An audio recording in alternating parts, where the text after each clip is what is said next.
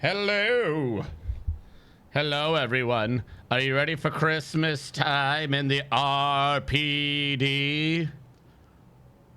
Welcome in. It is time to begin. So we gotta, oh, I feel like that's a little loud today. All those levels are normal. Let's just make sure, oh, my camera's not on. Perhaps you want to see me. Ha ha ha, ha hee, hee, hoo. Hello. How goes it, everyone? Quick test real quick. Because I think I am still sharing the chat between the two. That is way too far up. I do not like that.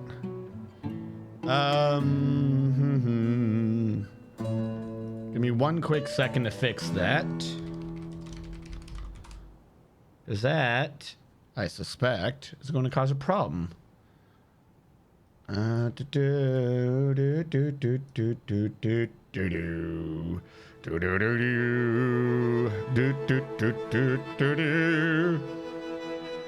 Lower chat.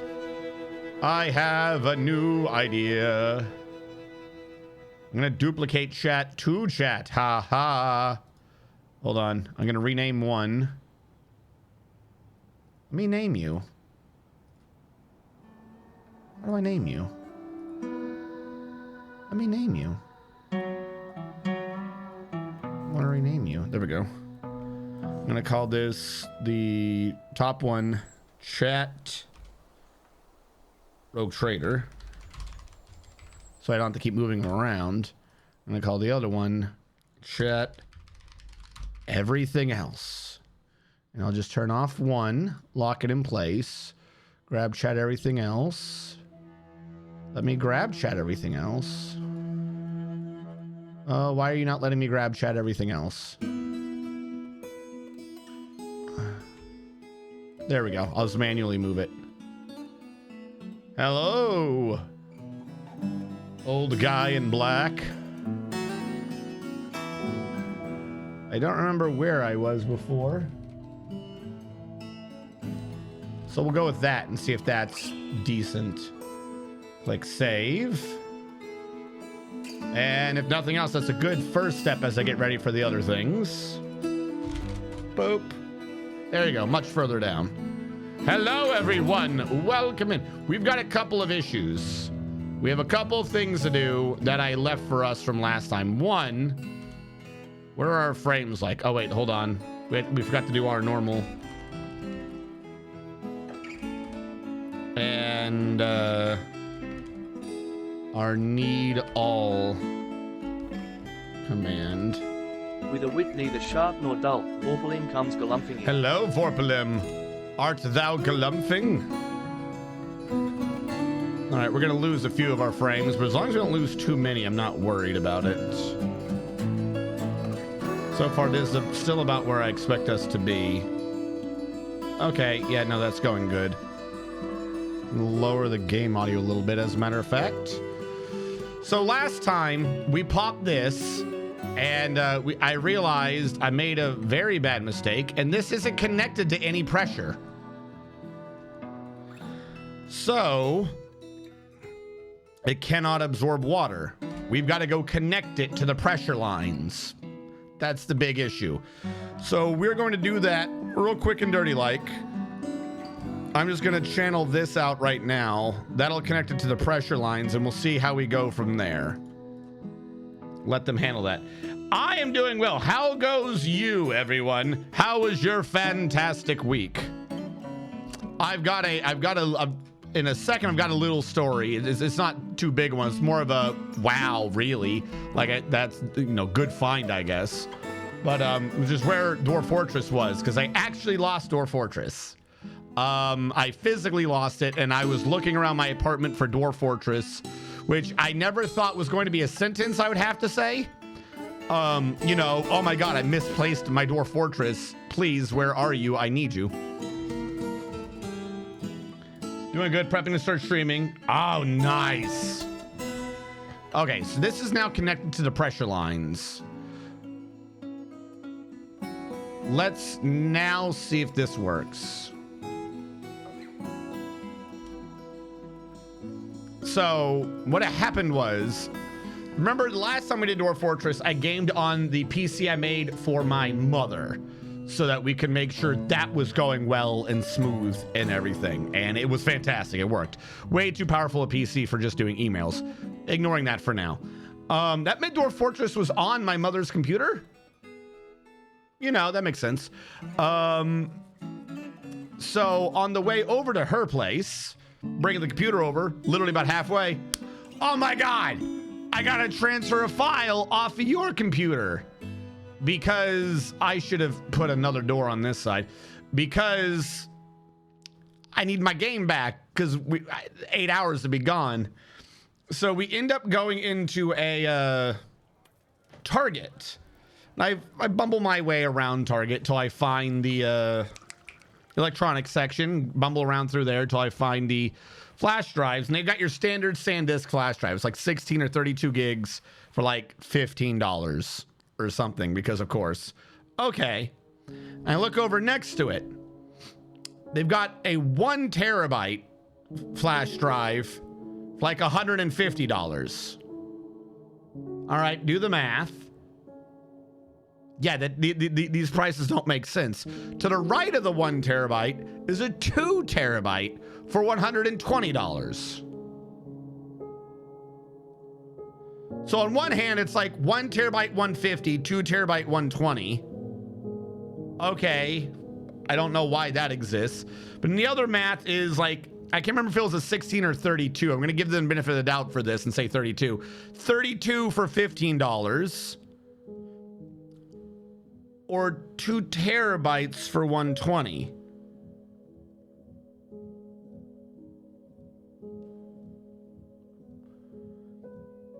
It was 16. Okay.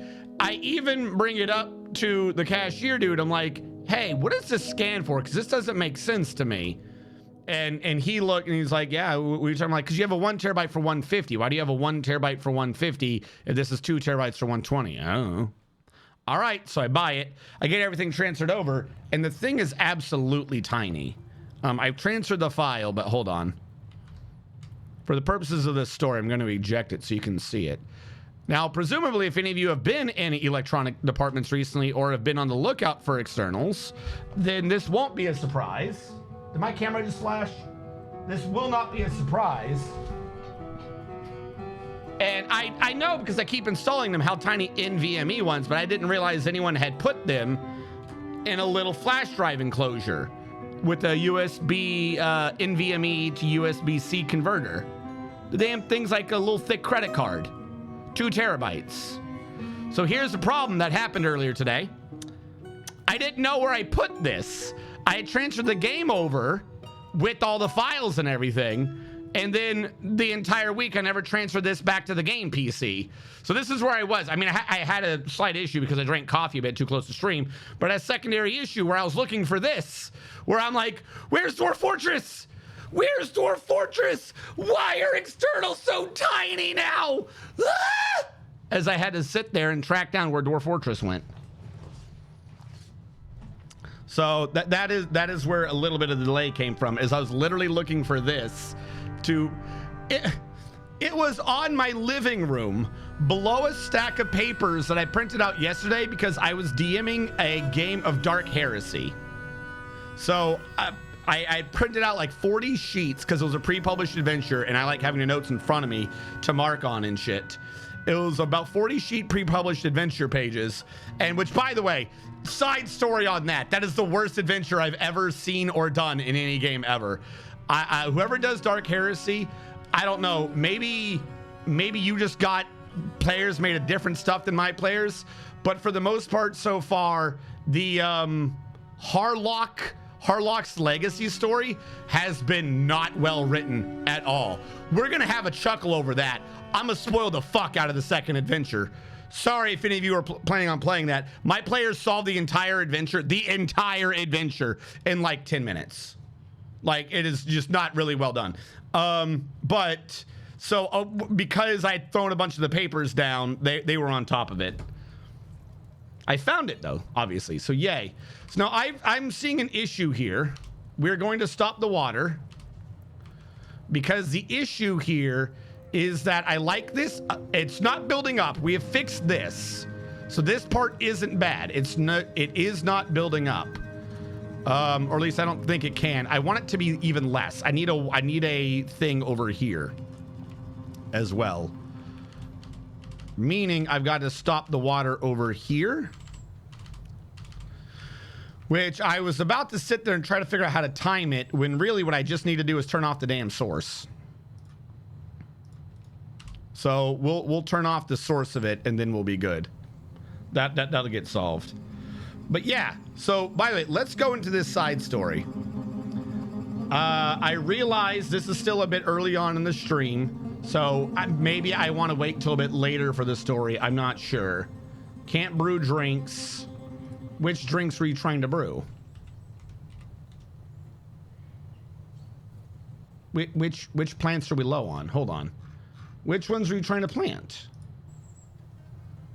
Is this the one that's still active? What are you checking? Blood amaranths. All right, we're low on the blood amaranths. You're yellow. Were you green, I believe? Are you... You're prickleberries. Yeah, you're the blood amaranths. All right, time to start upping them blood amaranth numbers. All right, get those going. I know there's like a way to do seed watch to make them plant certain plants and stuff at the right times. I should probably pay attention to that. I should absolutely probably pay attention to that. But for now, we'll go with this. Also, I couldn't... When we were doing this on the other computer, I was unable to do anything to pay attention to their happiness. So I don't know why this man is angry. I'm not going to get bogged down in dealing with their anger today. You know, we got to like make progress on the base and stuff. Is there just a way to fill this man's needs? No, fill needs. Yeah, I'm fine with the kid. It was probably because they were outside or something. I don't care about the kid, but we'll fill that one dwarf's needs. Particularly because he's in the military. That's not our focus today. So. Doesn't... Oh, I see how it is. I see how it is. All right, we've already got a lot of the water no longer coming down. So I'm going to rebuild this.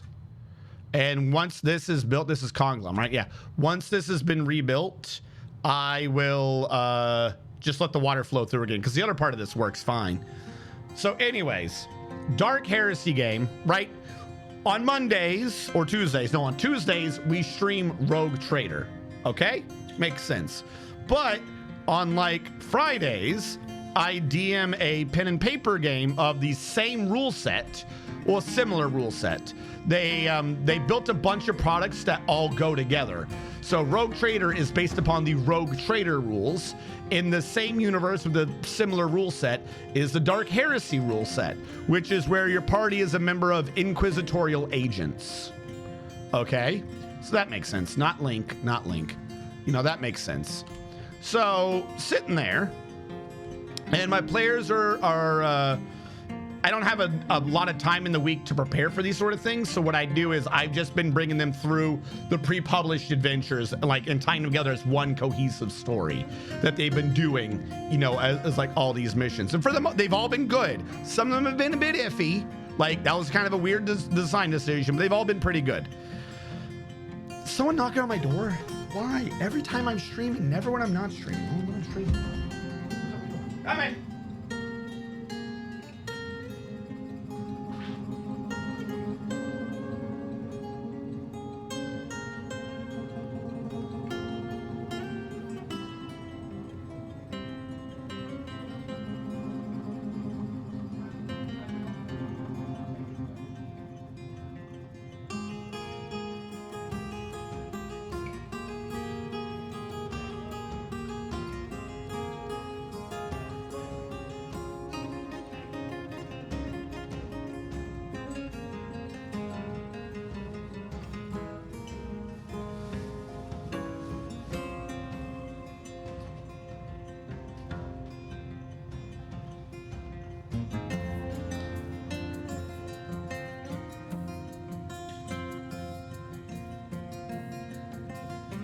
And I'm back.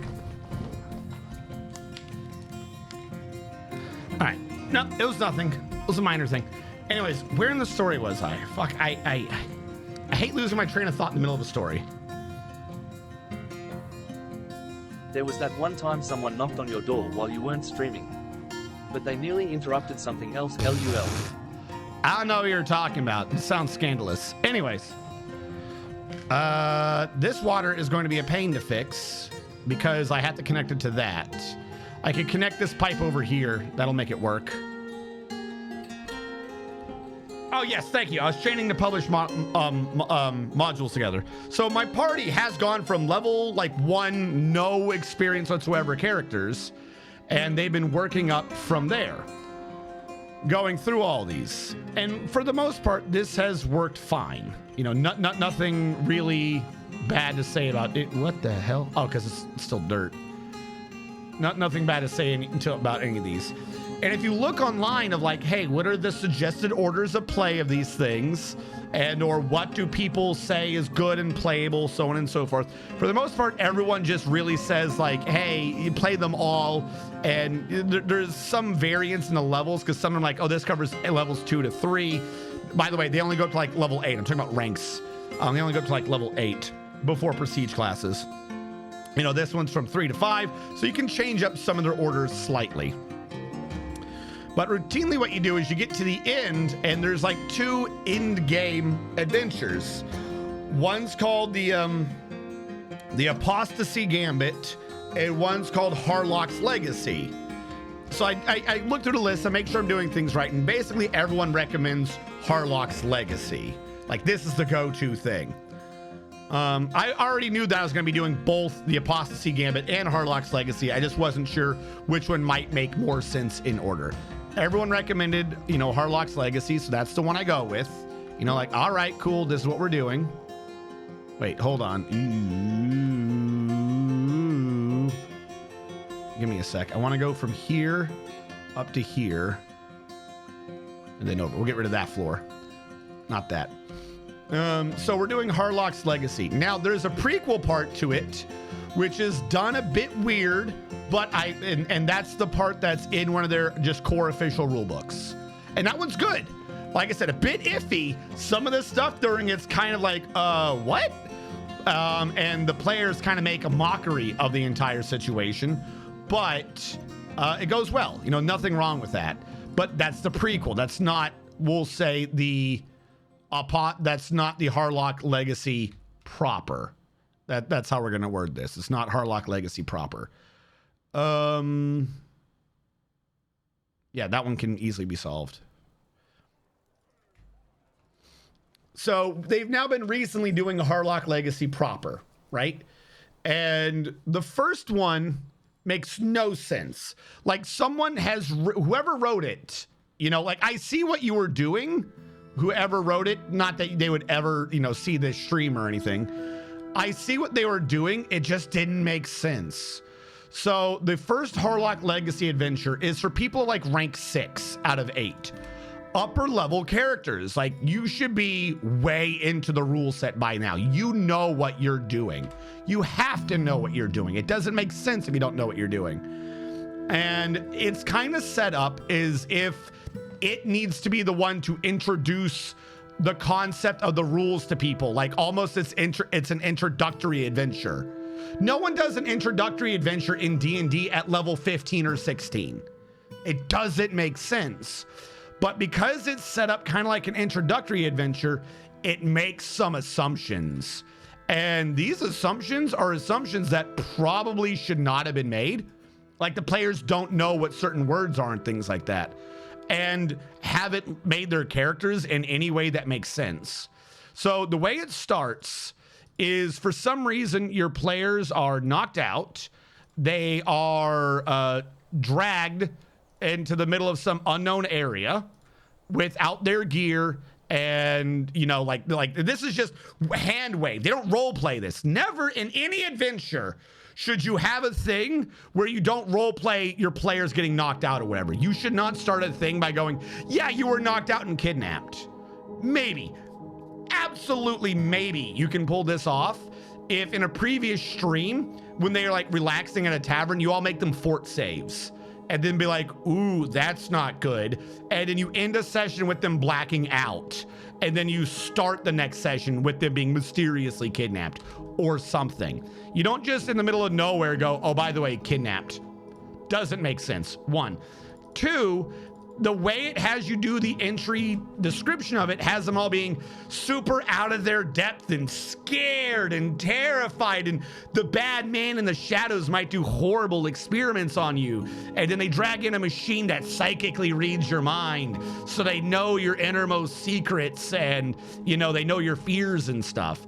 Again, this is a decent kind of plot, not for a level 16 character. It doesn't make sense. So sure enough, I have to, like, literally, it's the only time I've ever done this. I had to apologize to my players before I went in, because I had told them, do not argue this.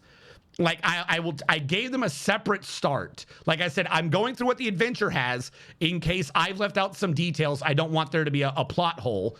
I go, and then we'll go back and do a quick 10-minute start. That will be our actual story start. I just want to make sure everyone has all the information. I've not left something out. So they went with that. So I did a false start and a real start. I redid the entire beginning. I just wanted to make sure that there wasn't any questions as to where things are supposedly.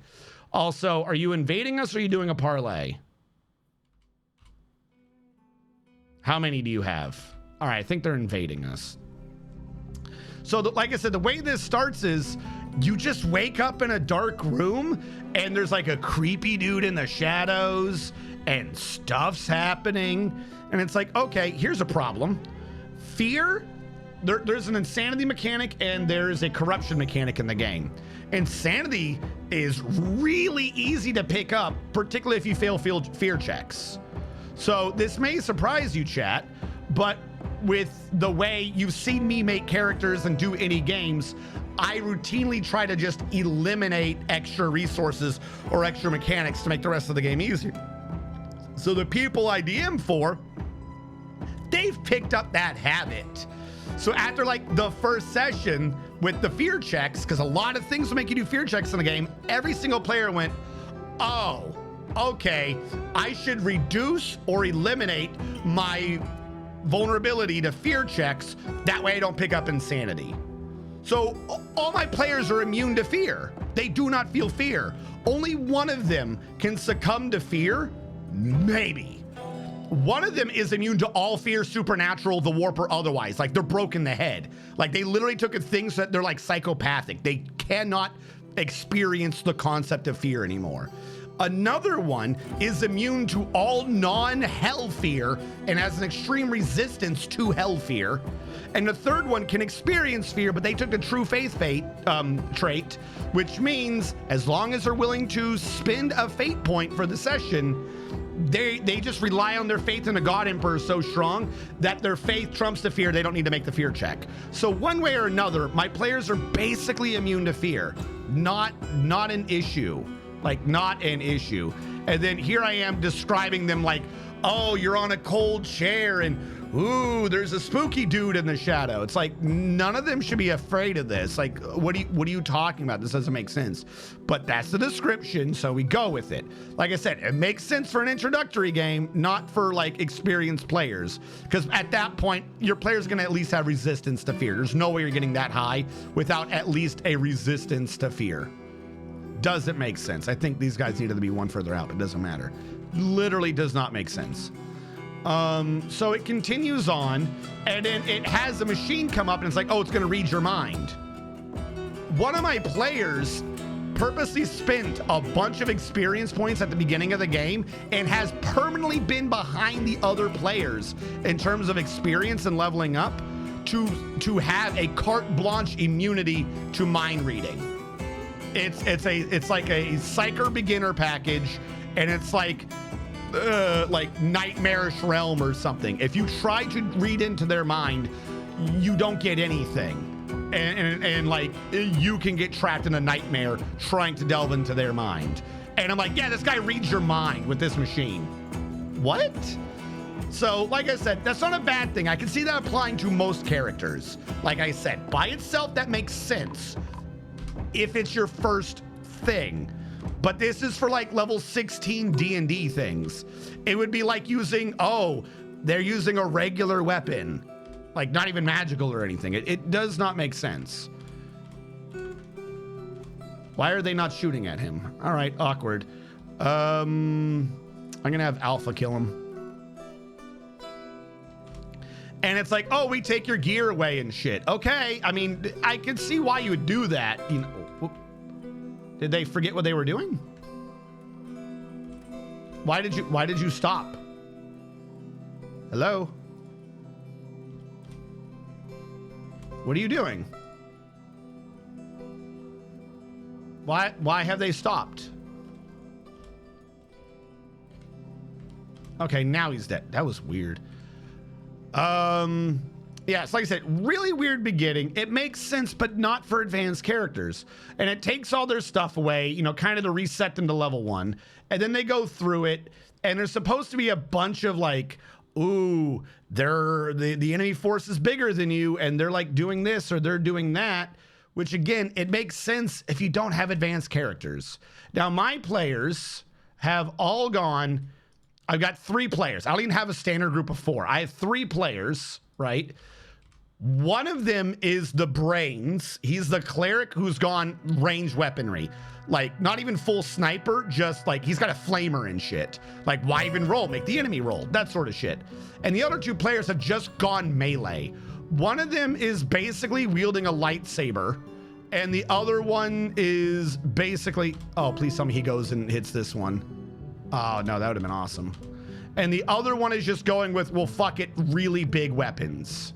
Because there is a alternate rank thing you can take if you're a psyker that's something Calixis or some other nonsense. And that's basically what he's done, i.e. he's a psyker, but he devotes his psyker abilities into this power blade, essentially, to power it up and make it ignore armor and things like that. He doesn't have that right now, but my point is that I have 2 people who just do melee rolls.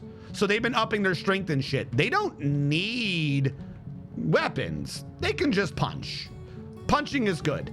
And like literally the first thing that happens is that you end up getting a blade. So they just start divvying up blades and shit. Like, who cares? It's less damage, but whatever.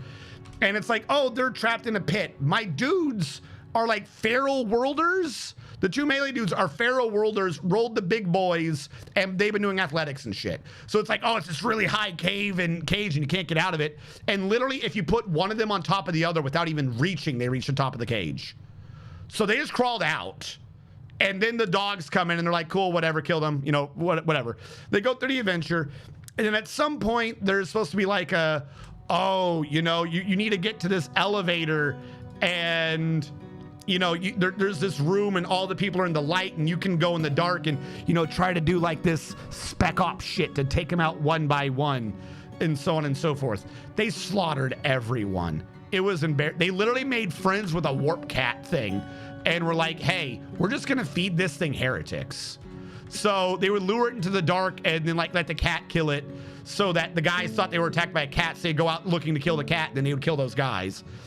And then like at one point, there's like a big bad dude going up I cannot describe how slow this elevator is because I mean, I could just read what the adventure says. It's super slow. The adventure like says in triplicate how slow the elevator's going up, presumably so that your players know that they can't just run to the elevator and escape. They have to get out without an alert being sounded, essentially. So they either have to kill everyone or do super stealth. Like the elevator is not a get out of jail free card for how slow it is, which is really bad when the game sets up that there is a clearly named important character who like screams at someone like, I'm your boss, do what I say. And he gets on the elevator to leave. So the player's like, oh, he's really slow.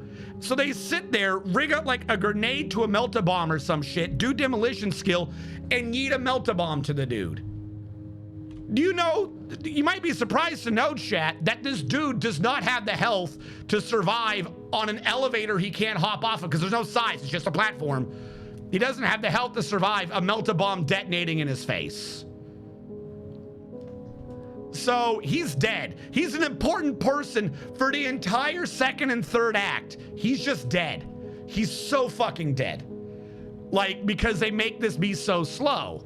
Now, again, that one, I don't blame the writing for that one. My complaint's for the next adventure. I'm just saying how much of a mockery my players are making of the first adventure in this trilogy, to be clear. So they kill him, they do things, shit happens. Skipping most of the story, at some part, there is a shapeshifter. There is a dude who wears skin suits, and he's supposed to trick the players by pretending he's the dude that you saw go up on the elevator.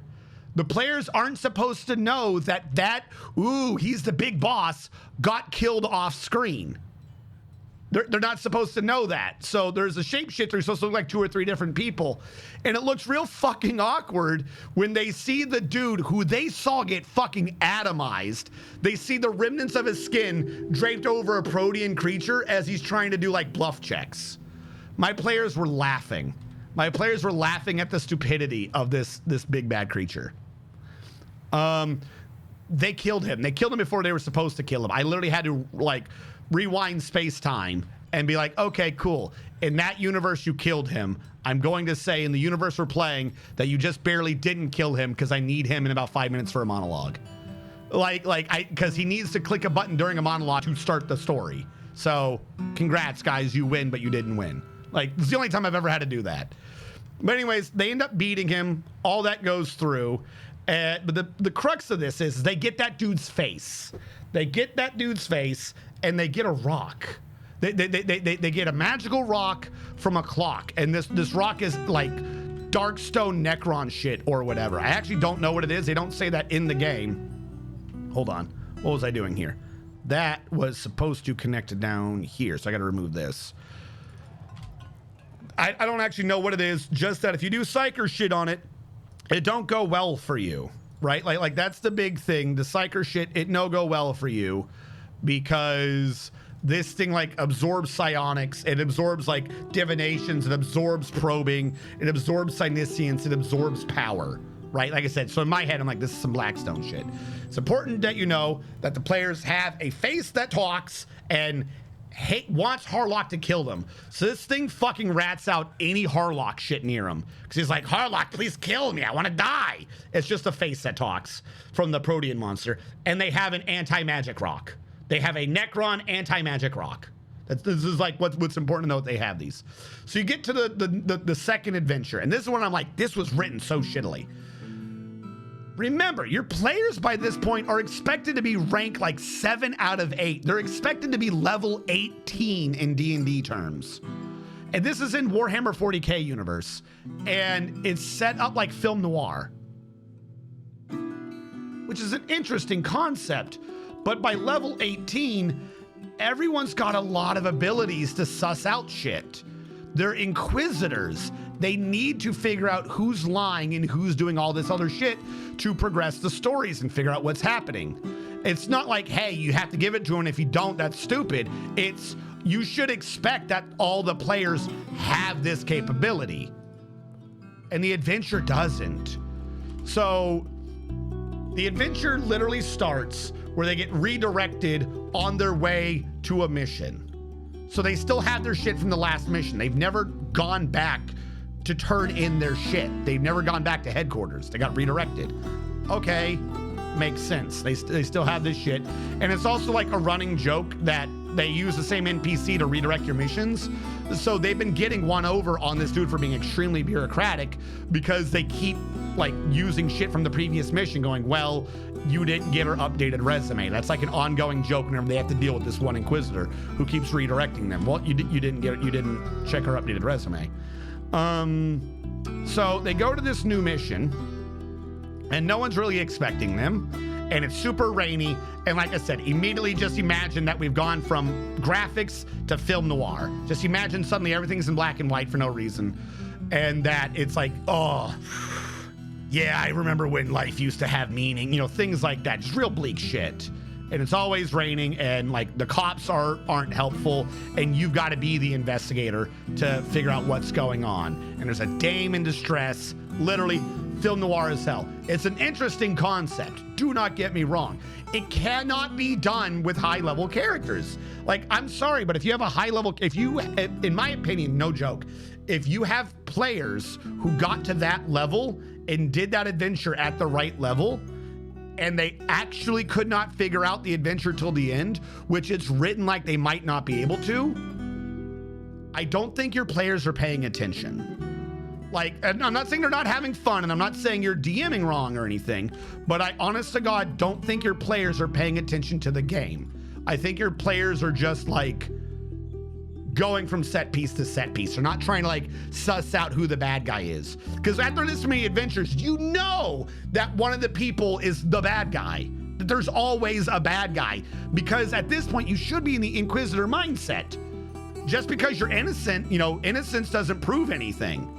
You know, like, okay, who's the one that's doing something they should not be doing? Who's fucking this up? That's the sort of mindset, like, you should be in by this point. Let me build a well.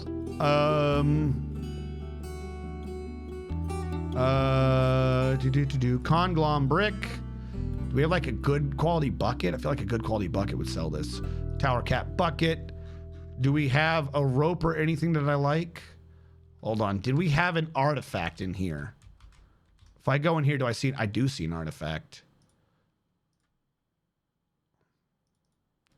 More rule, whatever. Let's see if I can put that in the well. Hold on. Conglom. Bucket. Do I see more rule now? There we go.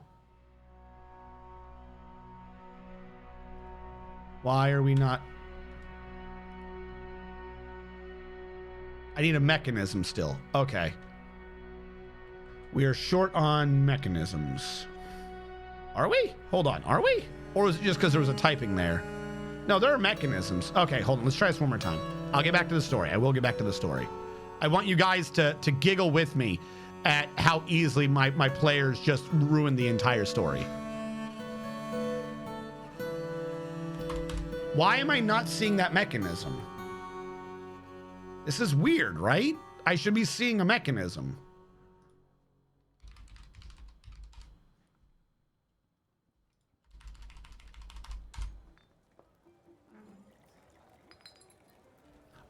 But I will give you that. Maybe they're forbidden, but if they're forbidden, why do I see them under the lever? Like, they're not forbidden here.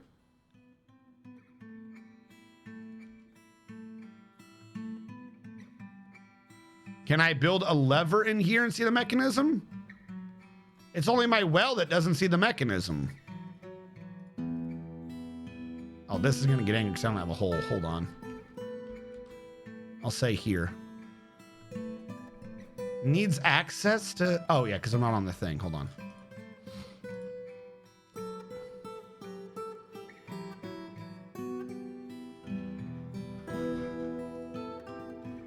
Is it because I'm clicking an artifact?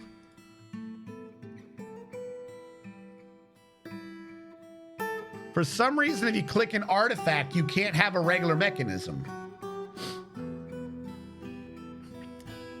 I don't know why, but if I click to use an artifact thing, I can't use a stone mechanism? Like a regular rope, and now they show up. All right, hold on. Let's clip that. Maybe there's a rule I'm not aware of why you wouldn't be able to use this mechanism with that artifact. You know what it is? No, I have a general idea. I have a genuine idea. Give it a second. They're doing some weird pathfinding because it's on a display. I'm willing to bet it's because it's literally on a display. Give it a sec. We'll see what's happening. But anyways... So the players touch down on the planet, right? Boom. Film noir, instant filter active, right? No one's there to meet them. Okay, this is weird. Let's start wandering off. At some point, they find an administrator dude who's underneath like a patchy umbrella and it's raining. And they're like, hey, we're going to requisition a boat to get to the police station. Sure. Okay, whatever. They end up getting it. There's a fight. Because, of course, there's a fight. There's a bunch of pirates trying to take out a bigger ship. Sure. Players immediately just start yeeting grenades. I've explained before that I don't understand what's with grenades in the game. They are super cheap and super available. Your players should reasonably have like 12 grenades each. Like, I've limited my players' grenades that they can only have like 4 or 5 just for my sanity. Because their grenades are too good, they're too cheap, and they're too plentiful. Everyone has grenades. It's bonkers. But you know what? Fuck it. I'm just going to do a regular well. I wanted to do one with the artifact, but I don't know why. It just ain't looking right to me. So what is the highest quality rope we got? I think this one.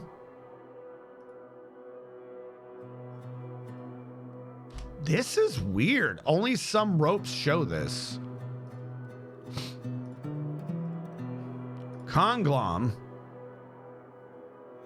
Where's the good bucket? Good bucket.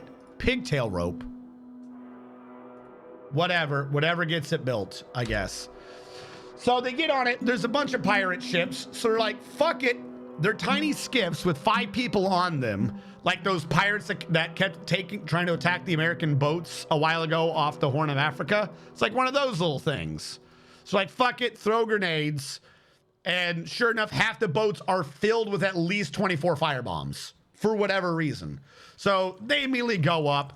They fucking decide to grenade the other boats. And then they start running and they kill a dude. Like they had this little mini fight. Cool. They get to the police station.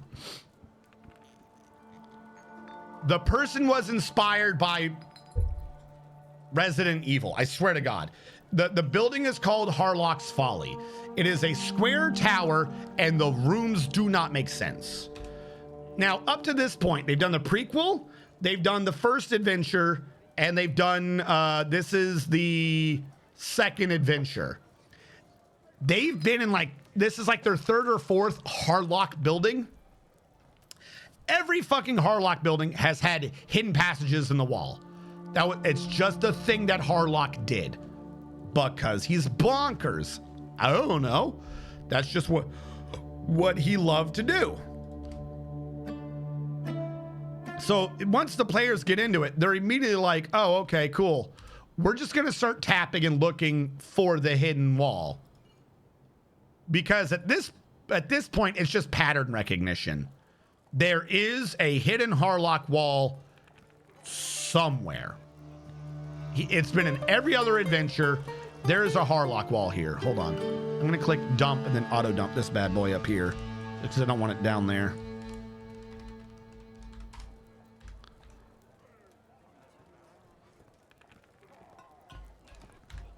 All right, let them pick that up normally. There is a hidden wall. They go in. This is a square room. You come in from one corner. It's mostly empty. In the middle is like the desk officer. And there's a door in 3 corners. And once you've proven that you're there on official business, the desk officer gives you the keys to the building.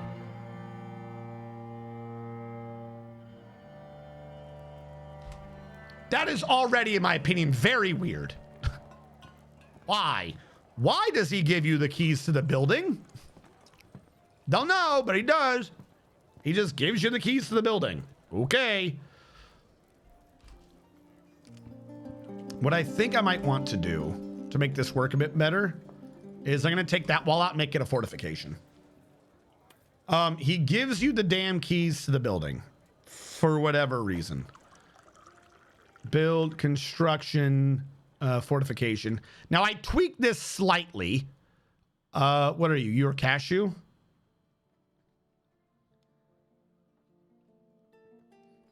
I feel like it's the same in Dwarf Fortress. The instant I come in as an immigrant, the local people give me full access. And I can just say, yeah, that's literally it. As claimed to random workshop started the mysterious construction. So I changed it. So because in the introductory thing, you got a missive from a local Adeptus Arbides, you know, saying like, hey, shit's happening. I need assistance. So they're like, yeah, sure, this makes sense. So I changed it. So instead of giving them the keys, he gives the Arbites the keys. Just to change, like, okay, someone's escorting you. This makes more sense to me. Now, the 3 corners, we come to find out, each of the 3 corners goes to a different floor. They're all elevators. One elevator only goes to the first floor, one elevator only goes to the second floor, and one elevator only goes to the basement. Okay, this fucking Resident Evil Scrooge McDuck shit. Because apparently it used to be a Harlock building / museum, and they've recently converted it into a police station. Why did you convert this into a police station? Oh, because we recently, our police headquarters got destroyed. To which the players are gonna be like, that's because you hand the keys out to anyone, you fucking idiots. Not sure I can deny that. Now, there's supposed to be an ongoing thing of all the police here are only ever assigned here because they suck at their job. These are Adeptus Arbites. They're not even police. There are police forces, and these are the federal Judge Dredd forces. These are supposed to be the Pinkertons. These are the federal Pinkertons, is what the Adeptus Arbites are, right? And they have this, like, nonsense. So they go up to the second floor through an elevator. They go up to the second floor. They talk to the dude. He starts to tell them about the murders because he's the one that reported all the murders. He's the only one with the murders. Why? Because, well, he's the only one that really cares about them. Why? Because, well, they're understaffed. What do you mean you're understaffed? Well, we have about 30 people active in the tower at any one point in time, and that's like 1/3 of our force. 30 people are in this headquarters at any one time. Sorry, not 30, 60. 30 officers, 30 ancillary staff, so 60. And that's 1/3 of your force. If assuming everyone has like an 8-hour shift, that means everyone's constantly just busy in this tower. You don't have anyone for doing police work. So it quickly became a running joke that his answer for everything was criminally understaffed. Like, yeah, we're understaffed. Yep, we're understaffed. Yep, that is a problem. Because it just kept getting bonkers. So my player's like, wait a sec. You only have 90 officers? Yeah, we only have 90 officers. 30 is 1/3. We only have 90 officers. You only have 90 officers for the city. Yeah, we only have 90 officers for insert name here. Wait a sec. That's not the name of the city. Wasn't that the planet? So I have to, as a DM, scroll back through. They only have 90 officers for the entire planet. My players are immediately not taking this shit seriously. They're like, what the fuck are you talking about? You have 90 officers. This is 1/3 of your police force of the planet, are the 30 officers here. Are you fucking high? What the fuck is everyone else doing? Oh, yeah, yeah.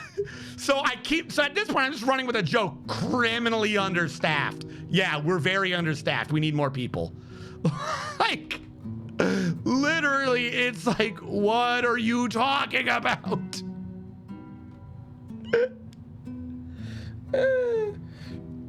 Wait, what is a bit or left sock? Oh, nice. Okay, sounds like a great adventure.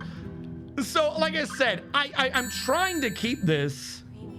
Oh, I see what's going on. Ah, you did the announcement. Ah, okay. Thank you, Cryptonym, for the cheers. I thought you were talking like you had named that you had made an artifact in yours. I was going to come back to that. Thank you for the bits, Cryptonym. So, they're going, right? They're like, this is stupid. Like, you have 90 people. So we look like the Imperium's got massive honking planets. How many billions of people only have 90 officers? We look, turns out it is a small population planet. They only have like 25 million people living here. They have 90 officers for 25 million people. 30 officers per shift are working in this tower. So nobody is investigating murders really, other than your boy. Other than your boy who is doing the thing. So the players are like, what the?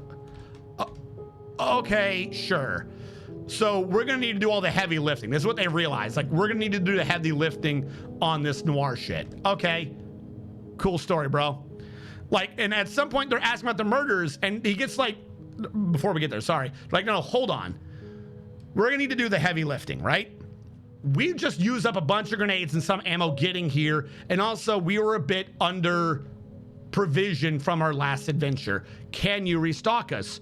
Yeah, I can restock you. We've got an armory. We'll restock you, no problem. Because remember, the dude knows they're Inquisitor agents, and they have full use of the Inquisitorial Rosette.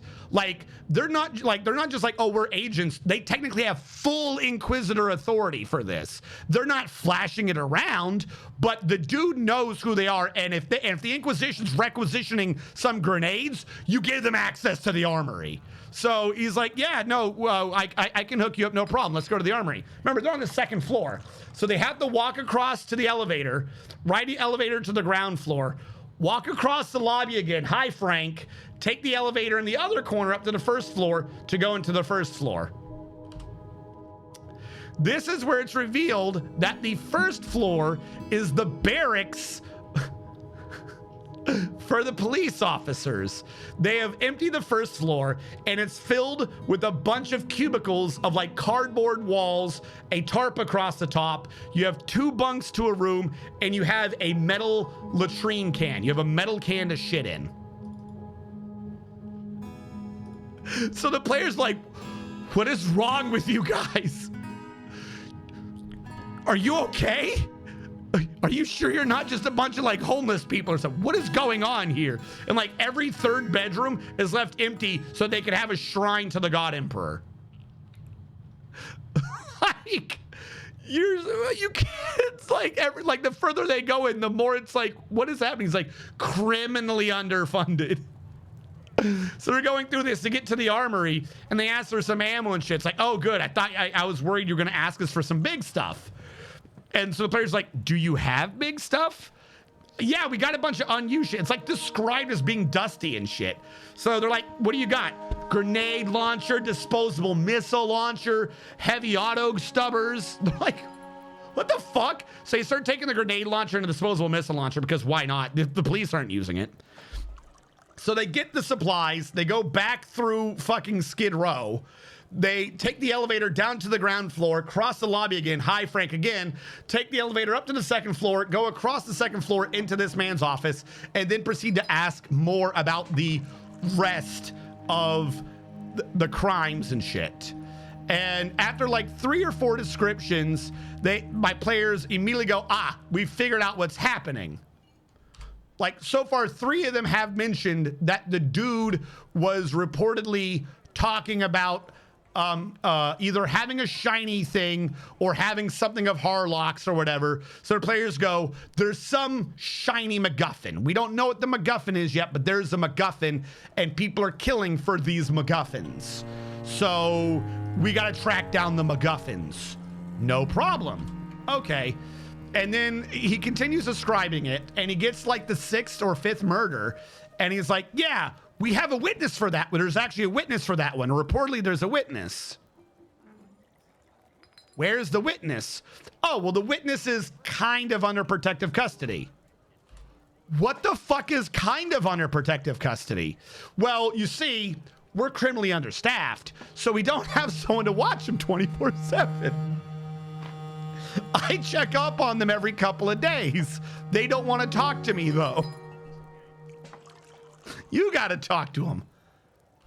So you have a witness to a crime spree that involves the Harlocks, which everything so far has been warp creature after warp creature after warp creature. So there's definitely warp heresies going on.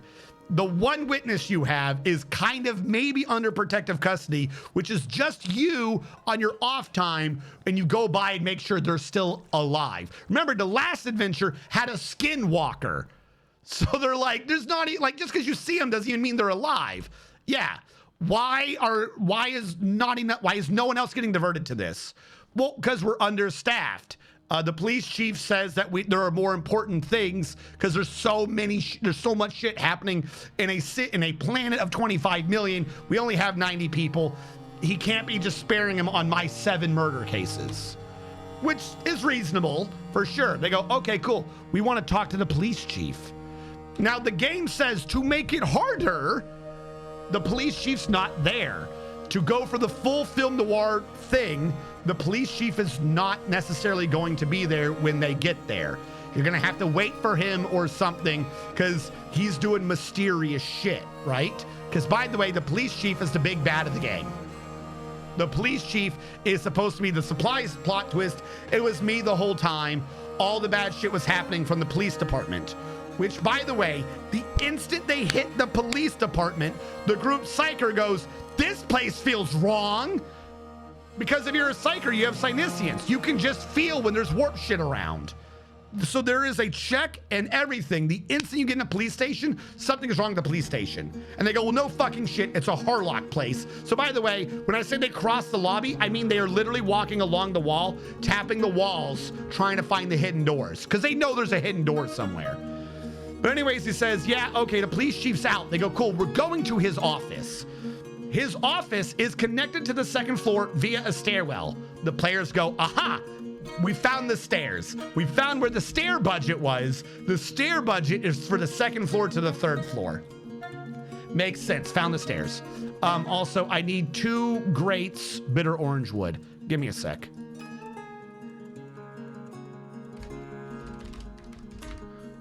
Wooden grate. Can I choose bitter orange wood? Nope, it is forbidden.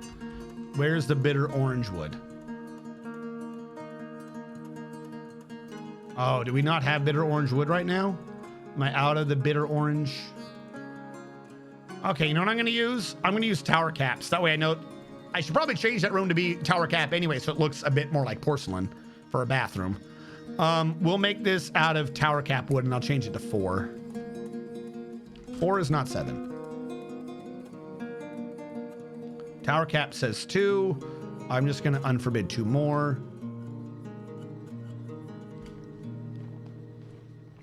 Heretic. That would never have happened on Deliverance. Police chief not there? Yeah, he's not there. He's the baddie.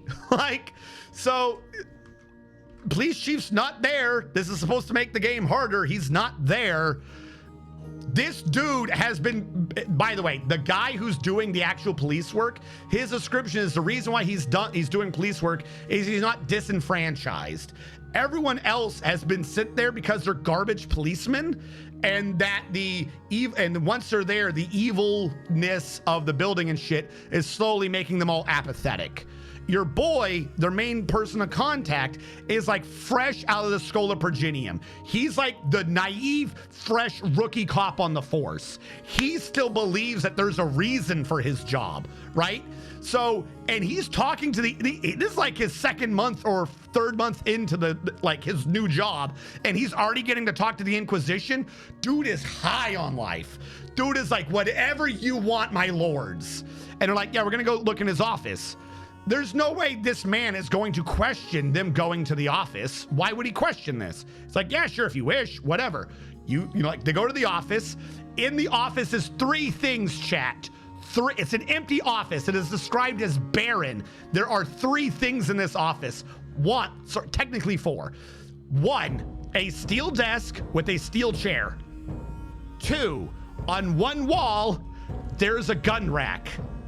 3, behind the desk and chair on the wall is a flag.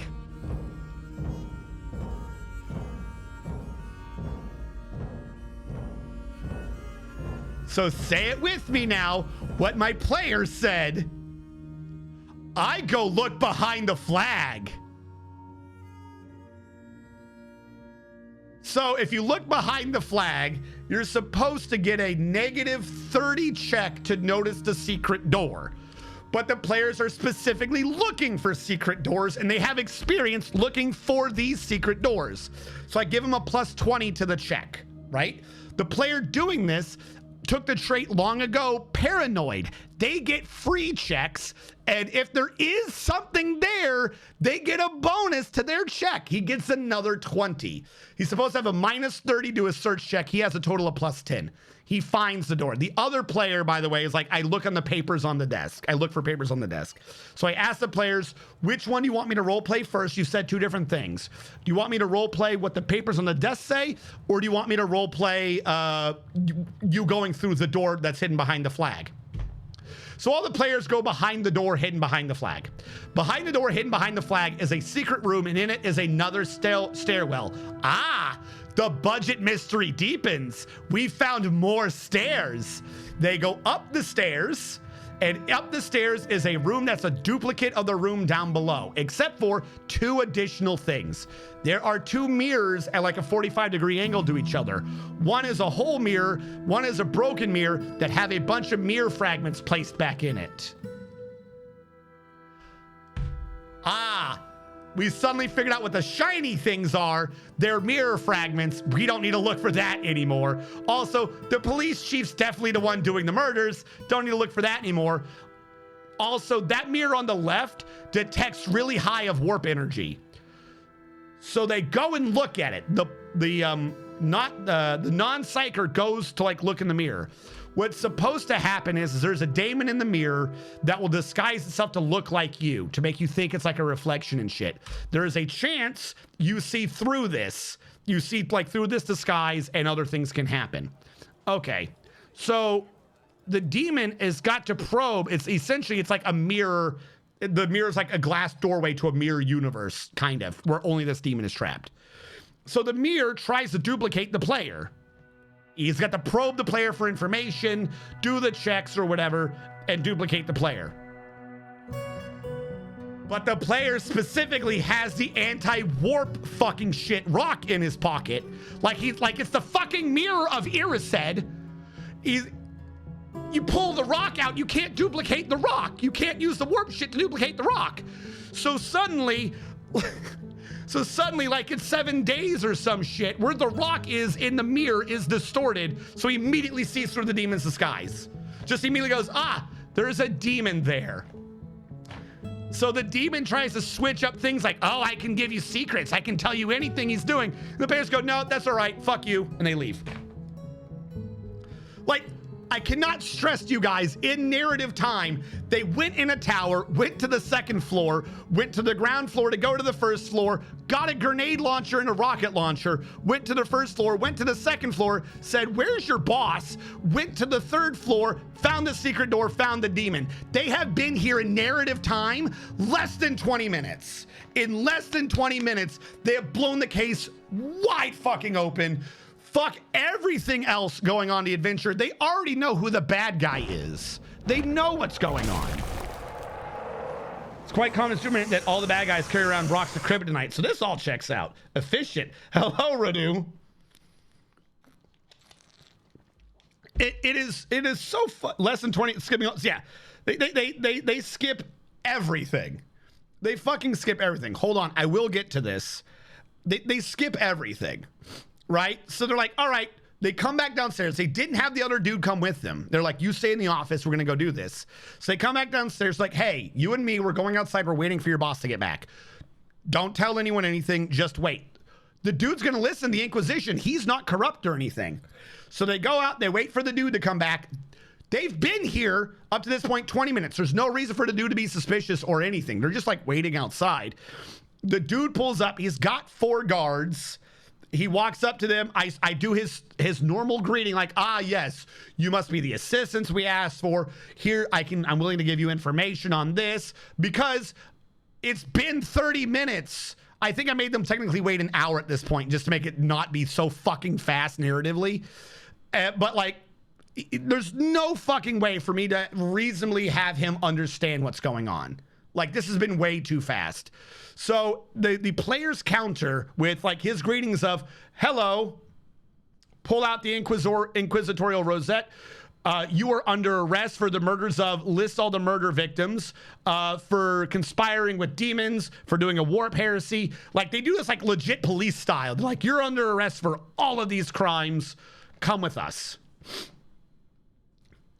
So the psyker does this, and another player, the other sword wielder, does the intimidate check. Okay, fine. So he goes, oh, I'm under arrest, am I?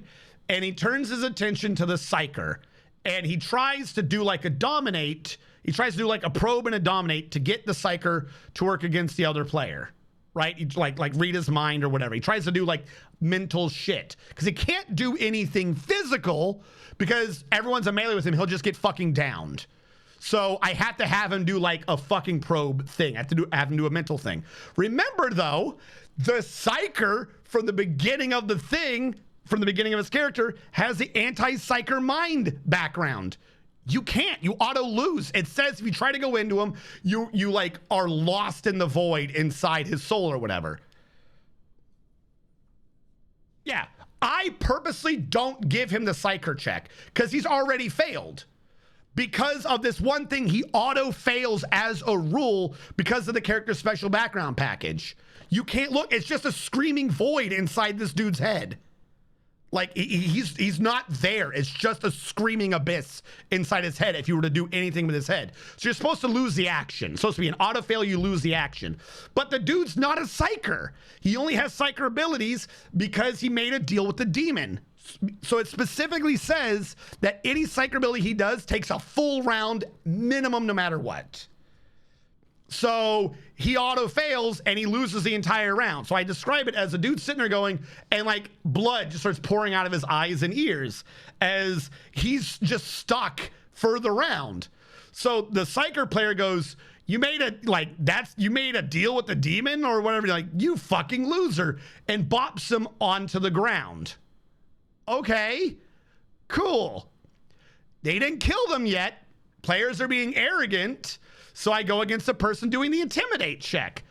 I'll try to do the same thing on you. You're not the psyker. You don't have that. We'll try to do the same thing on you.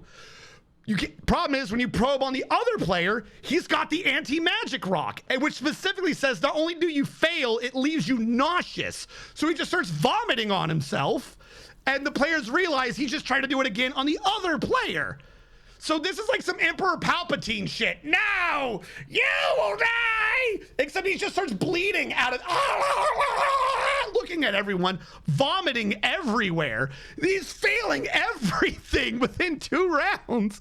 He's just completely that. He's supposed to have an ability. If you make a deal with the demon, he covers up that you're corrupt, so you don't see the corruption, like Emperor Palpatine with the Force lightning and shit. But that's getting dispelled. That's getting like worn off because he's like losing his mind, his concentration on him. This one's sucking the power out and like making him throw up and shit. So the dude's revealing that he's really old man Palpatine. So then all the other police officers come out, and it's written that the police officers will side with him. Because these are new people, they don't necessarily trust him, even if they do have authority. They have been slowly getting corrupted by the warp, so even if they're not realizing it, they're like beholden to this dude. Unless the players somehow find explicit proof that he's working, like he's doing a warp heresy. They need to somehow, throughout the entire adventure, get explicit proof. Going Emperor Palpatine is pretty explicit proof. So the players, so all the people come out, it's supposed to be a big civil war, they all just automatically pass. Like, oh yeah, no, that's explicit proof. That's cool. So then they're taking him out, which means he's the one who made the deal with the demon. So he had some other agents also corrupted. There are agents hidden amongst them that aren't just, slightly tainted. They're completely won over. They are on his team. They're also warp hidden. But he's the one that made the deal. So when they take him out, there's no more deal. So all of a sudden, all of the police officers who were the actual corrupt officers suddenly reveal that they've got like the warp lines and shit too. So they just wipe out all the corrupt officers. It's been 40 minutes. They solved all the murders. They solved the motive. They found the warp entity. They found the daemon. They took out the dude. They revealed every single corrupt cop, killed them all, and they're like, yeah, let's phone it in. We're done. We won. That was the entire adventure. That was what I was like, what the fuck? Yeah, they sped run this thing. Hold on, I gotta turn on my AC. I'll be right back. Like 5 seconds.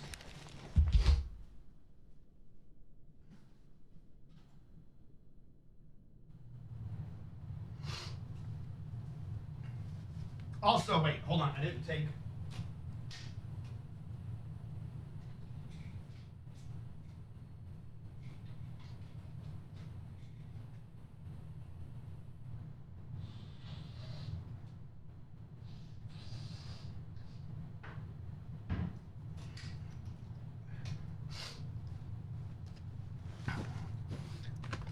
also took my meds because I think I forgot to do that. Now, they do their things, right? Yeah, like, literally the first door. I checked behind the flag. There it is. Found bad guy. Now, here's the thing. There's tons of pages, all optional encounters, because the city throughout the adventure is supposed to devolve into a civil war. There's like this, like straight up, they set the rest of the adventure up like it's fucking Game of Thrones, because you have criminals getting murdered and nobles getting murdered, and they're blaming the other faction, but there's also sub-factions in the nobles and criminals, so they start kind of working against each other too. So there starts being a lot of murders piled up, and you have to be able to suss out the real murders from the fake murders. I mean, they're all murders, but I mean like the warp ones versus just random vengeance murders. So none of that shit happens, of course. There's a point in the adventure where like the Senate gets blown up and crap like that, like high politics, high drama. They've experienced none of that. None of that whatsoever. They just doesn't even happen. There's supposed to be a, I point out to them like, all right, we're done. Like, we didn't technically clear the entire base. Like, you're not actually done. Well, what do you mean? Like, well, there was a basement. They go to the basement. Sure enough, in the basement where there's a morgue, there's a secret door, and in behind the secret door, the dude was taking some of the murder victims and bringing them back as zombies known as Risen. But now they have no one commanding them. Because what's supposed to happen in the adventure is that while the players are away, he does a spell and kills all the arbiters and then reses them all as Risen. So it's supposed to end up at the end of the adventure where you have to siege this giant building with like a bunch of zombies and warp sorcerers and shit like that and like auto guns. It's a pretty big fucking, it looks like a pretty rad fight, don't get me wrong, where you have to get through this. But there's like 4 zombies at this point in the game in a room with no orders other than stay in this room. So then they do all that, clear that out, wait for the Inquisition to come and get the shit. And then now they finally leave because they had to do, they've been keeping watch on the dude. You know, we making sure nothing bad happens. So they've been inside the building the whole time. They tell the Inquisition they need a lot because there's mirrors out there, but they can't leave this warp sorcerer and this demon now that they know it exists. Like, we got to bring this in, so on and so forth. So like, we can't leave. We need you to bring in a force. And then unfortunately, like the rest of this is gonna have to be on you. You guys are gonna have to scout out the town or whatever, bring in a force. We got the major source of it though. So I have a bunch of stormtroopers. I have a bunch of Inquisition stormtroopers come in. Their liaison with their Lord Inquisitor shows up. They do the debrief. They do all this. So this is the Arbites Command Center, but for the time being, it's also the Inquisition Stormtroopers Command Center too. Like, they're kind of working together. Also, the guy they were working with becomes a new boss. My point for all this being that now they're at the end of the adventure, they leave the building. When they've progressed far enough in the adventure, it's supposed to be a reveal that there is a sub-faction in the Inquisition that's working against them. Once they know too much, there is a, like, brainwashed, hypno-indoctrinated kill team set to ambush them and try to kill them once they've started revealing what's going on. Like, they cannot be allowed to live. Okay. It's not to stop them doing this mission. It's literally just because they're learning too much, the kill team's finally found them. So they come out of the building, the kill team tries to set up their ambush, do all these things. Like I said, they haven't left. A bunch of people have gone in and haven't come out. So now it's 3 versus 4. The Inquisition members got pretty decent stats. They got really good gear. But here's what my players do. They go, oh shit, ambush. I'll be over there, you be over there, you be over here. We'll get this going. We'll take out these dudes. Oh, also, by the way, we're going to use our little Vox. Don't mind us. Boodly boop, boop, boop. Yeah. Every stormtrooper in the building behind us, fire every weapon on that man. Because it's a fucking mansion, but all the windows have been like reinforced with gun slots. So by the way, it's super dark. It has been super dark in this building the entire time. Like, they have portable generators in there because there's no electricity. They have portable generators in there powered up to tiny little dim lumens. They have a giant table on the second floor where they stretched out a paper map of the city and weighed it down with rocks. They wanted to go with old school, low tech noir for this adventure. But so every floor has windows and they're all reinforced gun ports. And it's just filled with Inquisition stormtroopers now. So that's what they do. They go, why would we fight them? I want every weapon to fire on that man. And they gave up their big explosives. They gave them back the missile launcher, the grenade launcher, so on and so forth. So you suddenly have like high-end snipers. You have rocket launchers shooting out the windows, grenade launchers on this kill team, just getting fucking obliterated with no chance to fucking live. And it's like, what the fuck was that? Then the players go, I'll tell you what that is. That is a shopping day. And they just loot all their bodies for good gear. And they go, this is ours. And that's where the story ended. It literally ended with they got ambushed essentially at high noon. Some dude walks out like, you ready to draw? And they're like, no, but my friends are. As an entire building window lights up with grenade launchers and sniper shots and rocket launchers on the bad guy. The only thing they had to worry about was the enemy sniper.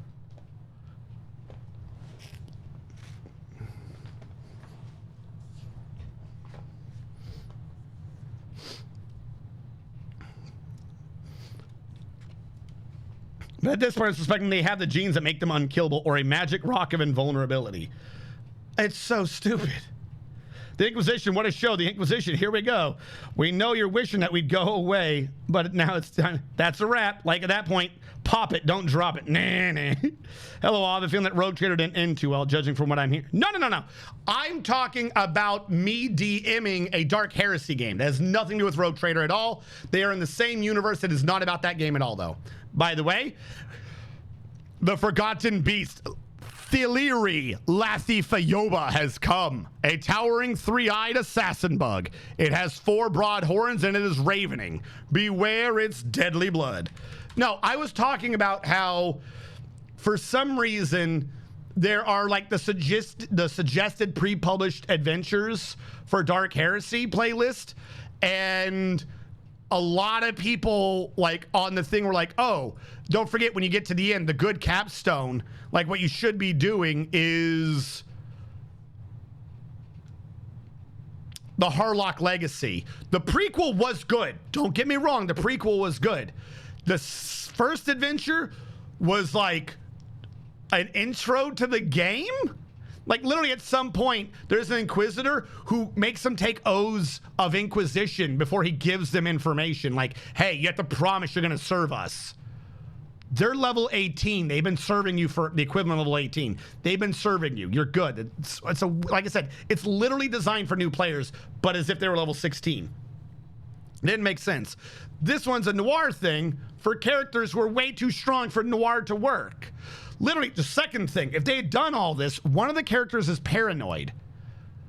Literally, I can't get a lie past them. I can lie and they would believe the lie, but the paranoid character would get a feeling of something's not right. So they know to re-roll. Like, you know, whenever you do like the video games, it'll be like, you failed a spot check. And you're like, oh, I better reload to do that spot check again.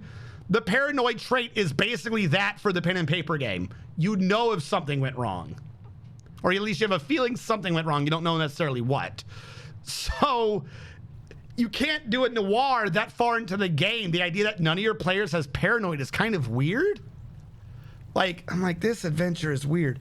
So it's supposed to take between 1 and 3 sessions per part. Part 1, part 2, and part 3. My players did part 1, part 2, and part 3 in real time in about 3 hours. And most of that was me describing like the conditions of their mission and then flying there and doing a little bit of role play as like, oh, you talk to this guy, you talk to that guy, so on and so forth. In game, they did the whole thing in like 40 minutes. It was, I'm like, oh my God, why?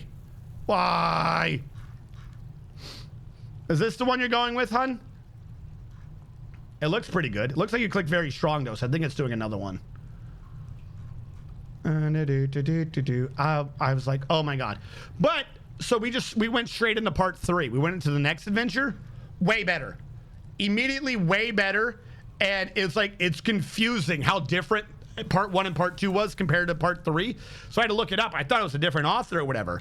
Come to find out, here's what happened. It's imagine, not prediction.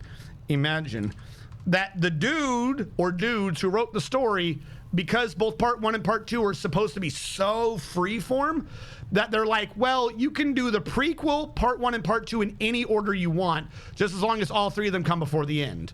So when you get to the end, suddenly they're structured again. And it like makes sense. I don't get me wrong, I am completely for any DM doing freeform DMing. That's my preferred way to go. I'm not saying anything about that. You should not probably have a pre-published adventure that's supposed to be off of a freeform idea. Because the instant you do that, you've already set in stone what the end goal is, and I guarantee you that there's gonna be a bunch of players out there who are gonna speedrun that shit. Guarantee you they're gonna speedrun that shit. Three-eyed assassin bug.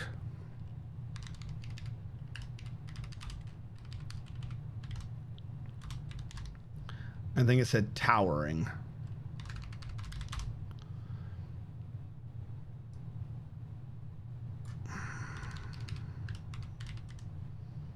We'll see if I can get to understand the three-eyed. With 4 broad horns.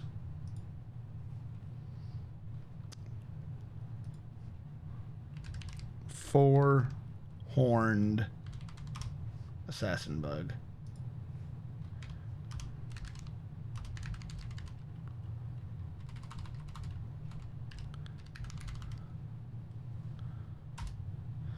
All right, I'm sending that through. I believe I saw a push-up command earlier. I don't have the thing in front of me, so I'll just do it anyways. Yeah, no. Rogue Trader's been a fucking blast. I love Rogue Trader. Please, make no mistake. I am talking about the Dark Heresy game, not Rogue Trader, or a pre-published adventure for the Dark. All the other pre-published adventures have been fantastic as well. Again, do make no mistake. I'm simply talking about the pre-published adventure. I don't know which camera we're in now. The pre-published adventure, the second part of the Harlock's Legacy adventure. Talking about one thing in particular. Alrighty then, in unison. 1, 2, 3, 1, 1, 2, 3, 2, 1, 2, 3, 3, 1, 2, 3, 4, 1, 2, 3, 4. And the rest of you took that opportunity to stretch. I know you did because you're good people and good viewers.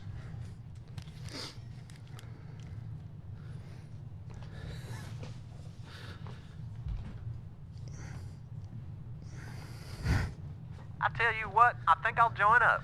Hey, Numlock.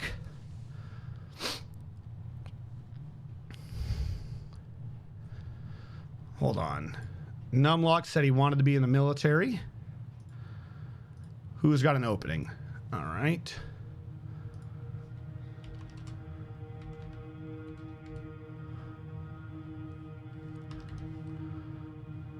What is going on here?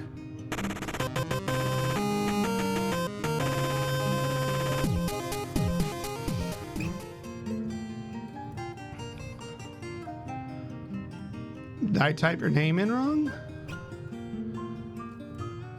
Something went wrong with that.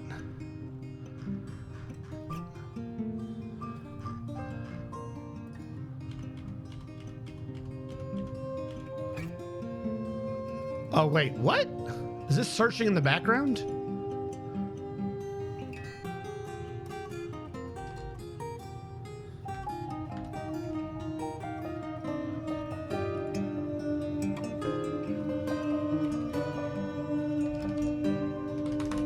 What is going on here? Numlock, do you exist?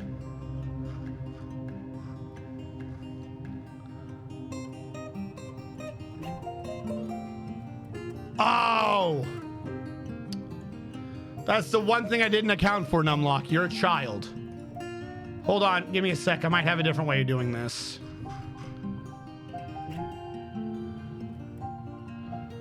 Numlock, I'm changing you to a Krasdorf.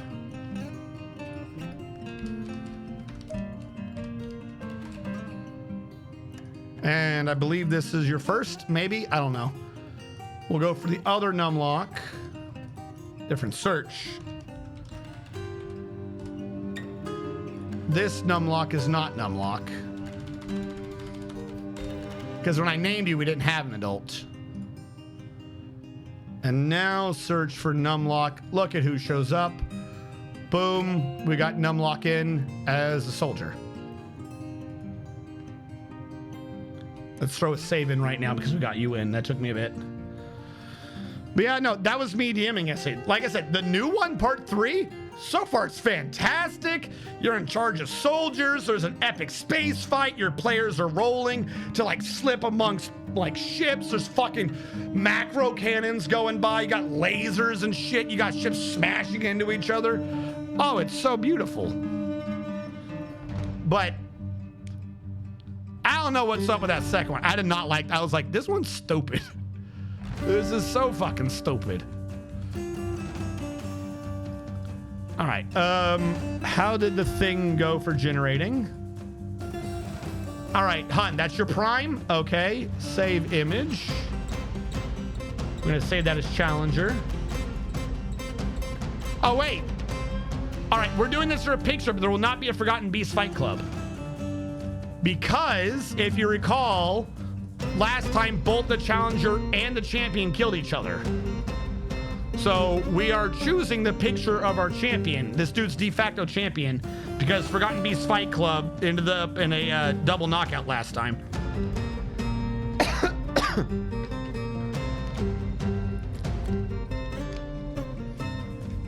All right, so chat, especially those of you who are new, here's what we're gonna do real quick.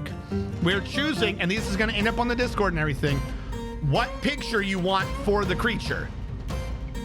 The entire time we've been talking, Panda has been busy refining a picture so that we could have a standing prime one, which is the big one, and I've got it just trying to generate 4 others in the short term. Either that or I can just have it do a variety off of that one, I'm not sure.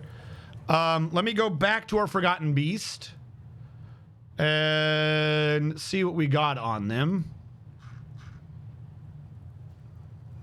Here you are. So I'm going to reread its description. A towering 3-eyed assassin bug, which I don't think it ever did on any of these. I don't know why. Fucking that AI thing cannot figure out eyes. 4 broad horns and it's ravening. Beware its deadly blood. I don't think I understood any of that either. It's, you know, her, she actually got it to get some horns. So this is merely a poll. There's no need for points or anything. Oh, that's in the wrong one. I want you guys to determine which one we're using. All right, / poll. All right. As usual, our options are upper left, upper right, lower left, and lower right. Those reference the square. And then the big one on the side is called the big one, also known as the prime picture. You guys will have 2 minutes to get the poll in for what you want to vote on. Remember, you have to participate or you can't complain about the democracy. Starting in 5, 4, 3, stream delay, 1. The poll is up. Now, if you go with the prime one, then we got the prime one. There will be another round if you choose for one of the other ones because we got to generate a variety off of it. All right, get your votes in. I'm just gonna go. I'm gonna preemptively just name this man the champion, though I will name him the de facto champion so we know that he didn't actually win. Because if he wins one, then he'll just be champion 1, not champion times 2. He's just a de facto guy.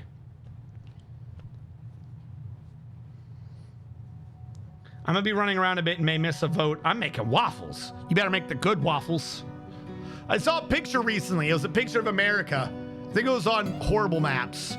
And every state had been cleared of the name and the little 2-letter acronym. And it just left Washington with WA and Florida with FL. And it went, congratulations, it's the United States of Waffle.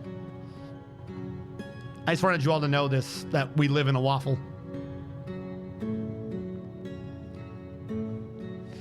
Making them good big Belgian waffles. All right. We still got a little bit of time left, but it's looking like Big One Prime is our victor. Let that close out. I may have misjudged it because this was a 2-minute one, not a 1-minute one. So I think it might be like still 20 seconds maybe. But we'll let that close out. And I am believing what we now have is that he shall be our victor. Going in 5, 4, 3, 2, 1. See, I can count. All right, Prime wins. Also, I saw you earlier, Radu. I don't know if you got a shout out. I did not do a proper one. But we have Radu Constantine in chat, everyone. I'm not giving you my lunch money. And he's not giving you his lunch money anymore. He's going to stand up to you. He's a fantastic person, an even better streamer. And he is doing, when we're doing it, he's doing a little co-op thing with us on the Metal Gear Solid series, where we have now dragged him. We have opened his eyes because he did not experience it before. We've brought him through Metal Gear 1, 2, and 3. So I think it's safe to say that at this point, he's begun to really embody what it is to know Kojima.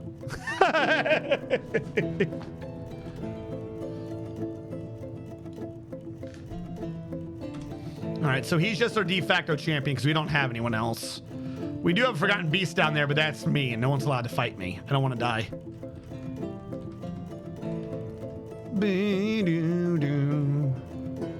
Yeah, okay, he's not going to fight anyone. But yeah, so that was what I did yesterday, chat. Now you've all gotten to know the glory that I got to know. This is my one issue. Theoretically, they should all have one of those to make this a bit easier. This will prevent things pushing you in. I don't know how to connect that one easily because it's already connected. Once it's connected, you can't deconnect it. I didn't set it up to deconnect. Oh, sorry. I was still mostly in my head. Because I could have a drain there, but I got to hook it up to that, and there's water. That is on me. I was a bit distracted. Family. None. No, Pandasaurus, where are you? Pandasaurus, your mother is Lorda Cakes III, and your father is Mr. Man TM II. Rocco Gaming V is your older sister. Your younger siblings are InSpirit 77 III and an unnamed dwarven child. That one might have been the child we just unnamed. It might have been him. RDKI is your uncle, as is an unnamed March dwarf who I believe must have passed. You had a cousin that was a were creature named Weebtrap III. Coca Qualified the first and Mad Sammy 99 the first were cousins, as was Glass Half Empty 9 the third and Goat Swarm the second. You pray to 4 gods of Vir Uzin Bebnal, Likot, Vukor, Ibruk, and Anul. You have bonded with 3 creatures. I don't know what that means, actually. Are they like your pets? Or is it just because you trained them a lot? I don't think I've ever seen bonded. If I have, it hasn't been recently. I don't remember it. You are bonded with 2 gorillas and a stray eye, and you have 3 dwarven friends, namely Glorious Variety the First, Glass Half Empty 9 the Fourth, and Official Uncle Danny the First. Apparently I'm part druid. Just start doing some Vulcan shit. Your thoughts to my thoughts. Mythos. Hold on, I can do that better. Your thoughts to my thoughts. Hello? Thought it sounded weird for a second there. Your thoughts to my thoughts. My mind to your mind. Mythos. There we go. Has to be telepathic. All right, let's put a cashew wall back on this so we don't have dangerous water laying around. And then I don't think I need access to this tunnel anymore, so I can unban all these and re-put them back down as a road in a second. And I'm gonna recover. Is this mud? No, that's literally just the ground. We're gonna recover this one real quick in Carambola and then put the floor over it. And we're gonna do the same thing over here.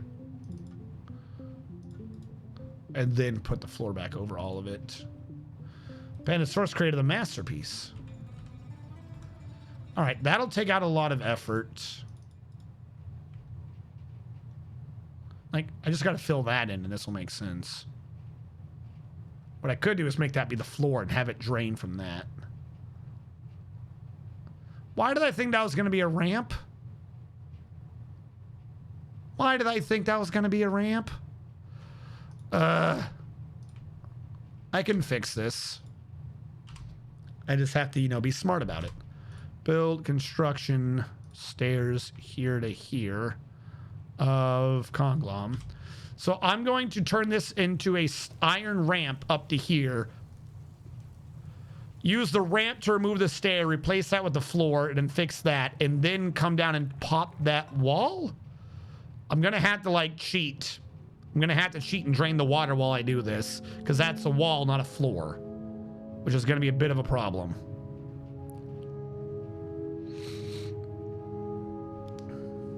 But we should get that done. So anyways, that's what my Friday was, and that's what I've been doing recently in gaming. Tell me your RPG stories, particularly if it's absurd or funny. I don't know why. I really like the stories where either it's a pre-published campaign and they just did not predict the players, or if it's a regular DM just ad-libbing stuff and they also still don't predict the players. I love DMing, but I absolutely love the times when the players get one over. Why are we not mine? Weird.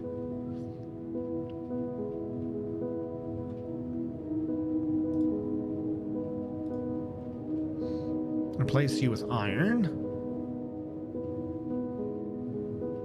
There you go.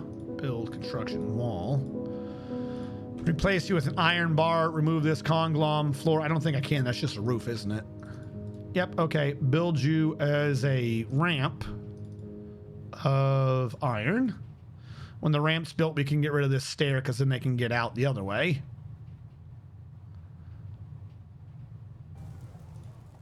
And then, like I said, this is going to be the big issue because that's just going to be pouring on the ground. Well, I mean, by itself, that's not an issue. It'll just drain a bit. It's not a problem. I'm going to be able to do the floor there. That's the real problem. So hopefully the dwarf could run out. I'll try to do this without cheating first. I'll try to pay for my crime. If, however, it becomes quickly apparent, which I suspect this will, that is impossible, then I will have to cheat and not pay for my crime.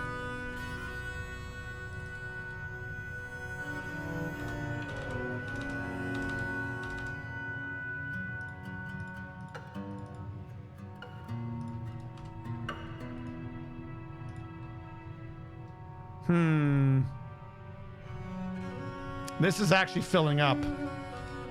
All right, I can't pay for my crime. I tried, chat.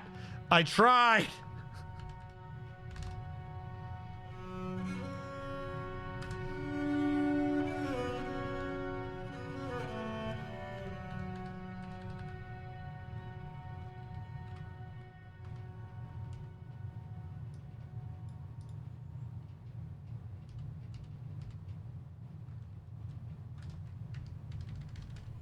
Remove 7 water.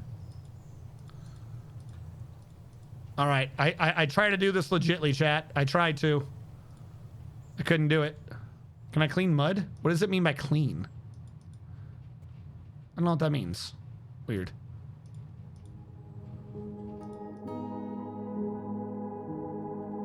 Clean really does do nothing, doesn't it?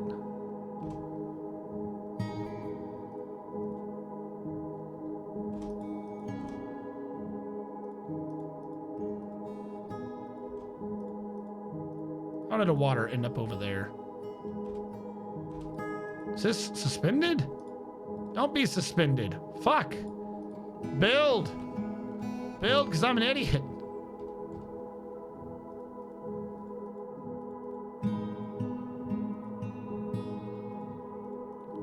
Fuck it. We'll let this take the blow for a minute. God, there's so much water coming out of that. All right, we're good. I even use that to try to slow it down. How do you get rid of the mud, though? I want to get rid of the mud in this. I kind of would have probably liked to have been a ramp, too. That's going to take a minute to fix that one, isn't it? Because if it's a ramp, then it can try to come back out. Hey, listen. What's up? And then use clean? Brush to magma? River is... Yeah, I don't know what clean does.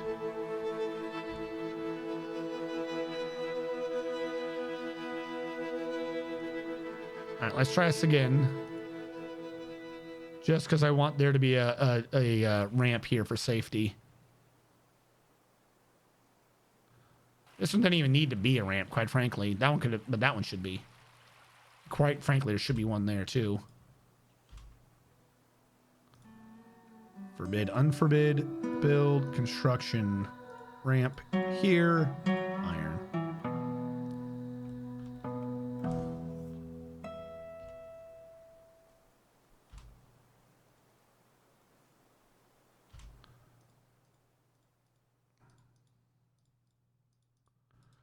Now, I know I'm going to want that there and that there to also possibly be toilets. So, remove you, remove you.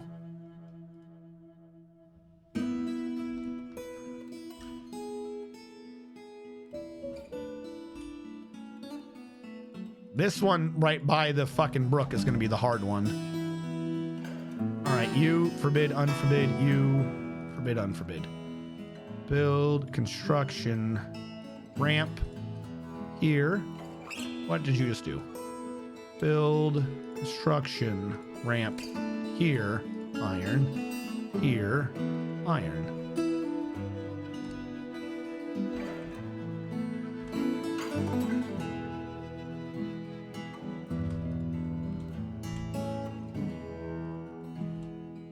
Build faster. Must build faster.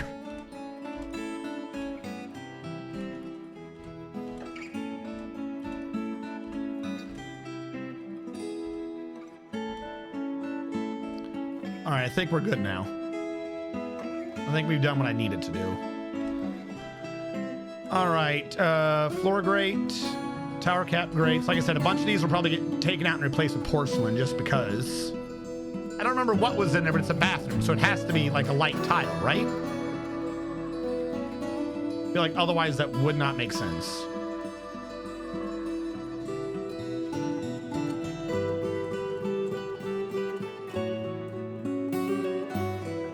So far, it looks like it's working.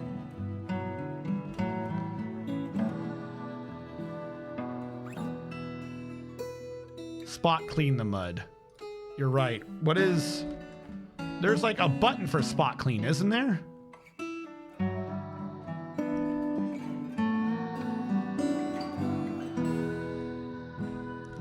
I think if you have the cursor up, what is spot clean? Control C. Okay.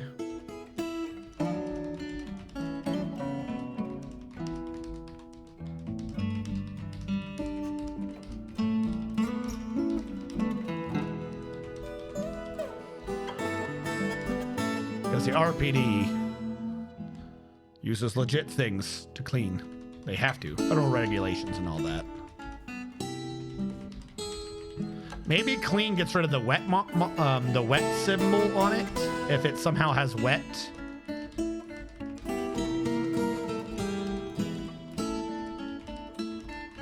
All right, how many of these we got? All right, I'm not gonna do them all right now. We'll do this in batches.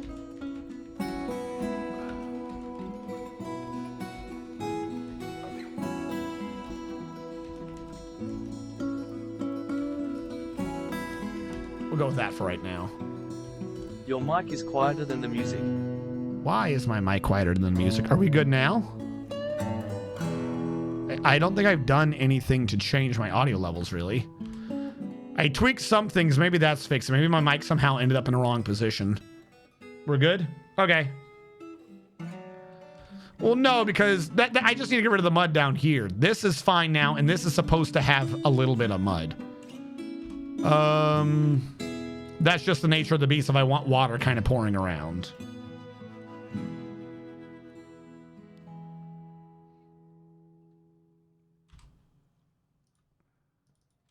Yeah, I don't even like, in general, I don't even know why I come out as quiet as I do.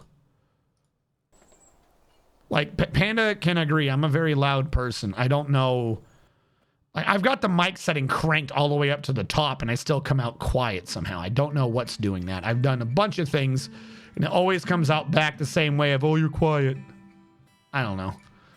Like I said, that one, to be fair, I think the mic one wasn't as maxed as it could have been. Yeah, it does not like that rope. Wasn't as maxed as it could have been, but, you know, whatever. I just put it back up. It should be good now. It's just weird that it needs to be.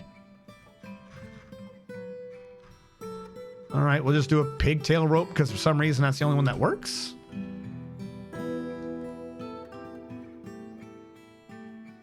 Neither do I. You're a fucking foghorn. I know. I don't understand it.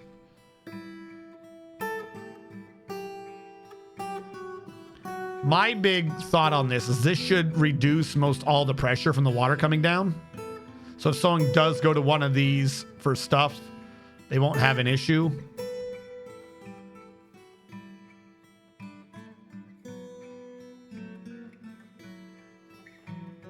I know the water's coming out of the wrong area, but that's really the closest I'm going to get on this. I could try making it fall from back here, but that would just cause bigger problems because I need some of the water to come out here. All right, for now, let's see if that works. Let's throw in a save. Maybe. Like, I have an even worse problem on Discord. Every now and then, Discord will just slowly mute and mute and mute and mute and mute and mute and like make me quieter. Oh, hold on. Don't do that yet. I gotta refill the pipes. I forgot I did that way back when. Pull the lever, do now.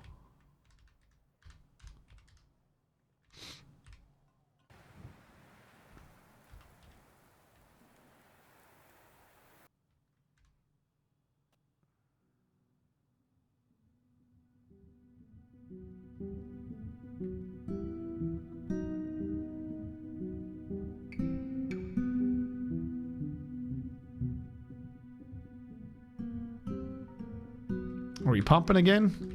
Yeah, we are. Okay. We're going.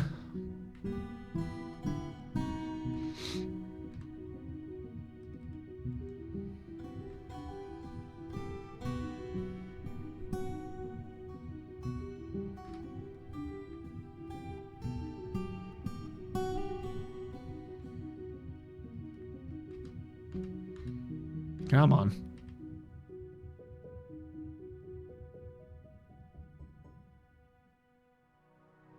Feel.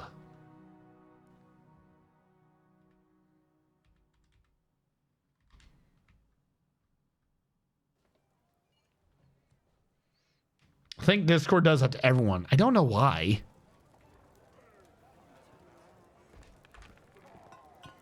It's like, maybe I want to be heard. Maybe I want to blow out the eardrums. Maybe. All right.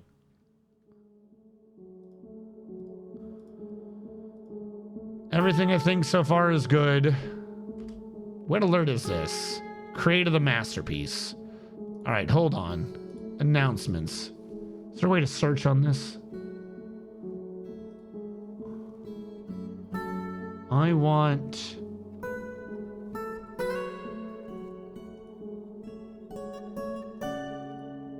Fortress. Masterpiece.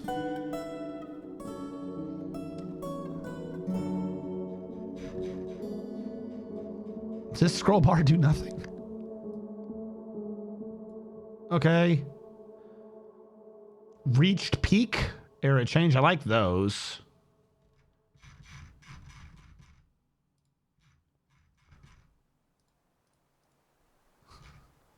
Well, what would be has made a masterpiece? I don't want the combat ones. Cotton web, paralyzed, overcome paralysis, no longer stun, exhausted, gave into pain, break grip, cannot break grip, breathe fire, shoot web, pull out, drop iron, stand up, martial trance, breathe attack, hit by ball of flames, attack interrupted. Actually, weird thing. Where's martial trance? We just saw martial trance somewhere around here, didn't we? Paralyzed. Some of these, I'm thinking we actually have a pause and a recenter and a pop-up. Particularly Martial Trance. I feel like that's a pop-up, pause, recenter. I don't know what these settings are right now with those. I don't think I need this if I have that. I don't want anything to show up for adventure, but whatever. I'll probably take some of those back down, but it's good to know. We'll turn these back on as well for breath attacks.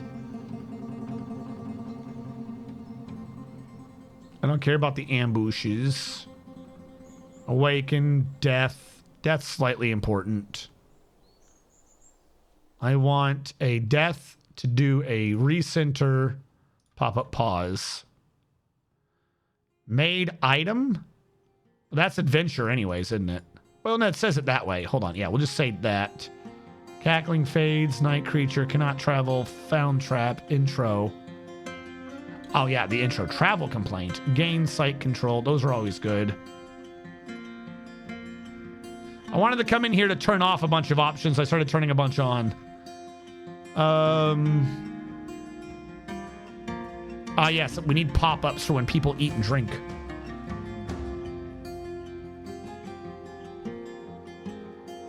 Cannot speak. Your order delivered. Tree chopped. Tree chopped? There's an alert for that? What? You give an emergency tactical control? Okay. You failed to mount. Performance quality. Does that mean like you did good? Or no, that's adventure. That's actually the thingy. No food, praise the miner, struck mineral, struck economic mineral, dig canceled, warm, wet. I'll leave that alone for now. It annoys me, but I'll leave it alone. Ambushes, caravans, nobles, migrants 1, migrant danger, no animals, blah, blah, blah, blah, blah, blah, blah, blah, blah, blah. Diplomat liaison trait, cave in. Cave in gives you the red alert. Okay, I know what that is. Strange mood, recenter. Yes, artifact made. Item given name. Where's the not artifact, just the low quality ones? Mega beast, were beast. Regular beast. Okay, nice. Berserk, engraving melted, masterwork made. Masterwork made. Don't care. I do not care. Lost will hold on to. That one I do not care. Job cancellation spam?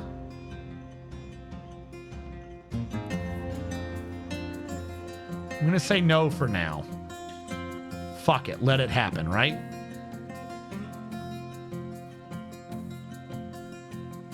Citizen missing, pet missing, semi-wild, full reversion, gained knowledge. All right, we're gonna let this go the way it is, and then later on just tweak what I do or do not want on. No, I know what they are. I did a video before when it was you had to manually tweak the settings, what each setting did. And there was a weird bug. I don't know if it got fixed for the new UI version of it, where if you had fort mode off but adventure mode on, you could force some of the other items to have weird behavior. So I was thinking about retrying to do one of those maybe, but too much effort and I don't remember what the interactions were anyways. Boodle-deedle-dee. See, gave birth to baby alpaca and slaughtered. I don't think I care about. Like, okay, they killed one. Like, no, actually, genuine thing. I don't care about. I don't care about slaughtered.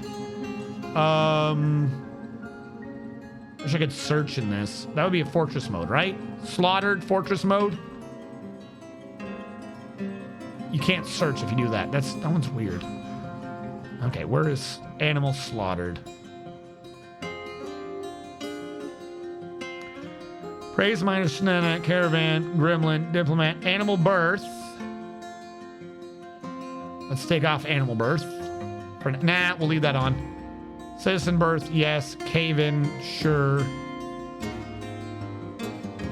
Item given a name. Vermin escape from cage. Building claimed. Construction began. Mega beast, blah, blah, blah, blah, blah. Animal slaughtered. Is that a separate one? loses dead owner. Pet adopts owner. We'll leave those. Unable to complete buildings. Removed from unpowered building. Don't know what that means. Citizen kidnapped. Land gain sass. Animal trained. I think we're getting close. Or not. Okay, no fish to catch. Demand forgotten. New demand, new mandate. Creature, somebody grows up. Soldier, civilian. These we don't need. Possessed by ghost. Building toppled by ghost. Masterwork improvement. Masterwork engraved. Wedding. Beast guzzles a drink. Not a thing. Petition ignored. Visitor returning soldiers bring rumors. Blah, blah, blah, blah, blah. Nearby site. Priesthood wants to be recognized. You failed to dismount. Diplomat left. That's a report and an adventure. First caravan monarch arrived. Don't care about any of you. Vomit. I think that goes under the combat thing. Evil cloud. Animal action. Is that gay birth? Push item conversation mechanism. Resume position or assume position. Soldier becomes a master. I want a pop-up for this. I don't know how to make this work, but I want a pop-up for this. Hell, even go with report.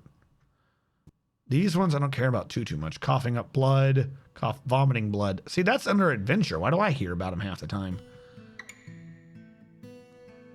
Rushed breakthrough activity section. Cursed by a deity. Building topping. New apprenticeship. All right. Don't know what an apprenticeship is. I don't think we ever get any of those. All right. Let this fill up. I want this to go as close as it can with 7s before I start diverting pressure off.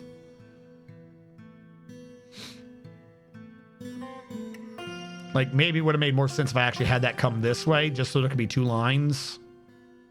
I feel like that would have been better than just direct feeding one. But that's a bit of effort right now, and I don't want to do it. Whoopsie.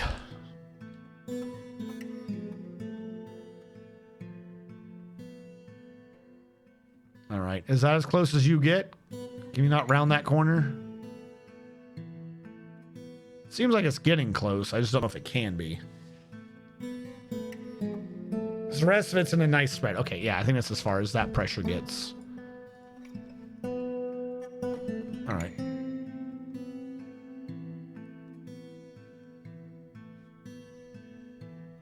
All right, water should be coming down, which I expect. Now, the one we drink out of is this one. Might switch to that one just to make sure we're a little safer.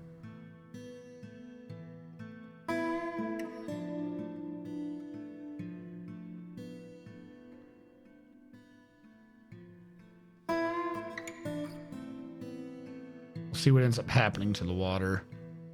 This one should have been further up. Because if it's going down here, it's already, you know what I mean? It's already going to be a thing. Up here, we can have a lot of water coming out, which is kind of what I wanted it to do. So where is this water falling? Here? Probably should have had it there instead, not there. All right, what? A caravan has arrived. I better not hear about masterpieces anymore. I think I told you not to do that. Forbid, unforbid. Forbid, unforbid. Build a fortification here for water on cashew.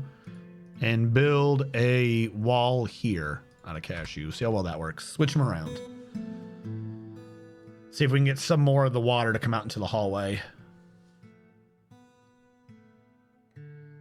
That should also take a lot of the early pressure off. So I don't have to worry about the water coming down here too much. Yeah, that's where it falls.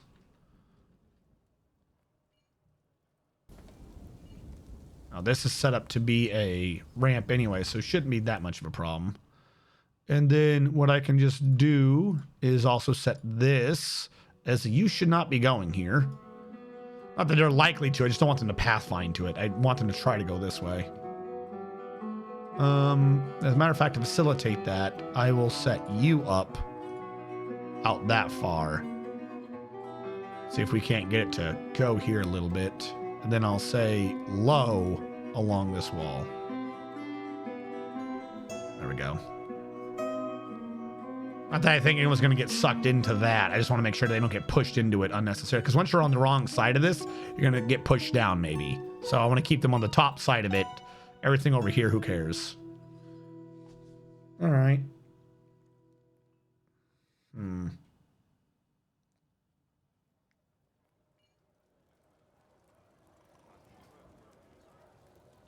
This is working much better than it was before.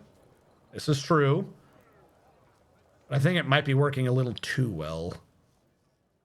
I wanted some more water entering the hallway. Like the water is out to here. Like I still wanted this, but that was clearly going to be going down. So if I fill that up, I think this is our critical one. If I don't, like this one definitely eats pressure. That eats pressure. So I don't think we can fill again. But I think this one cuts off a lot of the early pressure. So if I turn off the water and fill that, I worry we might end up having too much running around. Whereas right now, that seems to be kind of like it is slowly building up. We are getting 2s on the 1s. There is a natural spread to it where the evaporation will keep up with it, I suppose. Nathaniel mandated that I construct things. Of course he did. Thank you, Nathan Dweel. And you said make 2 quivers and a low boot. All right, 2 quivers and a low boot.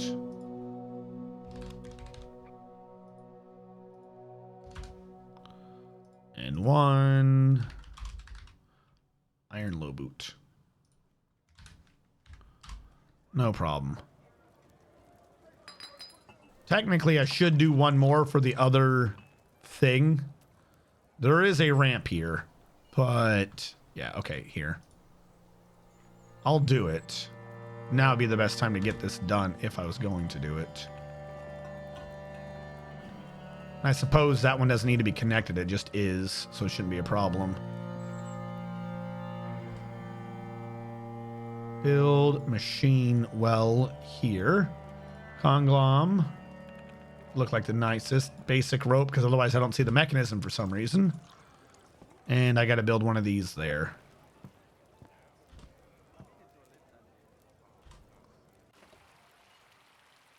This way we'll have another thing eating pressure over here. And we'll put the little floor grate down.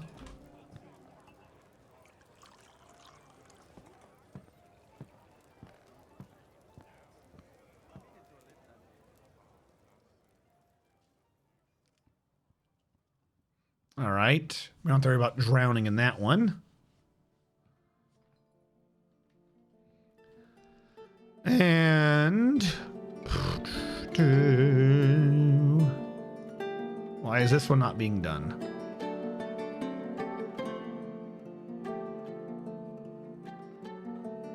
There we go.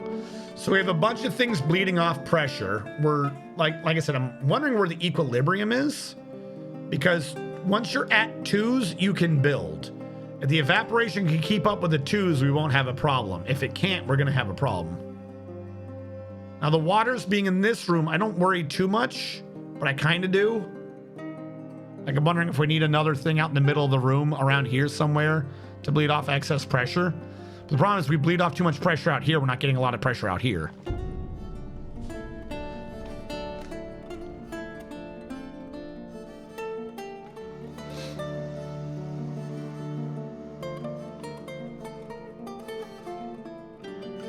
Between this and this now, we made sure we cut off a lot over here.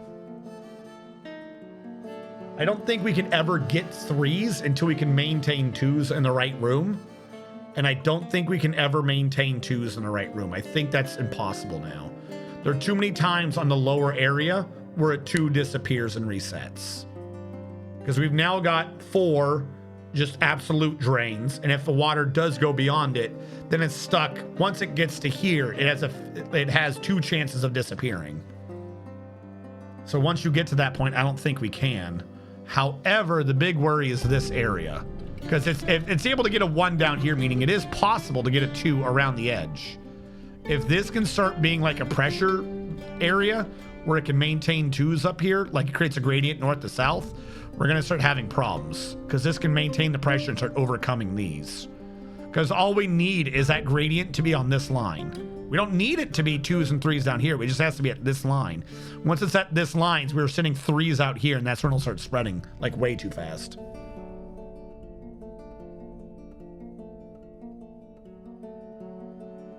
But for now, we can ignore it.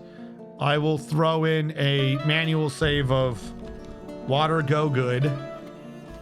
We'll throw in a manual save and leave it alone for now. If there is something wrong, we know how to turn the water off, and we have enough ways to drain the pressure that I'm not worried. So that should be fine.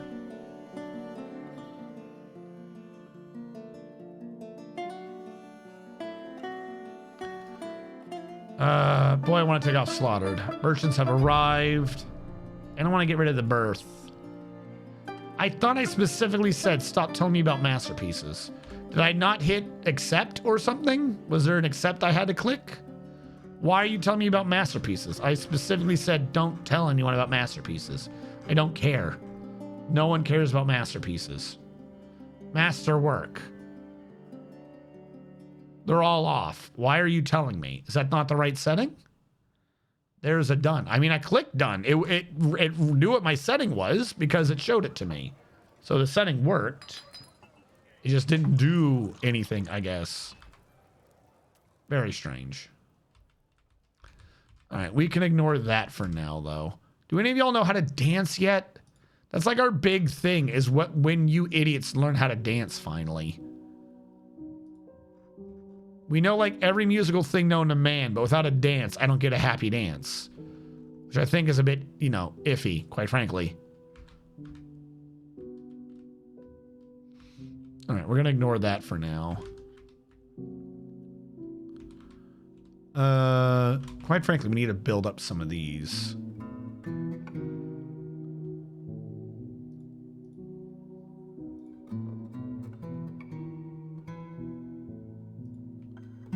And technically, there should be a ladder over here that I never did. Let's say we get rid of those.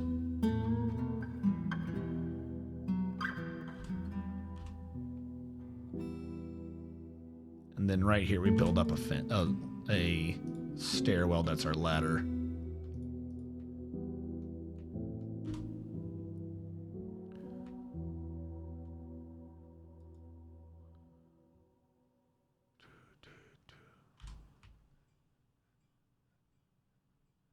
All right. Going to build you out of that wood. Then it'll be book, gap, book these. Book, gap, book these. And we'll use that for our gaps. They should be able to be pushed closer together. So it's not going to be exactly right, but whatever.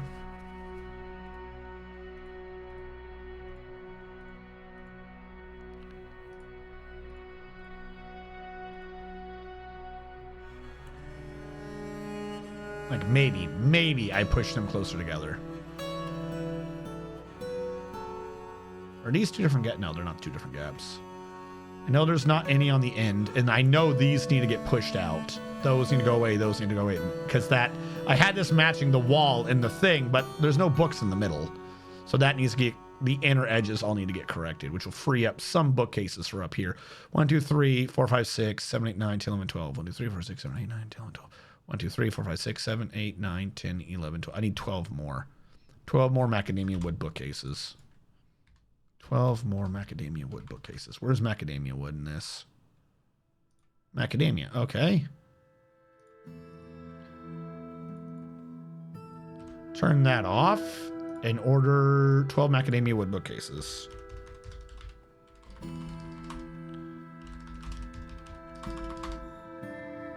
You messing with me, game? Wooden bookcase. 12. Make you out of macadamia wood. Let that sort itself. Back to the library. For lack of a better thing right now, I'm just going to do the stairs out of macadamia wood because I think it looks different than the wall. I think all these walls look different. So for right now, I'm just going to use macadamia wood blocks for the stairs. And they better not fall off.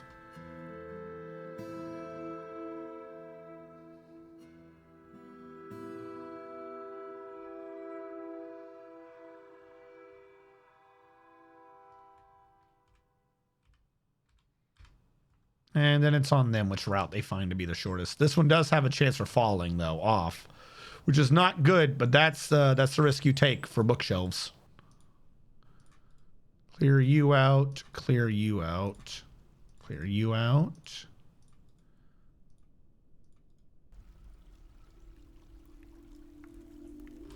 We'll just do those for now so I can push the entire shelving unit out. Dan Singh? Yeah. Some foolish foreign... You're not wrong. It is, in fact, a foolish foreign concept. Makes no sense, quite frankly. Wait, no. I'm an idiot. Don't do that one yet. Gotta get rid of the internal one.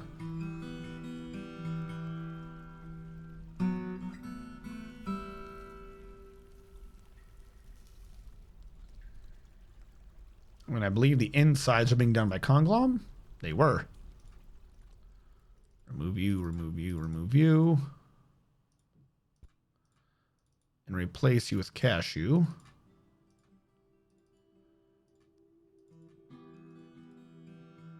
And replace that floor with Conglom. And then we'll do the other side in a bit.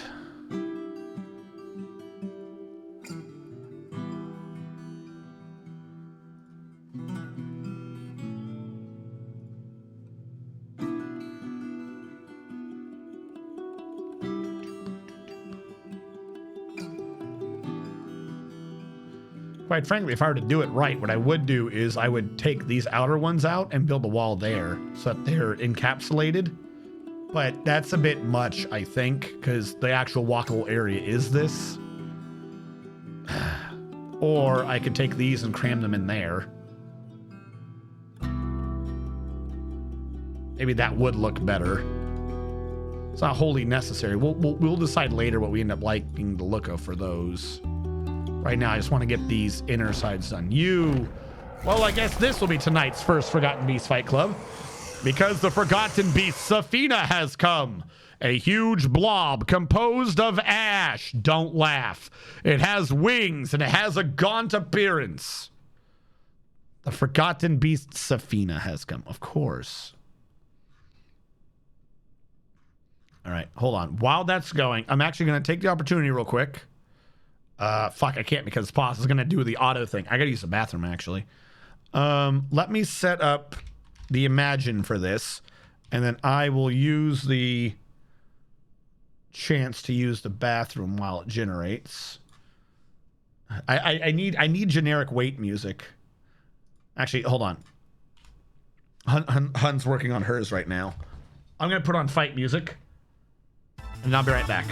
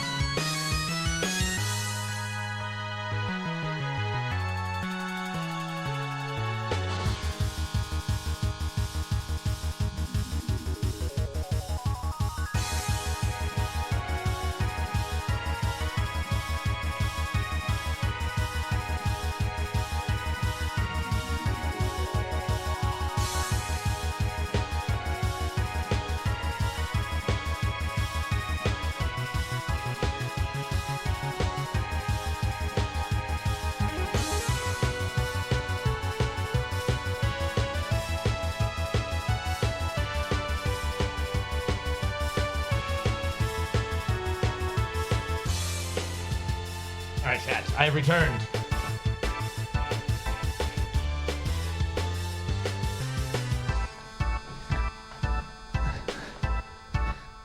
Blob of Ash. Ash blob with no attacks. We gotta stop getting meetings with Forgotten Beasts. We have lives that matter. Say we not even count this. Just hold on while I draw 99 of all those spells while taking a beating. First of all, increase your magic stat, my man. It's not... You go look at my Final Fantasy VIII stream. If you have issues with drawing magic, it's because you don't understand how the stats work in that game. Increase your magic stat. You'll get like 9 spells a thing. It takes like 5 turns. You'll be good.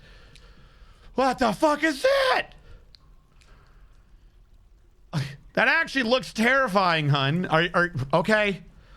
I genuinely suspect that whatever I generate's gonna lose.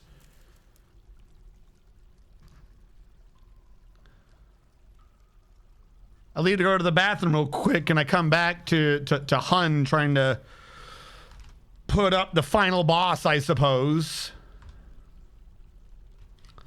All right, what are you? Huge blob of ash.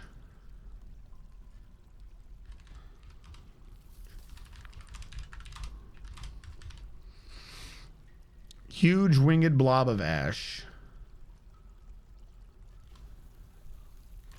Huge winged blob of ash.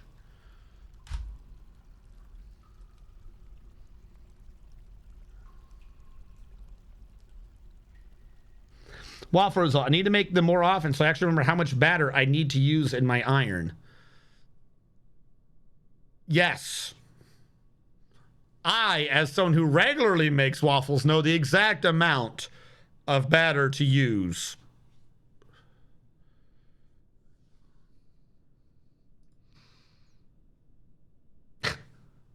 Wait, why does this description actually generate boss monsters? What the fuck? Don't get me wrong, I still think Huns are better, but like, is that a weeping angel? Did mine generate a weeping fucking angel? All right.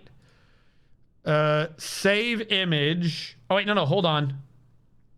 Well, yours one, right? I never made yours champion previously. Hold on. This one. Save image. That's the current champion. Save image on champion. Yes. All right. Grab Huns. Save that as challenger. Save. Grab my 4. Save challenger full. All right, chat. As usual, you get to determine the form of your destroyer. Which one of these is a huge blob composed of ash? With a gaunt appearance.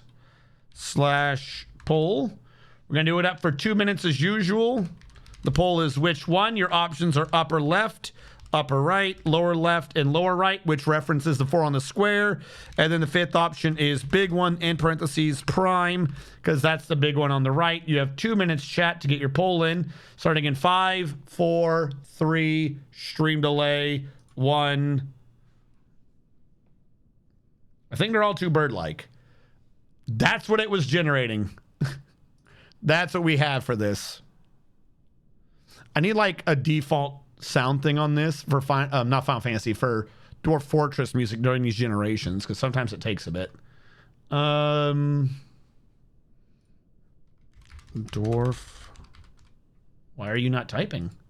No, I don't want board games.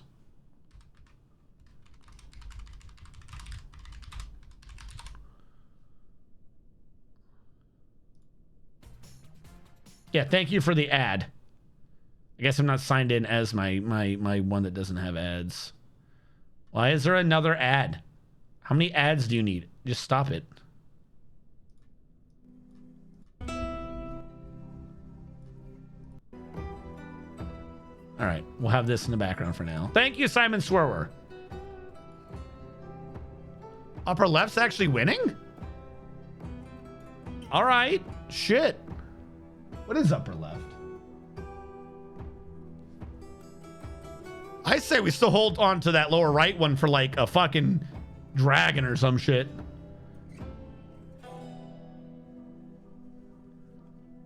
I like one because it looks more gaunt, blobby, no head.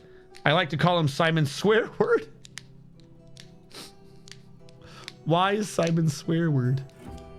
Boo-doo-doo, boo-doo-doo-doo.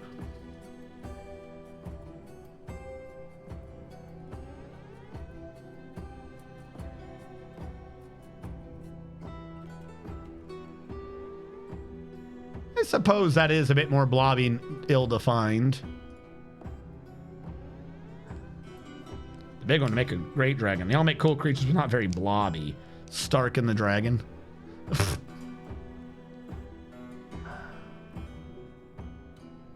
right, looks like upper left one.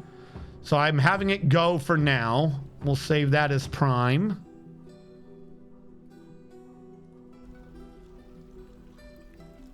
And these are the new options off of that. All right, round 2 of this.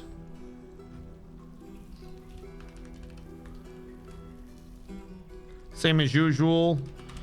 Which one? Upper left, upper right, lower left, lower right. Big one, parentheses, prime choice. Start poll. Oh, I didn't give you a countdown. I'm sorry. Poll's going. You have 2 minutes. Starting 1, 2, 3, 4. Stream delay 6 seconds ago. There we go.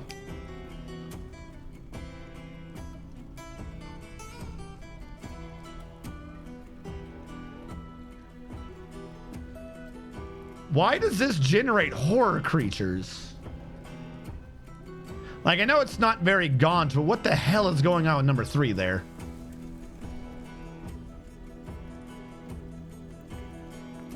That looks like a scary creature. If you saw that in a cave, you would run. I'm just saying.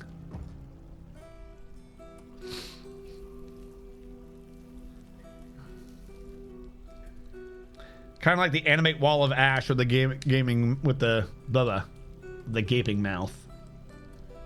Looks like so far upper right's winning. We're closing in on 40 seconds. It's fine. We got scary creatures at home. All right. I think we're closing in on 30 seconds. It's looking like upper right's in the lead. So I'm just going to start prepping upper right for this.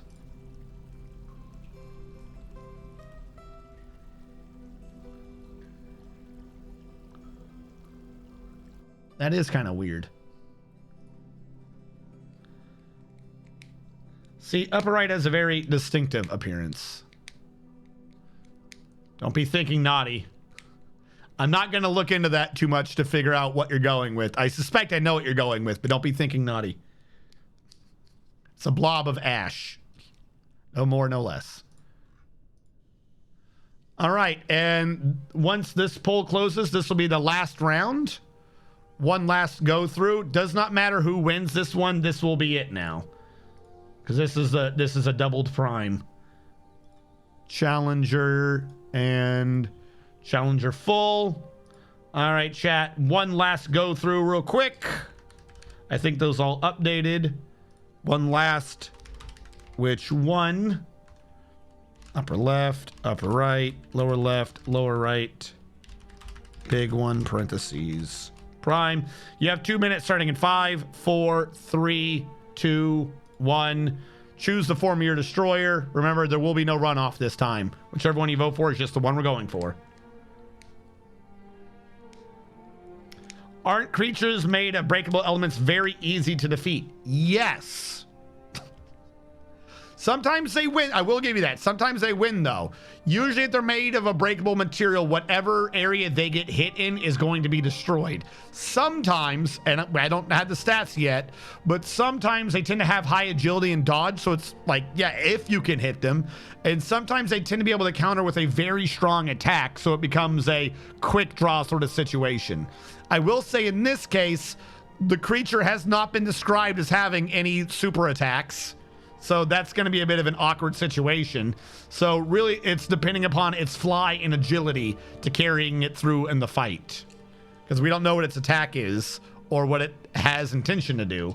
But we still need to know what the challenger is. Which is why I feel we shouldn't even count this as a fight. All fights count. If it looks weak and it gets dropped in like the first hit, we'll count that as a 0.25 or a 0.5. If it like gets a hit in but then dies very quickly, it's usually a 0.5 if we just assume that it's weak. Yeah. So we've seen stuff surprise us. Question is, does this have that? Is it hiding someone? Does it have a trap card? That's what we're going with. All right. We're closing out the timer. I'm going to stop showing these pictures because it looks like we have over 80% voting on this prime. So I'm just going to assume that we are keeping that for the prime. And what? Yeah, now's a good time to check for this. Sure. You hear massive creatures underground just slamming into each other. And this guy's like, please sign in triplicate. Sign here, here, here, and here if you want your delivery of stone next to you. I don't know. All right. That is the game music taking back over. Also, somehow we ended up on Non-Dwarf Fortress music. Was I trading for calcite? I think I was.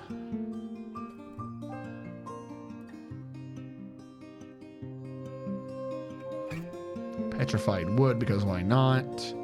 Platinum, lignite, bituminous coal, copper, silver, gold, marble, chalk, limestone. Go with that for the trade. Really want them to stop telling me about those damn masterpieces.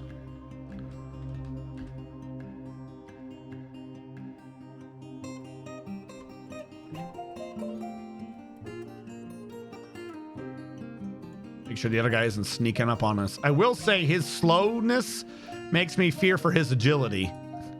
He recovers quickly. He's quite quick to heal and tough, but he's quite susceptible to disease.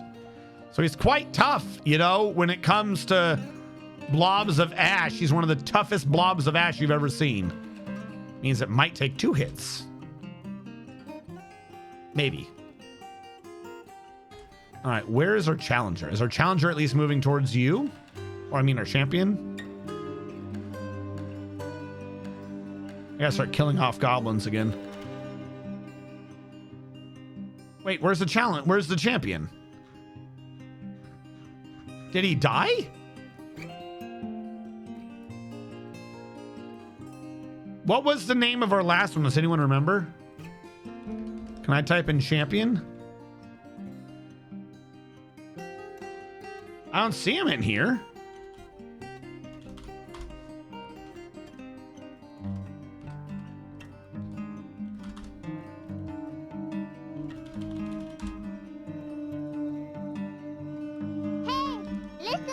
There he is. Thank you. I don't know why I couldn't see him in the list. He's over here.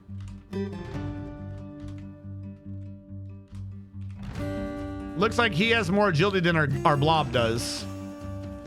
He's moving with a purpose. Not gonna lie, that does not bode well for the blob.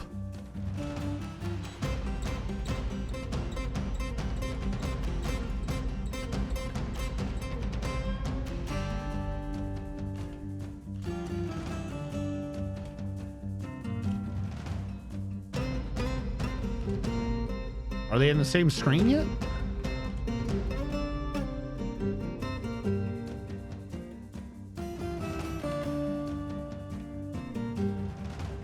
Yep, okay, here we go. Which means, chat, that it's actually, before we do this, I apologize. I'm going to keep you waiting in anticipation. Today is apparently just not a good day for my stomach. I'll be right back one more time.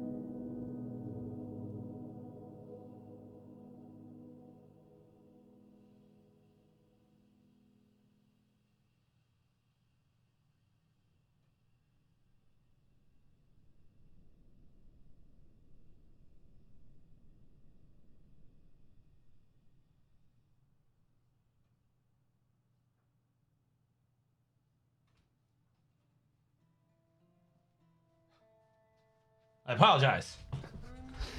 Thank you, everyone, for still being here. You guys are very patient, and I absolutely love you guys. Every one of you, pat on the back. Let's get this set. Now, we do have one issue, which is I was recently tweaking with my voices, and I don't think I have an announcer voice saved in the right slot. So give me a quick second, as I've got to get the announcer voice put in. Does anyone remember who my announcer voice was? Hold on, I want to see this one real quick. It was based on radio, wasn't it? Testing. Welcome to the Forgotten No. Welcome. That's a tech priest. What was my old radio voice? We've done bad. Let's try this one real quick. Forgotten Beast Fight Club. There we go. We'll go with this.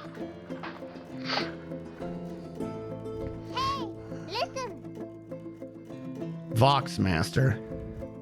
Forgotten Beast. No, because this isn't gonna work. Yeah, no. I like the thought, hon, but we made Voxmaster be way too effect-ridden. I just need this to sound a bit like I'm coming over a radio.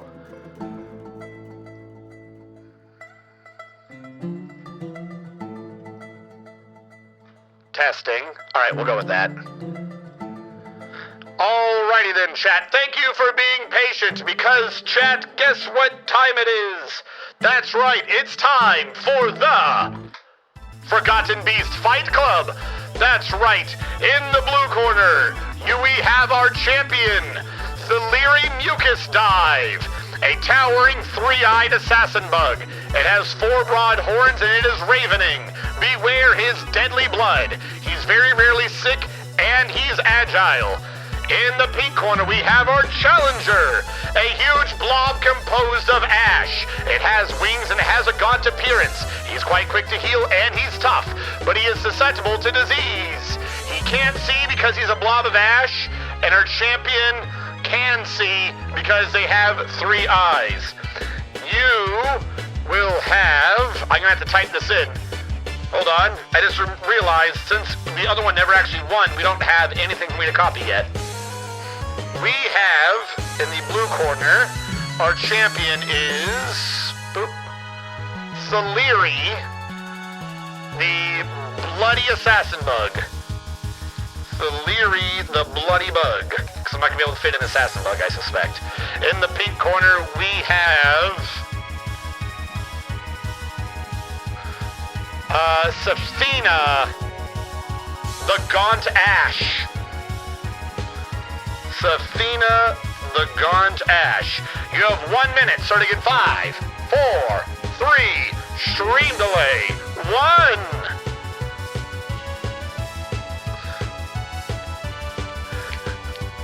Now, before every single one of you put all your points on the Bloody Bug. No, alright, points are coming in, and it looks like everyone's trying to play it safe since neither one of these contestants have proven themselves victorious in the past. One is the de facto champion, and the other one is a blob composed of ash. But maybe, just maybe, that ash will do something. Who knows? I like how it's like, okay, maybe he'll have Alpha Strike damage, and then we see that the champion who hasn't done anything yet has a toxic blood. Like... this is going to be an upset, folks. It looks like so far we have 24,000 points on Leery, the Bloody Bug, and 5,000 points on Safina, the Gaunt Ash. Closing out the polls in 5, 4, 3, 2, 1. 24 to 5. Chat favors the champion. Hold on, I'll have to dwarf you after the fight. It looks like the first swing goes to our de facto champion. But the Ash actually has the agility to dodge out of the way. He's gone back in. The Ash has hit the champion. There's Beast Acre everywhere. A pile of the Ash got knocked off doing that, though. He's lost his right wing. He's lost his right wing Somehow this doesn't mean that he can't fly anymore. However, the theory has heavy bleeding and he's already lost his ability to stand. And somehow this ash hits hard as all the left feet on the Leary mucus dive has been taken off. There's more goo covering the ground as the Ichor. Can he stand? It looks like what has happened. I don't see the ash anymore. Is the ash dead? I see the wing. Where did he go? I'm gonna keep it paused until I can find the challenger because I don't want to give the challenger credit that he hasn't done. Where are you? I see Thaleary. Where did the other guy go? Is he dead? If he's dead, where did he die? Safina is dead. Somewhere on the ground. Safina the Forgotten Beast is dead. Their corpse is unidentified. Going by anime rules, they'll be showing up next season to get vengeance on our champion. Where the fuck did you die, bro?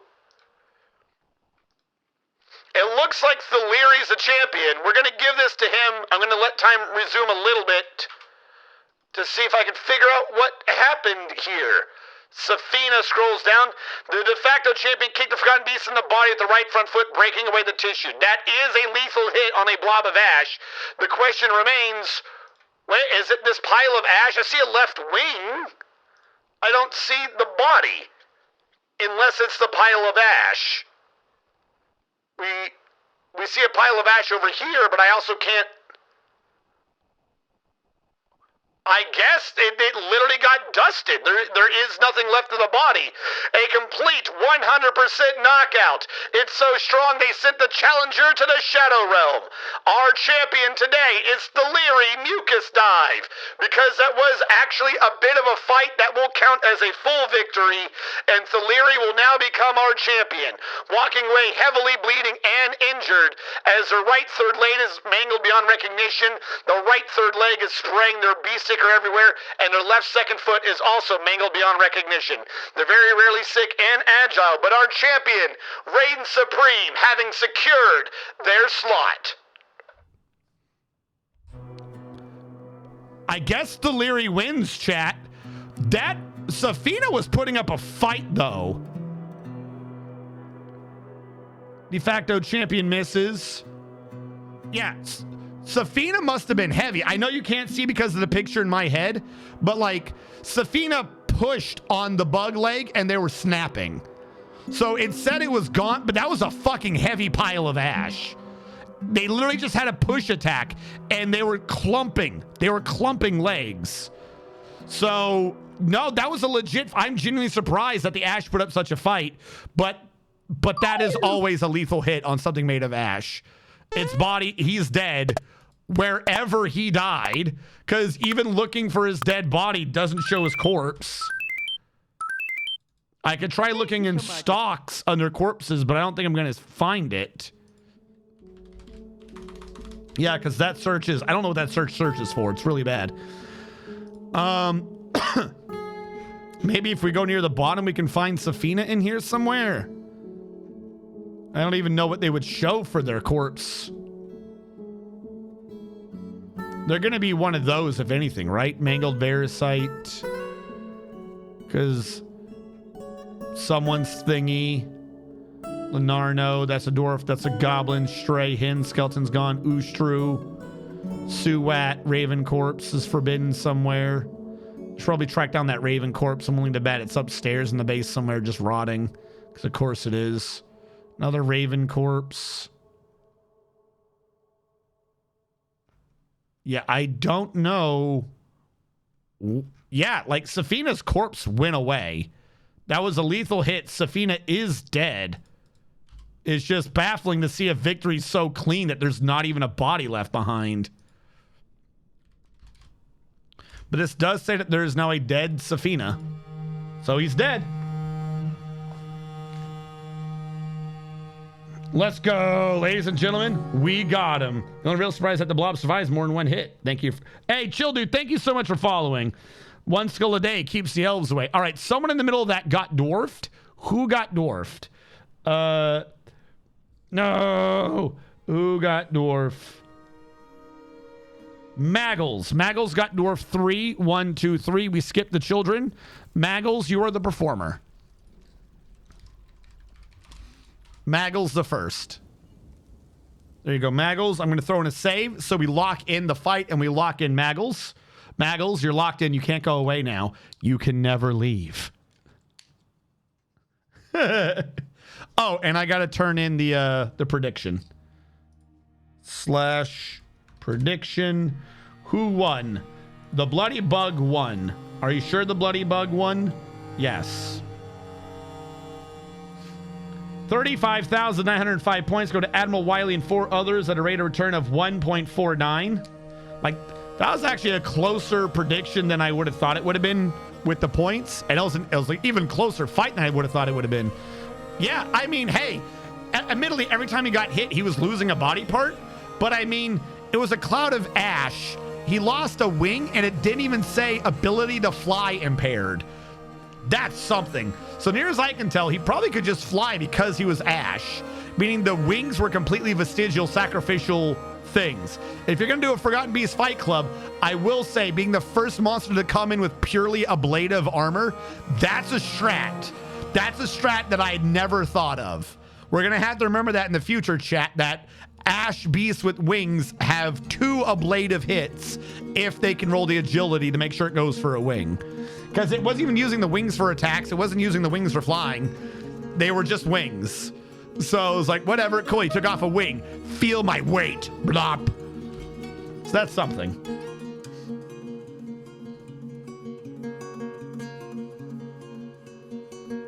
All right. This is growing to blood amaranth. Our water is still going. I got interrupted in the middle of the library. That's where I was. We were trying to start moving books out. Start trying to make this line up a little better with what we know in reality is the situation. Like I said, I'm still debating whether or not removing that one and moving those all in a row, because I think that might be preferable. But that can wait. Right now, let's just get in the build that we have and see how well that works. Cashew, cashew. Do the same on this side. Start moving out the walls. And we might as well start getting in those bookshelves up here. Apparently we have a bunch of weird ones going on. Are you? No, you're macadamia. This bookcase is date palm.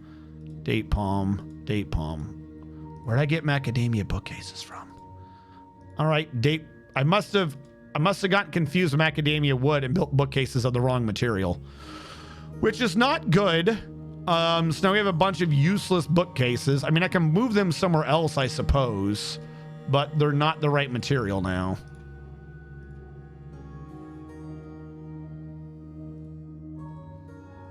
Like, they're not going to be useful. I'll have to think of something else to do with them.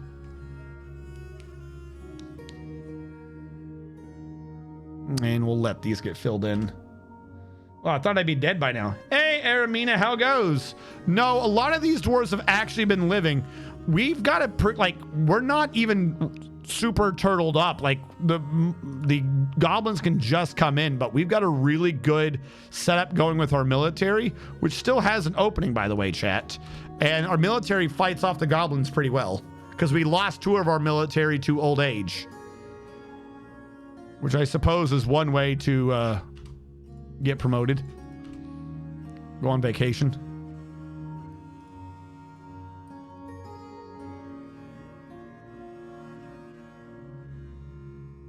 Furniture. Where am I? Yes, there we go. Bookcase. I believe we're doing this out of date palm.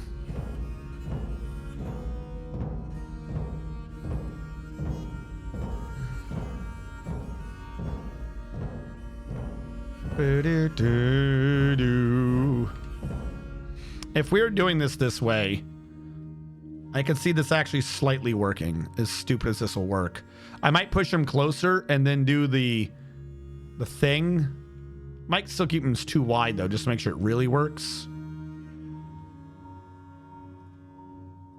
What I need to do, though, is a stairway on each one, so that we can get up there to build the next wave of walls.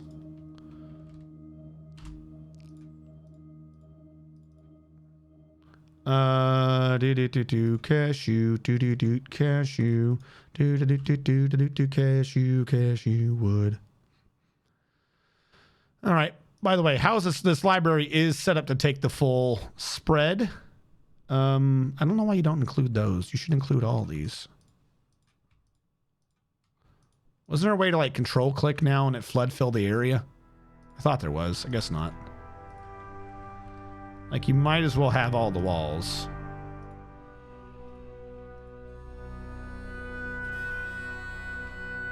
The only thing I think maybe not is the doors. Just because I want to make sure they don't put anything in the doors ever. But everything else is allowed. And we'll do the quick stairwell up. So we can get up here and we'll do this out of Conglom. So we know it looks wrong and get rid of it. There we go. Ah, okay, that was Burrows that did that. Okay. Hey, chill dude. This base started in the year 100. So we're 85 in-game years in. It's pretty big. Earlier, watching infant dwarf survive being rolled around at the mouth of the river, they finally climbed out and proceeded to crawl back home. Nice. Dehydration is a big contender in dwarven death. Death by time poisoning. This is a 5x5 base, not a 4x4. Because I had to make it big enough for the build. If you are a new viewer coming in, I don't know if you've ever played the game, but there is a game called Resident Evil 2 that was redone on Steam and other platforms. But it's a Resident Evil 2 remake is specifically what we're looking at for this description. And what we've been doing is we've been slowly... Hold on, I need Macadamia Woodrow. I've been slowly redoing the Raccoon Police Department from the Resident Evil 2 remake. That was Macadamia? Macadamia Wood blocks. There we go. Rebuild that road. So some of this is still a bit of a work in progress. You can see like I'm changing out the halls and stuff. Some things are just different woods so I can easily identify the different floors. Anything that's made out of Conglom floor is usually just a null space between the walls of the original map. So I've been slowly putting things into the different areas to make them match up with the Raccoon Police Department in Resident Evil 2. Right now what I'm doing is I'm trying to get the library to look correct. So we're building up these walls here to be the second floor of the bookshelves so that I can remove the wood up here so you can see upstairs where the bookshelves are like holding or creating the path across so it can be correct. Over here, we set it up to where it purposely just leaks water everywhere. And that is so that we had the flooding bathroom. The issue this has caused is not much water gets over here, which is what I was worried about. I might need to change this whole system so that pressure can get down here easier. Because I wanted this to have the majority of the pressure and this to have some water going through. I might rechange this entire pipe so it comes from here and goes up. That way, this is a further pipe than this, which means that gets more pressure. That's what I'm probably going to do, which means I need to turn off the system down below. The power system to run the water pipes is set where the power generator is in Raccoon Police Department. You may notice that I've created it in such a way that it doesn't actually use moving water. I have glitched the generator to just work by itself, and I have that powering a series of pumps to bring water up where it's supposed to be brought up, mind you, up through the side. I got to change one of these to be iron so it looks, more appropriate to the pipes. But I have the pipes running around the outside of the building as they're supposed to, and then dumping things off. I'm trying to use this, admittedly slightly incorrectly, so that we have the flooding toilet, but I don't have an easy way to generate the flooding toilet without properly flooding the whole base. So I'm just borrowing off of the water pipe from earlier to kind of make some water be pouring down the wall in there. I know that one's not exactly how it works, but there's just not an easy way to do that correctly. Least of all without actually flooding the base, which is a big problem. I believe I have stopped the water. Yeah, I have stopped the water. So if there's not much water pressure happening down here, I'm going to reblock off this wall to stop the water coming down. And then I'm just going to change up the entire pipe which means I got to move that to down here. I mean, that pipe is where it's supposed to be. Actually, if that pipe's never changing, then I need to change the rest of this entirely. That pipe needs to be a solid conglom wall now. This ramp's got to move over here because I'm going to be coming in from the side to do this. So we can get rid of this ramp. And we can get rid of that floor so I can move the ramp over. I needed the water to be over here. That way some of the water pressure actually went out into the hall like it did in the video game. Admittedly, I think the water's going a bit too far back up here. But if I lower this fortification further down so the water's more to the south, then the problem is our toilets take up all the excess water. So, pros and cons to everything. We're going to move the ramp over to the right side with a conglom. And close up that ramp. And I'm just going to have to build the pipes out to the right to make this work. Meaning, build construction floor. I'm going to do this weird. I'm going to... Whoop. Oh, the ramp's not built yet. We have to wait for the ramp to get built.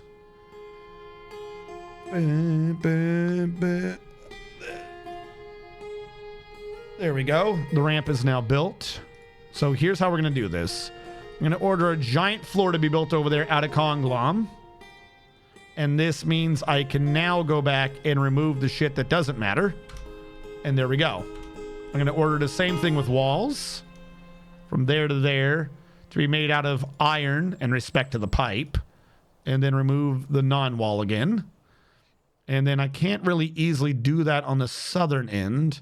So I'm just going to have to go here with the iron bar and work off of that. And we'll just have a little thing built out later to do the corner piece and turn all that into a pipe. Actually, all that should probably just be conglom. No, we'll have that work as an internal pipe. It's a bit weird, I know, but make do with what I got. You should talk more about water physics, nerd. Ah, yes. The nerd. I have been called out. Some might say...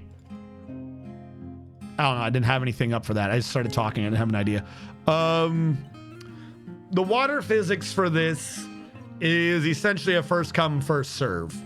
Since the water is going to be updating down a singular path, once it gets down here, it's always going to update the closer water first. Meaning it's going to update over here first. This might cause a counter problem where we're not getting enough water over here. And so we're not flooding the floor because I'm using one source of water to do two different things. If this doesn't work, I might need to set up another through this void right here. I might need to find a way to set up another screw pump system to pump separate water over here to cause that flood. That might be what we need to do. My only issue with that would be that I hope I wouldn't pump through too much water because we don't want it to completely flood out the entire floor. But I do know that we need constant water pouring down here because of the part in the game where you activate the water to put out the helicopter, the burning helicopter crash, which also is serving doubly as creating a mist generator down here for dwarves walking around to make them a bit happy. The tit being near a waterfall. It's not the greatest mist generator and it only works for anyone going downstairs or going to the bedroom because there's a bedroom to the left. It is close, kind of, to the tavern, but that doesn't mean anything. So it's not the greatest, most effective use of a waterfall generator, but it is where it is in the game. So that's what we're going to have to deal with, unfortunately. We're going to remove that wall since we're treating this as an iron pipe now. And then I'll remove the pipe down below as well to make that look correct. Iron bar here. Let them work on that. Once those are built, I'll remove this and this. I don't want to remove that yet. All this probably shouldn't be conglom floor, to be fair. Because I think I did all this in iron, didn't I? Yeah, so the pipes need to be iron. The conglom floor is me doing it out of the wrong material, but that can be fixed later. I'm not too worried about it. Because what I'm going to have to do first is just test out the physics anyway. So this is already going to need to be edited. The fact that we're building part of it out of the wrong material is neither here nor there. But you'd be surprised how you can divvy up the amount of pressure just by changing this floor up one, up one, as you slowly divert a greater percentage of the pressure to over here. Chuck's Buckensnuck has mandated something. 2 maces. Of course he did. Do I have copper? I don't think my copper is unforbidden.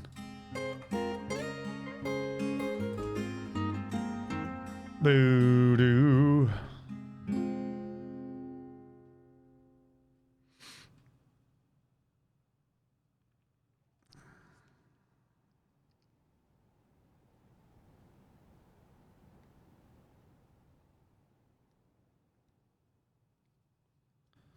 All right, let that get built up and we'll go from there. I was about to ask if I'm still alive. Oh, you're still alive. You're still being a big pain in everyone's ass. I mean, everyone enjoys your presence. Don't worry about it, bro. They order a ramp. Why is that a ramp? Build construction floor. Conglom. Good. Good. All right, we just got to get this around the corner. Here to here, I can build the iron wall now. The problem is I'm doing some of the walls out of iron, meaning I believe the bars are heavier, so it takes the dwarves longer. Secondarily, though, all the iron is stored down below, so every dwarf carrying this iron up is going through that waterfall at least once, possibly twice. Ghost? Mirius Anir? What? We made you a tomb, didn't we? Oh, where is your corpse, Mirius? You idiot. All right, hold on. Let's find Mirius Anir's corpse. I don't even know where you died. Jumping to the end. I'm going to presume it's down here somewhere.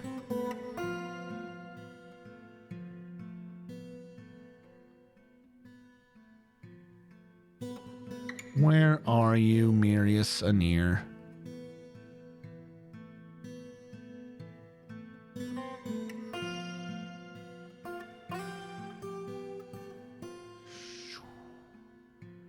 There you are. Ah, okay. Awkward that you're out by the farm. There you go. You'll get buried. Calm down.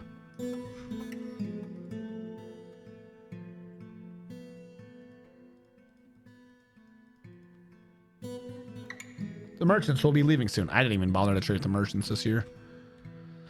There you go. We got rid of the ghost. Problem solved. I knew we shouldn't have had one. Where is... There we go.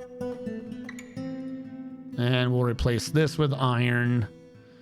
Then we'll pop this, which shouldn't be too much of a problem because there's just a wall below it anyways.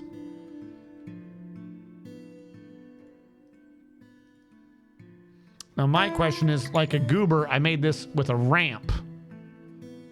When really, I think this should have been stairs so I could build a wall here. Maybe I should just install a door. A door will work for now. I believe I have an extra door lying around made of iron. We'll just use an iron door. Problem solved.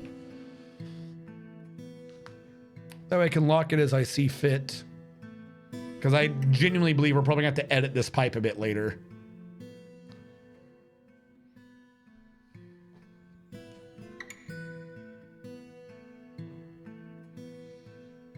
Come on, guys. Whoever's building the materials, just bring it over.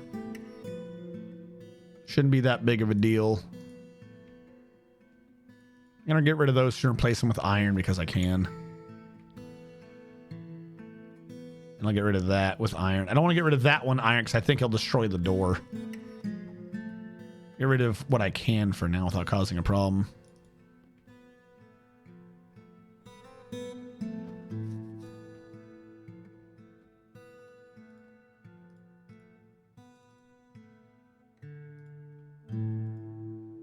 Come on. Hurry up.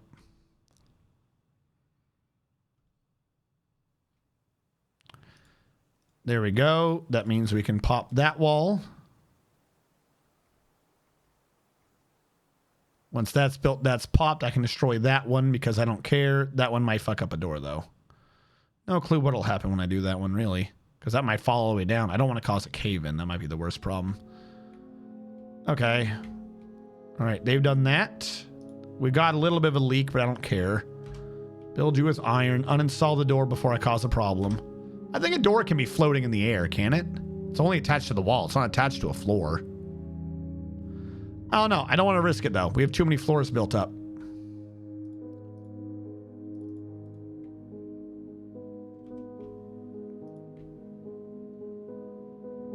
All right. Somehow still made the door fall anyways. It's like one of those prophecy things. Whenever there's a prophecy, we're going to strive to prevent the prophecy. They end up causing the prophecy.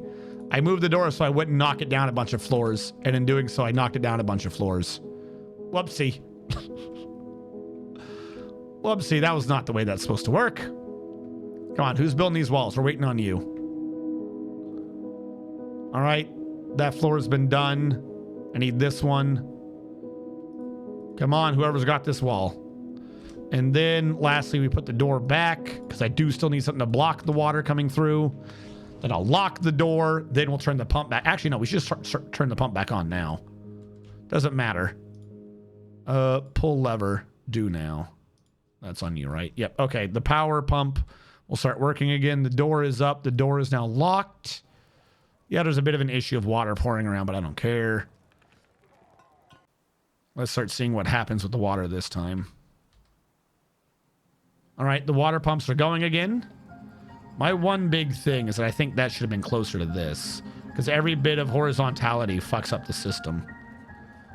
What I could have done is had it dump up and then dump down. Maybe that would have made the water go faster. Who knows? I feel like that'd probably be too much effort for no reason. Because it needed to be over there. The real question was, why didn't I just put that pump here? Oh, that's why. Okay, never mind. I answered my own question, chat. I suddenly answered my own question. The pump could have been drawing from here, which actually wouldn't have been that much of a problem. What skills does Nodacasa have? I'm wondering if I should change where that pump is later. What skills does who have? Nodacasa. Nodacasa. All right, Nodacasa. You are a skilled dwarf, and those skills include a legendary ability to carve some bone, a legendary ability to plant your seed, a legendary ability to dig out a cave where you need to, and a legendary ability to lay some wood. And I swear those are 4 different skills. You're a high master woodcrafter, a professional stonecutter, and an expert organizer. Other skills you've been known to do, you're a bit rusty at, so we don't count those. When it comes to combat, you've seen a few things, you've been in a few guilds, but you haven't participated recently. When it comes to social skills, you're a master speaker and you're accomplished at teaching people what you want them to know. When it comes to non-labor combat or social skills, you're a grand master student and a grand master at concentrating. You know a great many things, namely... Ooh, did we learn these? When did we learn these? Who learned those? Did we learn those? These are new. These are new. Who knew them? Did we learn them? When was the alert? Hold on.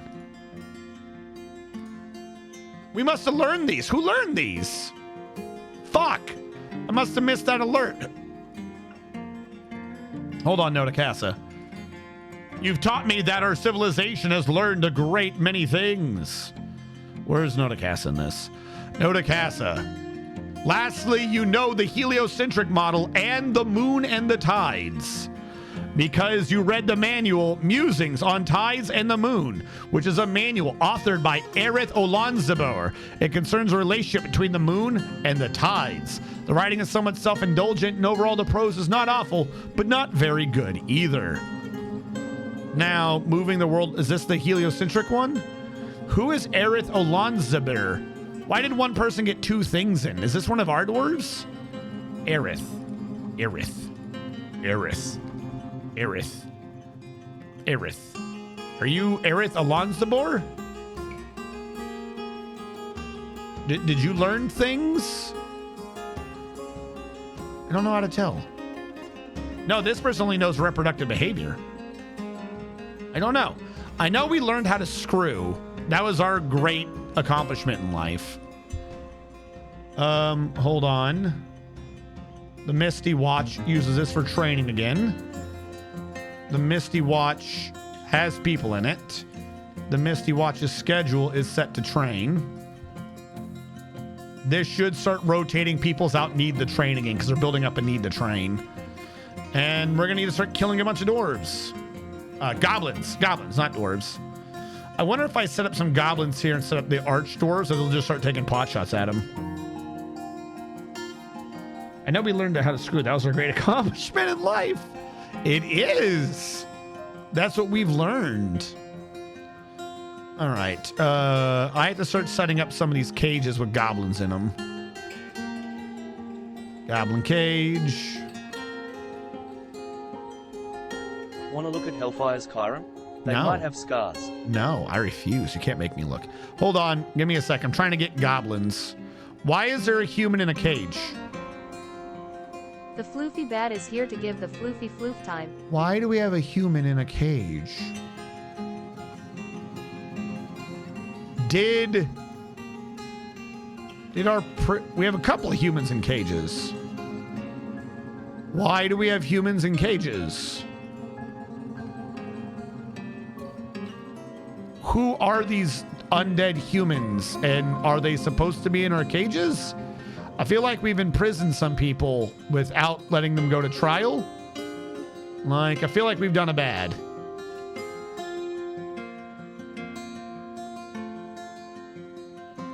Yeah, we definitely got to break down the Goblinite in this. Maybe the humans just got frisky one night and wanted to be in cages. I mean, maybe, but I don't remember hearing anything about that. I feel like I would have heard about the frisky human cages. All right, here's what I want to do. I have a new idea. This is going to be dumb, but I have a new idea. Garbage dump right here. Boom. Inactive. Except not today. Active. Then, remember how I kept trading back and forth and causing problems? Boom. Pause. Not doing that today. This way, when we dump the Goblinite, we're just dumping it right here. Much less chance of doing bad things. So we go here. We take this dump. This dump is not paused. We'll call it Goblinite. Goblinite. Then we'll order all these to get dumped to dump the Goblinite. And then we'll worry about the humans in cages in a minute. See? And now it's much faster and much less dangerous for people. No one should be dying right now. It's literally out of the way of the path of walking for anyone else. Big brain, chat. Hello, Hellfire Skyrim. You're doing Pokemon. How goes the Pokemon? How wounded is my dwarf? Hellfire, I think you're fine. I don't think you've gotten wounded. Have you? A, B, C, D, H. Yeah, you have no... You don't even have scars. You got evaluated for something and cleaned. Like, you had, like, a tiny wound. Like, if nothing else happened to you, your only major wound that you got required cleaning, and that was it. A vile... That's not the right one. A vile force of darkness has arrived, and they seek to parlay. Do they indeed? Save, continue playing. Parlay. Hold on. This is the Christmas truce. Unfortunately, we're going to kill them. So it's not a truce. The Pokemon was great. I finished the DLC yesterday. Hell yeah! Hell yeah! I don't know why. Saying I finished the DLC yesterday reminded me that we have a new Monster Hunter coming. A new Monsty Hunter. GM 70. You're the 70th GM? Holy shit. Chat. We're in a double digits GM. They must have GM'd in like the 50s. Back then it was called DMing. Because that's what it should be called. Either that or you're the 70th champion grandmaster. One of these two. What did I say? 7th champion grandmaster? 7th chess grandmaster. I think I said champion the first time, which makes no sense. Ah, we have dumped something and it is rotting. All right, well, that kind of makes sense. I can't undump it yet because, or I can't unforbid it because we're still dumping. All right, are we good? Have we goblin nighted out? I want to get rid of the rotten shit. I really, really do. I didn't think there was going to be rotten shit in there. All right, are you done? Are you done? What are you idiots still dumping? Is there anything left in here? Okay. So now what I'm going to do, because I suspect no more Goblinite, we're going to pause Goblinite. We're going to go back to that and dump that. So things get dumped where they need to be dumped. And now that this is being paused, we can unforbid all that. Especially getting rid of that, all the rotten shit they were starting to throw in there. If we're getting a ton of rotten sloth bear intestines, that means that we aren't moving this to food storage. If we're not moving that to food storage, why aren't we moving it to food storage? Because we got so much here that it just hasn't been cooked. Okay, new idea. Prepare lavish meal. Prepare lavish meal. Prepare lavish meal. If we're literally just not making our meats, I should have a thing set up that either or. If between the two of these we have over 500, that you should just start preparing lavish meals. All right. Parlay means it's going to be a big fight. So, we got to get ready for a big fight. Uh-oh. Delta's been stationed the whole time? Ooh, that's not good. We got to give them time to rest. They're going to be anger. Oh, that's not good. That's not good. I forgot about an entire squad. And they're the first squad up that's going to be doing shit during this. Oh, fuck me. Yep. Yep. All right. I gotta tell them to do shit, but they're not gonna like it. I'll give them a second. So they're warning the parlay with us or loss of life. Civilian alert activate. See if I start getting alerts that I care about, I should say. All right. These doors are starting to get locked.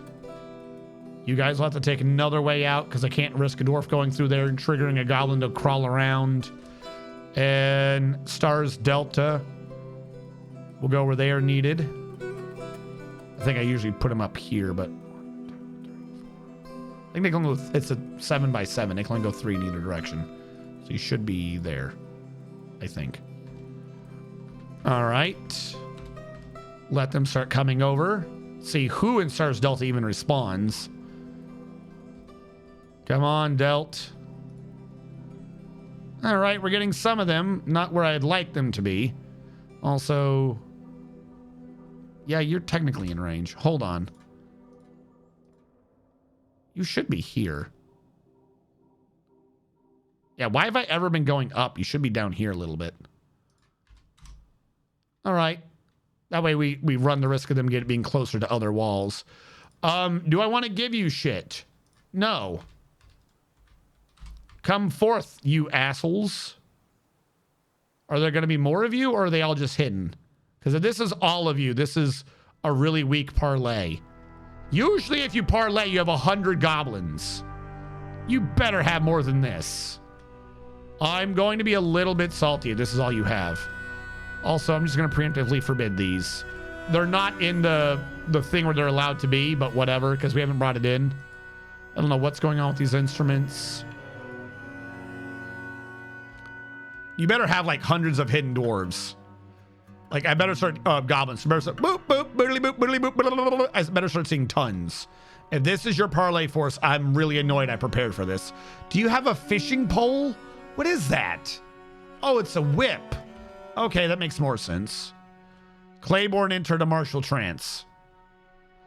I didn't think they would be doing it yet, but This just in from the front lines. A bunch of goblins at your front door, and maybe more true than you think. More at 11. We've got her. That came out dumber than I thought. Or more appropriate, I should say. We're getting breaking news from a soldier on the front line by the name of Claiborne. What he said was, the goblins are running past our markstorms, but they're not going to make it. Oh no, some of the goblins made it. They're running into the very, very few traps we have to catch the goblins of high agility. Because screw it, I'd rather just execute them for running so fast. All the other goblins are slowly being taken out by our mark storms, unable to round a simple corner because they're weighed down by their medium quality goblinite. We've gotten a new report from Pajama Mang. He also says, blah, blah, blah, blah. That's apparently what they sound like in a martial trance. I need to come up with a better noise for that. Is this really the entire force? Is this really your entire force? You're not even making it to the melee dwarves. I haven't even shut a door yet. What is your plan? What is the plan here? This dude's stuck. This dude's literally just getting ganged up on. Yo, my mark storms are doing fucking rounds on this poor bastard. Please, please, no. I want to live. And they are all just unloading into him. I need that Star Wars clip. I want everybody we have to fire on that man. Just leave him alone. Stop. He's already down. He's already down. He doesn't have his weapons or anything anymore. What is he gonna do? This is your entire army, you idiots. You dared demand a parlay. You dared demand a parlay with me, and you had nothing to show for it. I am fucking annoyed that I actually readied the soldiers. I am so annoyed that I actually bothered to ready the fucking soldiers. You have nothing here. You have nothing. I'm trying to figure out if I should even bother with a second squad to kill you. Fucking confirm. This is like, I'm just sending alpha out there. Screw it. There's not enough goblins for me to care about. Is this it? Was that literally it? Eldritch is fighting something. Oh, he was outside. Did you get hurt, Eldritch? Or no, is that just an old alert? Where is Eldritch? I don't know how you could have gotten hurt in that.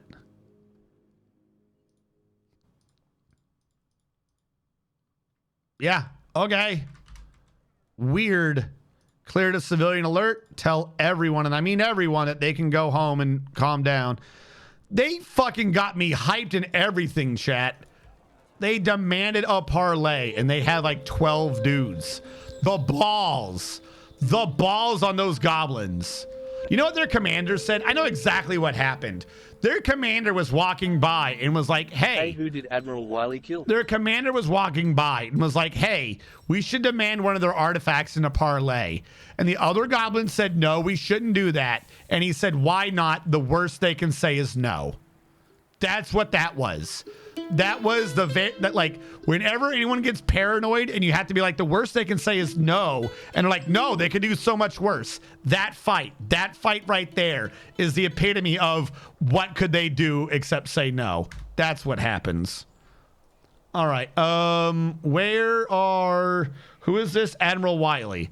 Admiral Wiley, you've killed 24 notable creatures. Mainly goblins, but it does include one cyclops and a giant. The cyclops' name was Saro Indigo Sculpture the Autumnal, and the giant's name was Nanu Right Esteemed the Canyons of Tenacity. Of the goblins you killed, they were named Bosa Profane Sues, Snow Dub Cruel Dob. What do we say to elves? Weeble pleeble flooble read. Adu Passmaline, Stozu Horror Searches, Zolak Vice Soul, Strodno Hair Scorpions, No So Lymeers, A Slut Coven Witch, Dawson Goss Hate Matched, A Slut Chuck Dungeon, Bosa Land Hate, Amzu Hex Helm, Amu Rimwebbed, Bosa Lie Mind, Nabok Strike Tops, Uzbu Strayed Menaces, Stazot's Minutes Rask, Utez Hex Temps, Dang Hell Cutting, Nebzo Menace Seal, No Kang Spidery Clouds, and lastly, Zolak Wereband, the Goblin. You've also killed 146 people whose names are lost to history, including 6 vultures, 3 honey badgers, and 137 goblins. Weebloo. What button do I keep pushing that turns that off?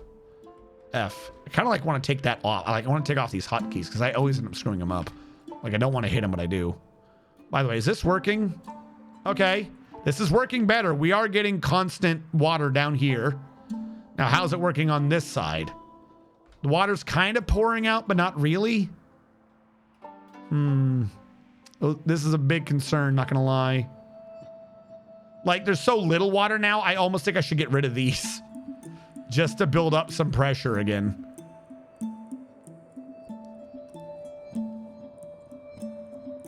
Either that, or I should have like a separate floodgate up here to redirect water this way so we get more flooding occasionally. I don't know. Wee blue blee blue flib blee blee. So mark stores are finally effective. I mean, mark stores have always been slightly effective. You just have to know how they work. So they've not been fixed in any way. If the marked dwarves are near a thing that they can climb, if they path find relatively straight and they see a route, they will climb it and go in the melee. If I put the goblins here, or the dwarves, they would climb this, climb that, and hop down in the melee. That still is a thing. But you'll notice I don't let that happen. The dwarves are stationed way back here. So the things in front of them are iron bars and to a very wide field of view. So they don't see the climbing ability because they don't go, okay, but what if I went around over here, did this, and then climb that? So the only way to climb is at an incorrect angle to the goblins. So they won't read that as a viable option for combat. The dwarves need to be within a certain range of a iron bar to shoot through it. Like if they're like 4 things away from an iron bar, they won't think to shoot through it, which is weird because they only need to be 4 things away from their closest iron bar. If they're that close to this iron bar, the game goes, okay, this is a fortification, I can shoot through it. So they will shoot through it and it'll just ignore the fact that they're also already shooting through something else. So I've nullified the penalty for being too far away from this by being really close to this. This fixed that. This also fixed that. So they've not been fixed. It's just like programming in game. They've not been fixed. You just have to know what to put around them.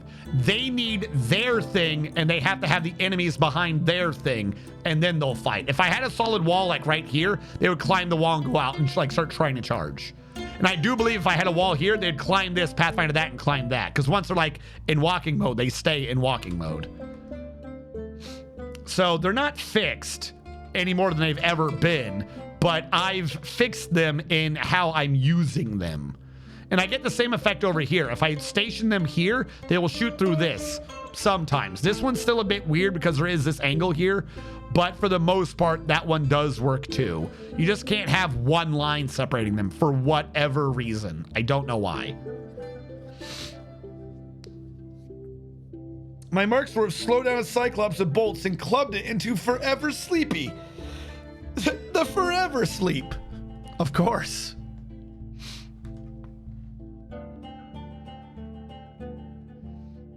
All right. This works now. I feel like it could be a bit better, but this works for now. I'm going to go back up to the library because that's what we were working on. Before stream, I did. I actually literally took it on stream. It was at the beginning. I said, I believe I forgot, and then took my Claritin and my nose stuff. I think it's just one of those days. Like, because we had a bit of rain recently. So I think we're at the actual nose allergy things that I have. And that Claritin may just not be enough for such a situation. I don't know.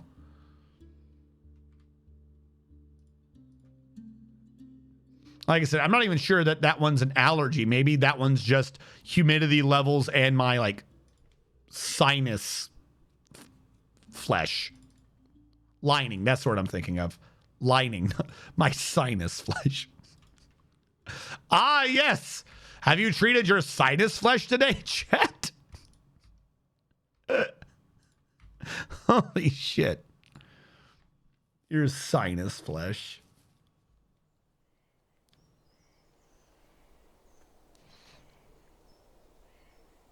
There we go. And this will make this look not completely fine, but that's kind of the point because it's the top of the bookshelf, not the floor that they're walking on. All right, remove those 3 now. And I'll need to do something similar to move this out the way it's supposed to be because now they're set on the inside. So I'll remove this, this, this, and this. Turn them into little stairs. But it looks like today we're getting our 3rd Forgotten Beast. Dizim Usan Shoneth Othron Kulor has come. A great hairy tarantula. It has a pair of long antennae and it undulates rhythmically. Its amethyst hair is long and shaggy. Beware his poisonous bite. All right, where? There he is. Because at least now I can move around a bit with his description up. Alrighty, chat. We're going to give Panda a little time to set up the initial, to set up the initial prime pick. But in the meantime, I'm going to change this out and tell it to start doing mine as well. I'm going to say a amethyst colored tarantula. Giant amethyst colored tarantula. And of course it has a poisonous bite. Don't all spiders naturally have a poisonous bite, or are all spiders naturally webbers? Giant amethyst colored tarantula. If I say amethyst colored, is there supposed to be a hyphen between those words? Is it amethyst hyphen colored? I can never remember how that rule works. All right, I have it doing that. Let's go back over here. I don't have your viewer rewards up because I'm a bad person.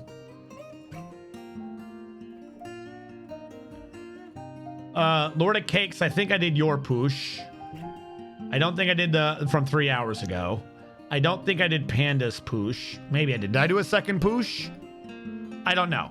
I'll say I haven't. In the off chance we get another Forgotten Beast. So I'll do yours. Let me mark the other ones as complete.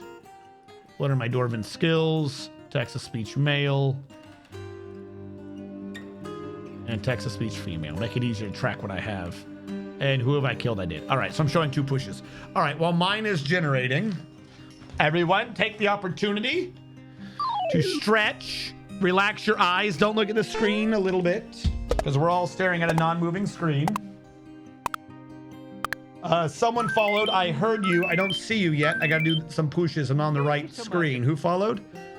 Bad Llama, thank you for following. And we're going to do some push-ups while we generate the picture. All right, chat in cadence. 1, 2, 3. 1, 1, 2, 3, 2.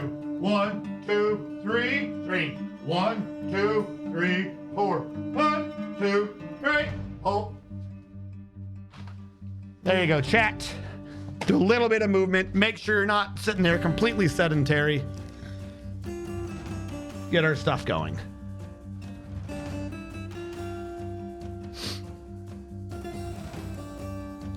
Webs, they're just not all poisons. Okay. Probably best to use the hyphen. I think it's used to connect words that modify each other. Okay. They're leaving the wretched elven lands. I just can't stand it. They're rotting.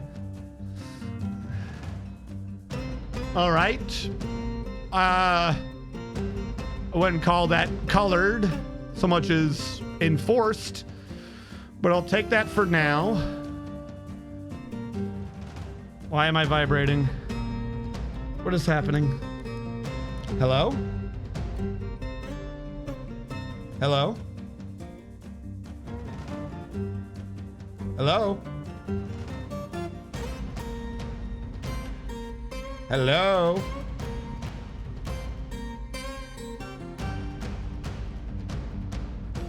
Hold on. We'll do it backwards just to see if something's up.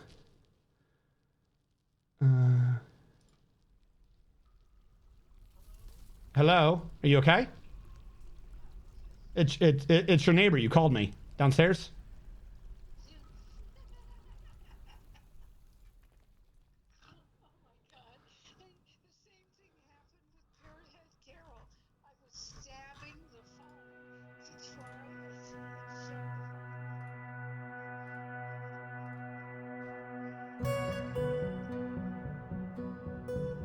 Yep.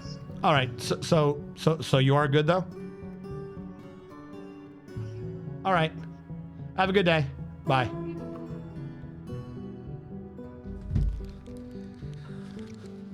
Neighbor accidentally called me. I think I've saved that as the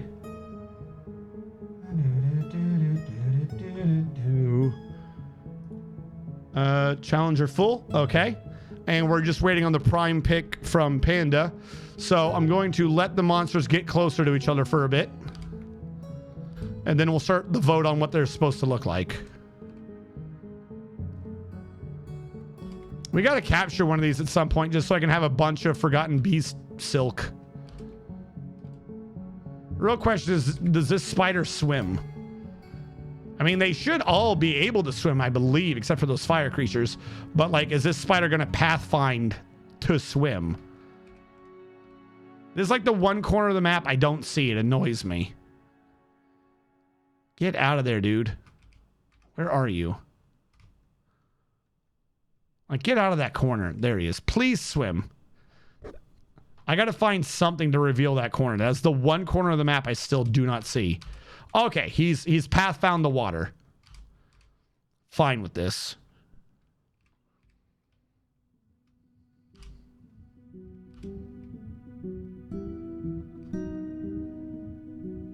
Chain who?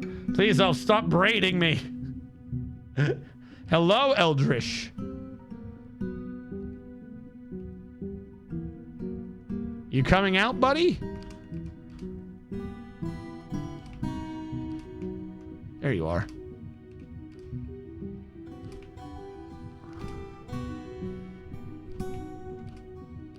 I'll make sure I don't miss, like, the start of this fight. I don't want him to get that close. All right, where is our champion?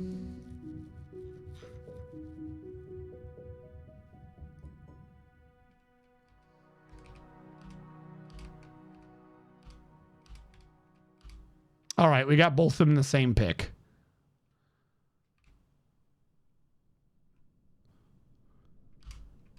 All right, today's battle is going to be held in the bloody hallway. All right, let's see if we've given Panda enough time. All right, we using any of these? This one? Okay. Save image. Challenger. Save. All right, chat. I need your votes as to which picture we're using for the new Forgotten Beast. I will reread the description to you, and you will do a poll. The description is a great hairy tarantula with a pair of long antennae, and it undulates rhythmically. Its amethyst hair is long and shaggy. Beware its poisonous bite. As usual, your choices will be upper left, upper right, lower left, lower right. These all refer to the square of 4. And then the 5th choice will be the big one, also known as the prime choice. You have 2 minutes to get your vote in, starting in 5, 4, 3, stream delay, 1. There you go. Start going in on which one you'd like to see. There will be 1, maybe 2 rounds of redos after this. Boo-doo-doo-doo.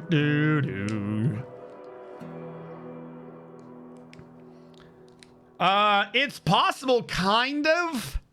I wouldn't say chain. Like I said, I'm thinking of it. I think if the cage trap is webbed, that you can catch a Forgotten Beast in it, though I might be wrong. If the cage trap is if the cage is installed by an artifact chain, a dwarf could install the Forgotten Beast to the chain before it kills him and breaks loose. Once it's chained up via an artifact chain, it can't break that chain. So I believe it is possible to chain up a Forgotten Beast, albeit a lot of effort to get that done.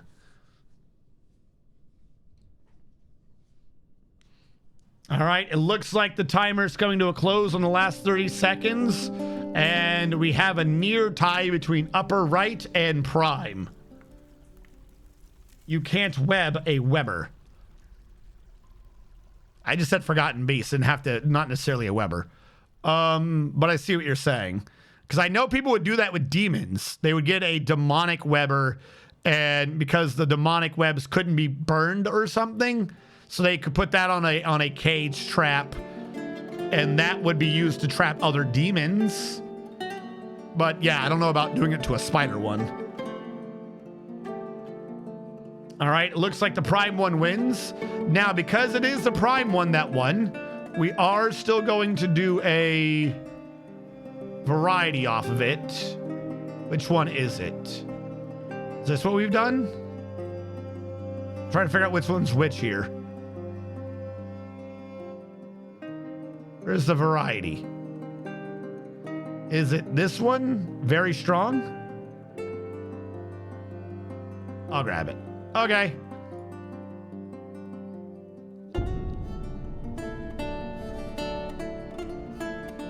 We're gonna wait for the varieties to come in, and if prime wins this one, then obviously we're just done. And if one of the varieties of it wins, then we'll only have one more round after that.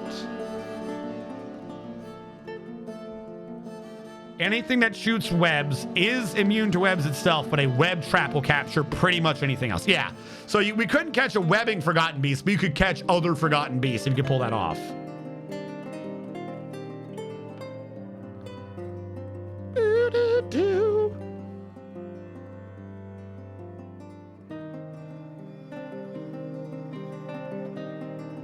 Is there a pick? I saw typing, but I saw no pick. All right, thank you. All right, I see this one. Copy image. Thank you. No, not copy image. Save image. Save image. Challenger full. All right, chat. Last round. Same as before. Which one? Because we went off of prime first, it will not be around after this one. There is just whoever you vote for wins. So we have upper left, upper right, lower right, and lastly, of course, the big one known as the prime pick. 2 minutes. I wish I could do like 90 seconds. I feel like that would make more sense, but whatever. 2 minutes. Oh, wait. Ooh, I nearly fucked that up. No one saw that. If I didn't type it, it didn't happen. 2 minutes starting in 5, 4, 3, stream delay, 1, go. So the first step is to pit trap a Weber. But it didn't seem to have hair. They put a... So yeah, you can trap them mechanically, like with drawbridges and stuff, but they wouldn't be on a rope then, if you were wanting them specifically to be on a rope. One of the best things to do in that case, if you could time it, is... Hold on. I had a way to do this. I actually had a way to do this. I need a way to have this set to it properly. Like by default. I don't know how to do that. File, properties, black and white. Go, fill, black, draw, white on black. And then grab you. I'm going to call it picture group. Window. Is it window capture? I think it's window capture. I'm going to call this blackboard.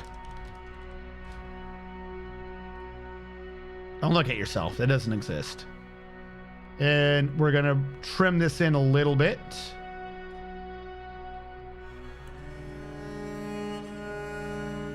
And then shrink a little bit.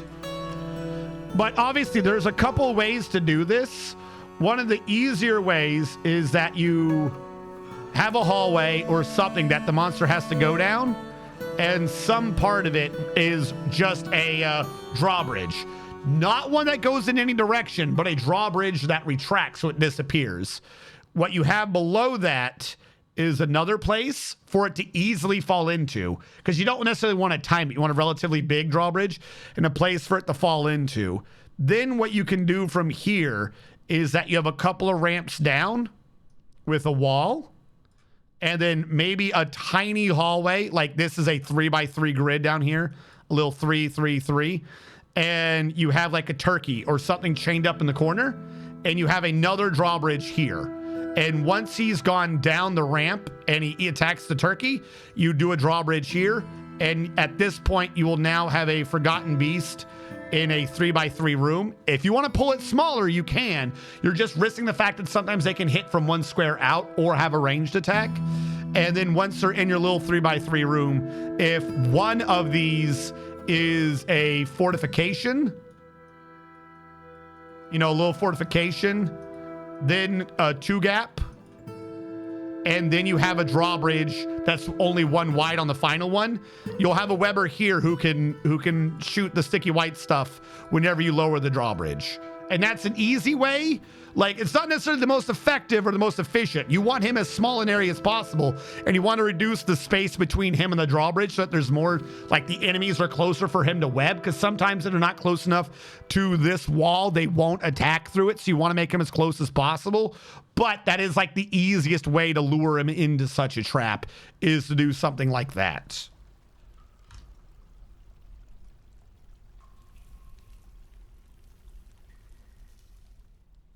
No, not the turkey. Also, fuck, what was the poll? Who won on the poll? Shit, I forgot that polls only see what they did afterwards. Does anyone remember what the poll was? What is the point of polls in this if it doesn't tell you the results? I think there might be a way to see what the poll results are. I just don't remember where it is. Hang on. Why do they make these so hard to get? If you do a prediction, you can type it in. You can see what people did. You do a poll, it doesn't work. It's obnoxious. Stream manager. Hey, listen. It was lower left? All right. Lower left one. Thank you. Lower left is one. All right. Upscale, lower left. All right. We're going to save you as a challenger, and then move on with the Forgotten Beast Fight Club. All right, since they are very nearly here, we're going to be fighting today in the Blood Alley, as it's time for tonight's second Forgotten Beast Fight Club. In the blue corner, we have our champion, the Leery Mucus Dive. A towering three-eyed assassin bug. It has 4 broad horns and it is ravening. Beware his deadly blood. He's very rarely sick, he is agile, and he has a leg on each side that's wounded beyond recognition. His ability to stand is somewhat impaired, and he is injured. He resists sickness. In the pink corner, we have the challenger, Dism Hartels, the Occult Knight, a great hairy tarantula with a pair of long antennae, and it undulates rhythmically. His amethyst hair is long and shaggy. Beware his poisonous bite. He's very rarely sick, and he's very agile, but he's very slow to heal and very flimsy. He is D-Sim, the purple tarantula. Amethyst, well, maybe amethyst will fit. Amethyst. No, because I don't want people to think he's made of amethyst. We'll just say purple tarantula. Purple tarantula. I don't want people to think he was made of amethyst. That might get people confused. You have 1 minute, starting in 5, 4, 3, stream delay, 1, go! Flimsy versus interested. Yep, very slow to heal, very flimsy. He does have a poisonous bite. Poisonous bite versus venomous blood. Or actually, no, venomous blood versus poisonous bite. They got this backwards, don't they? Deadly blood. Anywho's. He is frail, resists sickness, recovers slowly, but he is agile. He's 382 years old. Valeri is 445 years old and resists sickness. He's already injured. Our points are coming in. We have 8,000 to 1,800. Looks like chat is favoring the champion on this one.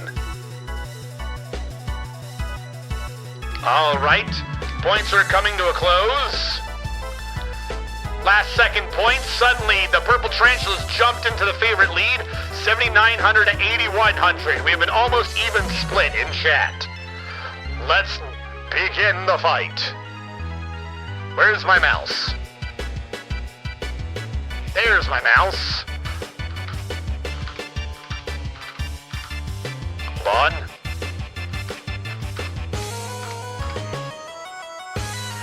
Both of them are trying to be ambush predators and sneak up on the other one. I don't think either of them know that they're both hiding behind the same fucking tree. It's not paused, chat. It's not paused. There we go! Valeri, the champion, is the first one to move, willing to take the bite from our challenger. The champion... The champion counterattacked and gored the other Forgotten Beast in the right wing. Wait, no, that's the last one. What just happened? He did get bit in the foot, but the attack glanced away. Hold on, I gotta name him Challenger. What?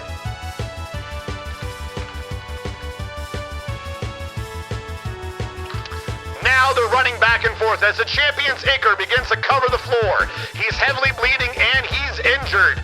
As all of that has happened in the span of about 2 seconds, his thorax is cracked and is bleeding everywhere. Deezum Hardhell's the Occult Knight's abdomen is completely broken, is oozing his Icar everywhere. Who's got the tougher exoskeleton? I believe the answer is Deezum, the challenger, as our champion's mangled corpse weighs 9,708 pounds. His thorax couldn't stand up to the raw, brutal strength of Deezum Hardhell's the Occult Knight, who walks away with his left third foot being broken and his abdomen being broken. That's gonna be tough to heal. His ability to stand is somewhat impaired, and our champion, unfortunately, has fallen. The victor is the challenger. Yeah, he got his chest kicked in. He got his thorax kicked in. The injured part collapsed. How the hell did the challenger survive with his chest being kicked in? It literally says his chest is broken. His abdomen. I guess that's not his thorax? I thought to a insect, particularly a spider, the abdomen and the thorax. I know the thorax is like the lower bit, but for the purposes of this, I thought they counted as the same. I guess not. Deezum Hardhells is the champion. Abdomen is the backside? Cephalothorax, right?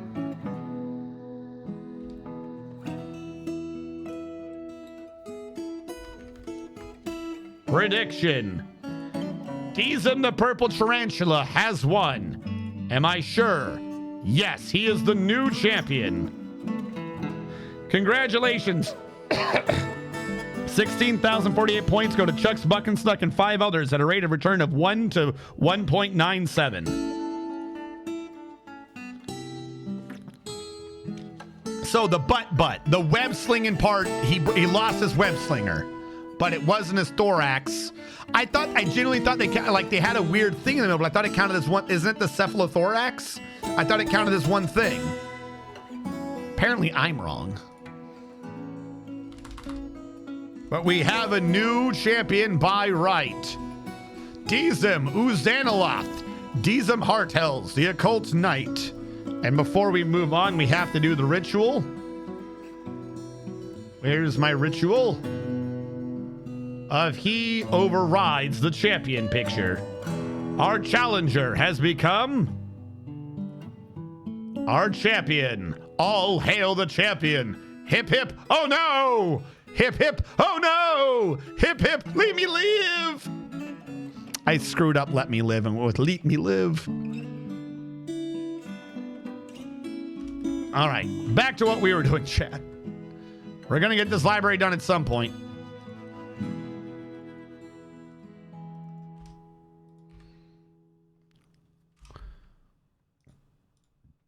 Stairs from here up.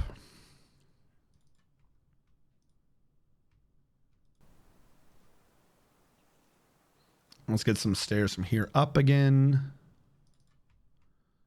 Here up. Here up. Get those stairs installed. Has a bunch of organs, but not the heart. Typically holds the digestive tract. Yeah, they made it, then the tarantula killed her mate. Actually, hold on. That's a good point. Hold on. Hold on. Did the tarantula get sick? We never confirmed whether or not the champion got inflicted by the deadly blood. I believe it's gooey syndromes. All units. Diesem. Looks like no syndromes. And who do they kill? See if it would still look. I'm gonna try to. I don't think so because they're dead, but we'll look up Thaleri. Yeah, they're dead. We don't see anything on them. All right, welcome and try. I want to see something real quick.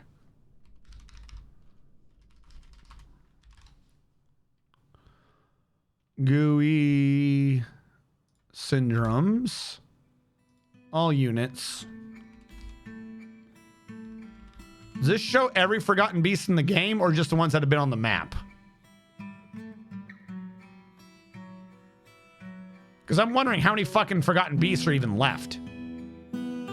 We still see Safina. We see Dizem, Thaleri, Suat, Idaz. Does it only show Forgotten Beasts if they've been on our map? I mean, that would make sense. Otherwise, that's a lot of creatures to track, right? It would have to just be creatures that have been on our map. Lonarno, made alpaca intestines. Mmm, delicious. All right, remove that, remove that, remove that, remove that. Also, macadamia wood floor. Reinstall here, here, and here. Let that go up. Cashew, cash, cash, cash. Sweet cashew.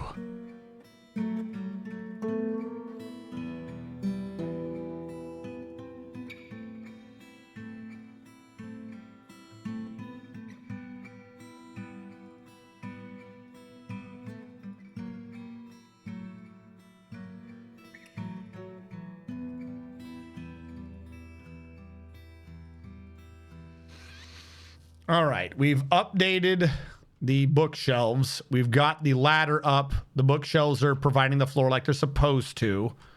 Like I said, I might want to change them a little bit. Might end up moving them closer together, where in fact they'd have to be closer together this way. If I did that, I would narrow this down to a 1 and that to a 1, smoosh them together and have them do the lip. And I'm going to do that if I do that where I move these into their lips, because I feel like that might be slightly more appropriate. Because that is both the area you can't walk and also where the books are. So maybe just to look more appropriate. I would have to keep the second floor one the way it is. That way it still gels correctly upstairs. So I don't know how well I'm going to do that. Maybe it's making me 3 wides.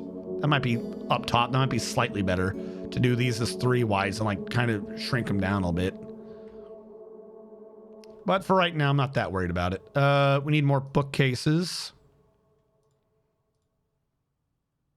All we have left is macadamia. When what we need is date palm wood. We'll do 3 more date palm wood. If I shrink them in, I free up 1, 2, 3, 4, 5, 6, 7, 8. That would be enough.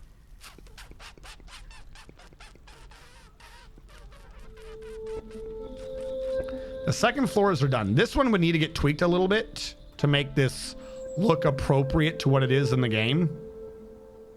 For sure. But I mean, it makes it look correct. All right, let's try that change. We don't have to change the second floor, so we can still get rid of that. We can get rid of this. We can get rid of this. We can get rid of this.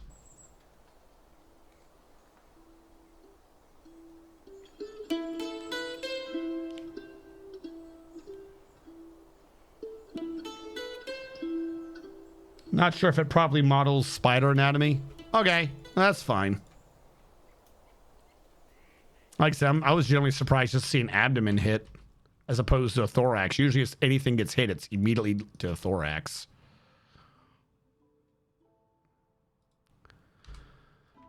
Okay, so what I need to do is put that up as macadamia wood blocks. Put that up as macadamia wood blocks. Also, just do all the floor that was on the edges. And again, we do not want to change the upper floor because I'm not putting bookshelves up there. That's going to be weird. I know that they reach up that high, but then I would need to do another thing up here that wouldn't even show correctly. So I'd rather just leave that as is for now. Then we get rid of you.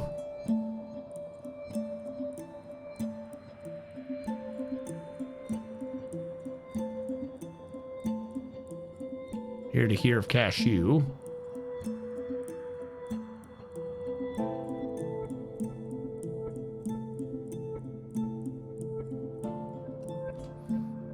All right. And now there's a quick command GUI master move. There we go. Just to save my soul on fixing that. We're gonna move this in and see how it looks.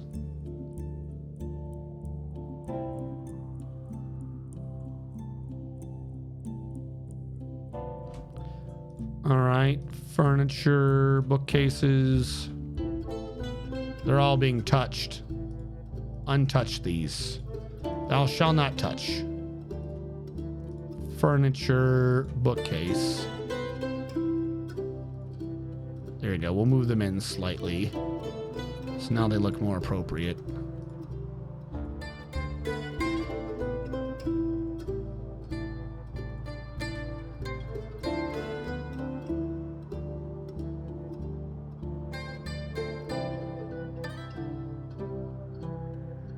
And if they start picking up the books and putting the books up, they should end up in a correct position. Now let's say this, for the most part, in its final state is good. Let's say. Meaning I would need to put a bunch of bookcases over here. I have to wait for them to all get moved, don't I? Wait for all of these to get moved. All right, it's not going to get moved while it's paused. Put it. All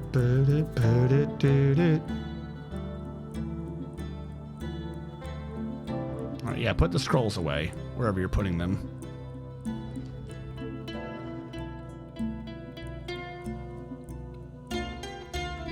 Okay. Now we moved a bunch of things. Do I see the bookcases? I do. I see two of them. That's not fantastic, but it'll do for now.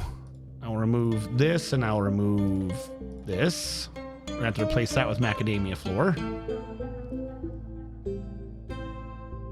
Where appropriate.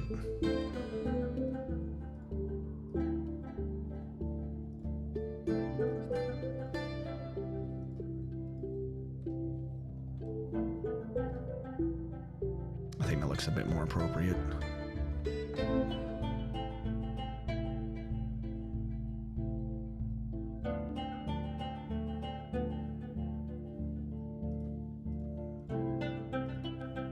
U to U of cashew. And a bookcase over here, which never showed up still. I suppose we did only free up two. That would make sense.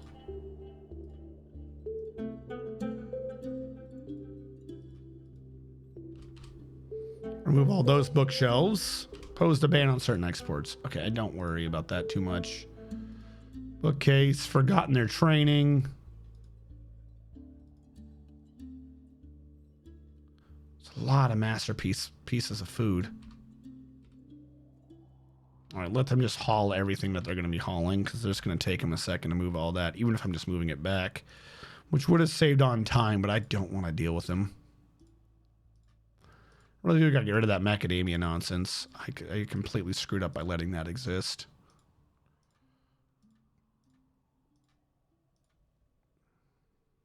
We have a lot of books here. Holy shit. Feel free to put those up, guys. You know, no rush. It's only like all of our conjoined knowledge in the universe. You're just letting lie on the floor like idiots. No worry. You know how it is. Like how I used to have this as a small circle with it surrounded, and now I've like inverted it completely.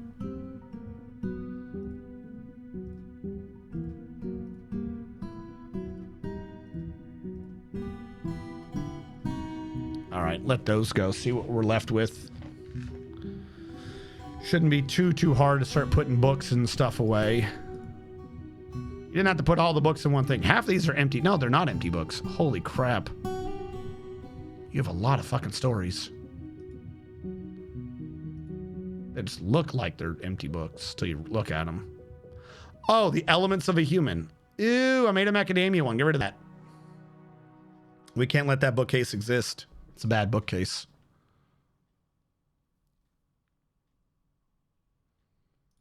All right, put in the date palm bookcase. I should have known when it said I had 4 left. That would have had to mean I didn't use one. And same story over here. Invert the selection here so it gets squished in.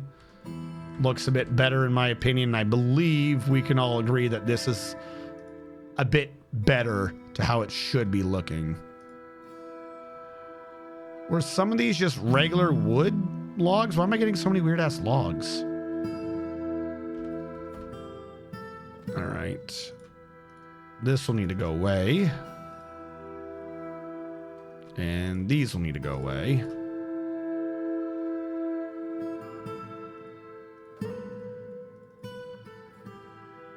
Since I have a general idea of how I'm doing this.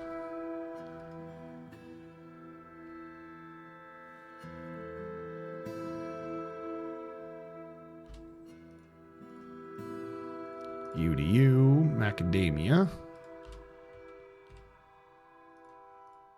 All right, U across as cashew. And we'll see if this looks like better Dwarf bookshelves. story. Once upon a time, Eurist McBeard had a beard. They killed goblins and elves together. Eurist and his beard Shut got up. married and lived happily ever after. Him and his beard married. Shut up. They didn't need a marriage. They already knew that they were destined for each other.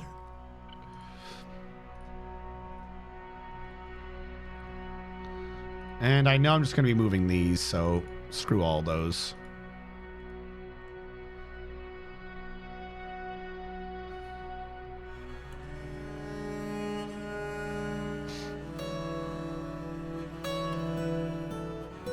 They got married, the end.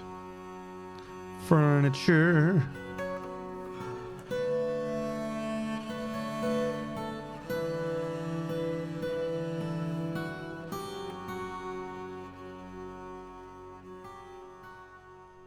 There we go. So this one's all been moved in now. This is one where we're about to get freaky. Since I'm going to wait for them to install all the books, like not just the bookshelves, but put the books away, because I don't want them to put a book in a bookshelf I'm going to be doing up here. Because I'm purposely going to be locking away some of the bookshelves, because I don't want them to end up actually being used. So we still have one more codex I need you guys to put away. Forbid, unforbid. Come on. Pick it up. Pick it up. Pick it up. You know you want to. All right. We'll just have to hope nothing bad happens. Put in the bookcase of date, date, date, date, date, date. And then remove this. And while I'm at it, remove this because I got to get up here and change everything anyways. So I might as well install another stairwell. Oh, I'm an idiot. I got rid of all the floor before we installed the structures. Put back some macadamia.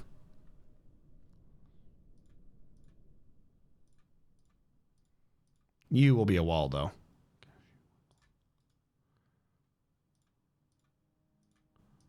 U to U. Conglom. Because we're going to have to fix all this to make more sense.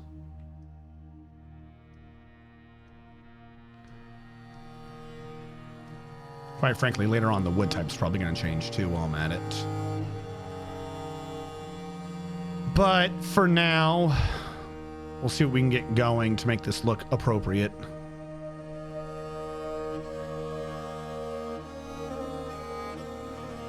All right, remove that one now. You have, in fact, let me up here. Good job. None of that should be cave-inable, so just remove what we can.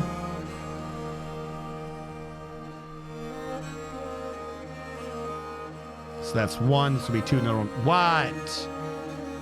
Maggles wishes to join as a citizen. I thought you already were, Maggles. There you go. Welcome in, Maggles. Didn't know you weren't a citizen. Makes me wonder a great many things. All right, we're going to switch this up to cashew. That way it looks like the wood from the thing down below. Set all that up as cashew for now.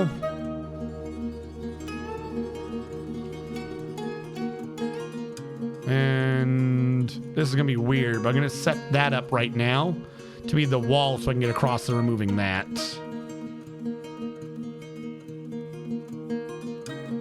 No, we haven't put anything in there, but this will give me an easy way to remove all that without causing problems. U down of cashew. And then it would be U down as cashew. And then now this will let me remove all of this so I can move it correctly. Before I start moving down here. Because you're going to be that and that. So this is actually in the right place. This is just where the third one is, meaning that one's wrong. Or there, I probably should move, like, I think there's like two over here and one over here, which I'll have, I can put in evenly spaced, but these are the three that need to be squished together to work correctly. This is causing a problem up here, but I'll fix that later. So you need to, wait, no, shit, I'm an idiot. You're correct. You need to go, you need to go, you need to go. And then that one should probably just be against the wall. I would have to look at the solved mystery for which ones are in which side now, but the core three that I know go together is here, so this should be fine. And then we'll just make sure that that works fine. Is your floors and walls made of wood? Does then that make your base flammable? No, Wolfgar, shots fired. Possibly in the future, this is a popular misconception. Wooden stuff burns. This is true. But this is only true for interactable objects. This does not work for Dwarven-made environmental things. If you played before Steam, this would you would know that if you hit B, you would then hit C to do all the constructions, which they've now slightly changed to now it's in. It used to be called like walls and floors, and they put some other things in which are burnable, which is a slight issue. But most everything under constructions is not something you can interact with. Even if it's wood, you can use a wooden wall to contain lava.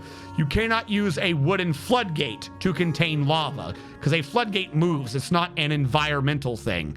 So walls, floors, I believe track stops, ramps, stairs, all of these are environmental. They are immune to external damage. A bridge that is raised, key thing here, raised. A raised bridge counts as a wall. Immune during that state. A lowered bridge is an interactable thing for some reason. So once it's lowered, it is vulnerable. A raised bridge can stop dragon fire. A dragon breathing fire across a lowered bridge will burn the entire bridge down. It just is the way it is. Dirt road isn't actually a thing. Once you've done a dirt road, it just is dirt now. Paved road, I believe, is destroyable. Fortifications are a construction, so they're not destroyable. Grates are, bars are, windows are. Tracks might be. Engraved obviously can't, but I don't know. I can't remember how constructed. And supports can be destroyed. There's a lot more that is in this menu than used to be. So it used to be really easy to just tell you, just be like, oh, construction menu. If it's constructed, it doesn't die. But now there's more stuff in the menu, so it gets a bit wibbly wobbly on trying to keep track of what does what. But as it stands, if nothing else, walls and floors don't die, no matter what. A goblin, an elf and a dwarf enter an inn and or brothel. The goblin says, I want my baby back ribs. The elf says, this is horrible. I hope your whole species chokes and dies. The dwarf says, weeble pleeble flibble. What is weeble pleeble bleeb? What the fuck are you talking about? Weeble pleeble bleeb. What does that even mean? Date palm. Weeble pleeble bleeb. You sure told that elf, if nothing else. I mean, now we know that the elf has been told off because no elf can resist weeble pleeble bleeb. Ah, that's the martial trance. I see. His memory is like Swiss cheese. Oh, is that the noise I was making? I was just trying to make weird noise.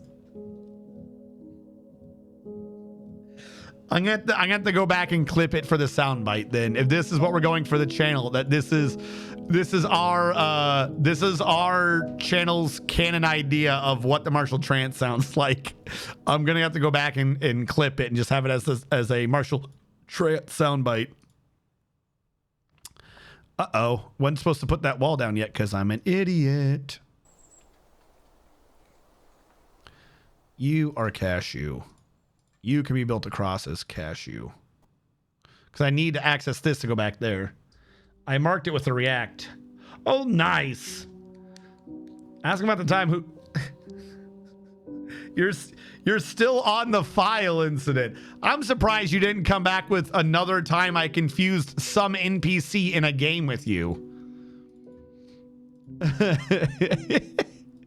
I feel like that list is constantly growing of, oh, here's another thing that you thought was Panda.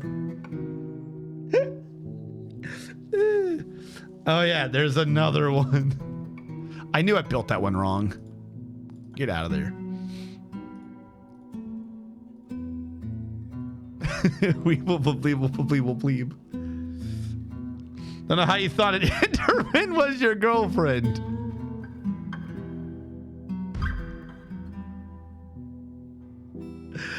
It was near me and carrying things.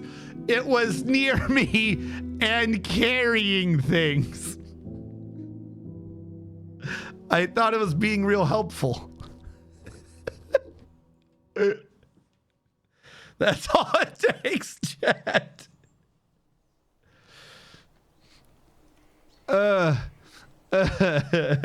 Be near him and carrying things.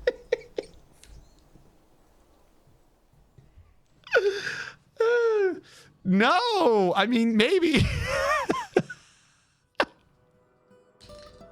That's a very low bar to get confused at. That's not fair. That's not fair. I was digging underground as I do, and she was talking. And she made a comment or something, like she was doing something or getting something. So I'm mining like this, and I see a block on the edge of my screen over here. So I'm like, oh, okay. I forget what I was saying. And then the block disappeared, and I looked over, and I just saw like the trail edge of a foot going up the ladder. So I went, where are you going? I thought you were gonna help or whatever. And she's like, what are you talking about? So I went, weren't you just here? And she goes, no. So I go up the thing, and there's just an Enderman there staring at me. All right, look, I'm just saying, if anything from horror movies are real, I'm going to be the idiot who's going to follow the thing that I thought was my friend or relationships, significant others. And then everyone's going to be screaming at the movie, don't go, you idiot. She's been dead for 30 minutes. I'm going to be the idiot to be like, oh, is that you? It sounds like you, hun. But the voice isn't going to even be remotely close. Like, it's going to be like one of those parody movies where it sounds completely different. Like, it's going to be someone being like, hey, follow me. I am Panda. And I'll be like, oh, okay, sure, hun. My, what weird voice you were speaking with. That's going to be me. I'm going to be that idiot. And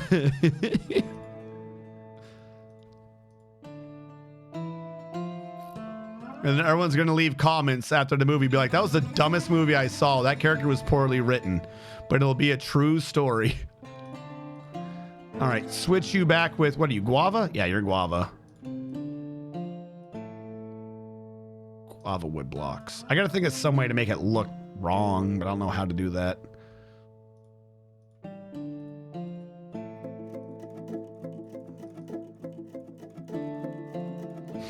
All right, I've got the 3 bookshelves pushed together to fix the hole in the floor. I feel like that looks a lot better than the way it looked before. Like I said, I believe there's still a bookshelf over here I need to deal with or something, because I forget how that works. And I believe there's like 2 over here.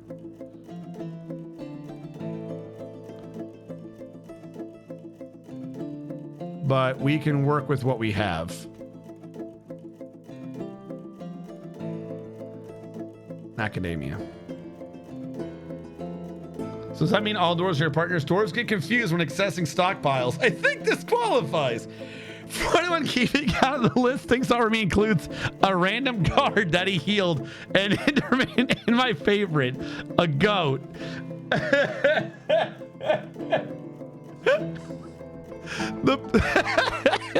Well, the problem with the goat was it was moving.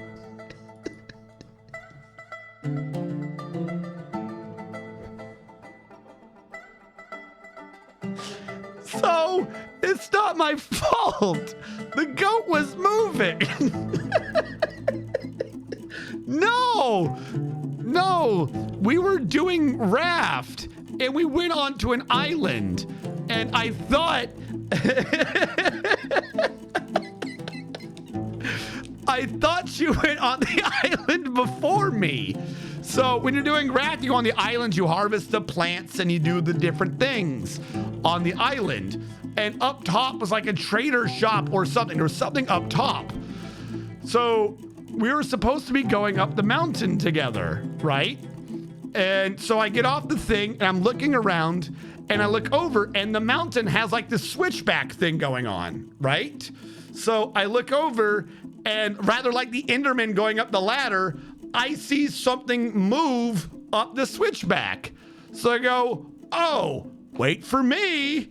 And then I just start talking to her as I'm like following her.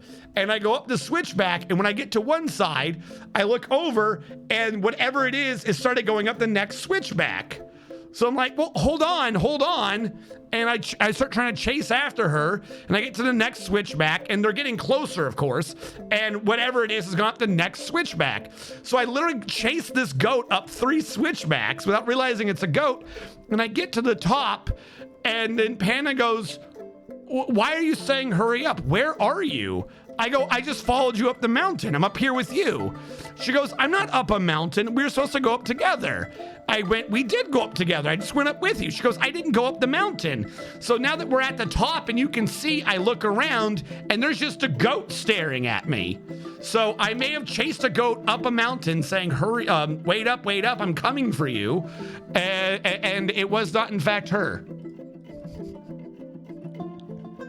So I may have left her at the bottom of a mountain as I chased a goat up a mountain. I mean, this is just normal shit. This makes perfect sense. Anyone can make that mistake.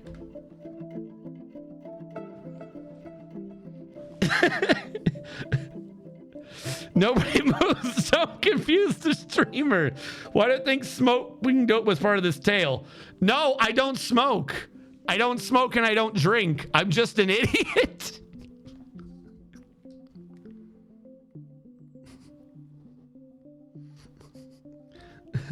Oh God, this is RNG and Panda's relationship.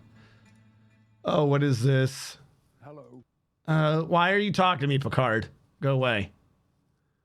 Oh, Solus Astorius. Oh no. You've been helping with the household chores. Oh yes. Yeah. You used to be super unreliable. Yeah, this is it.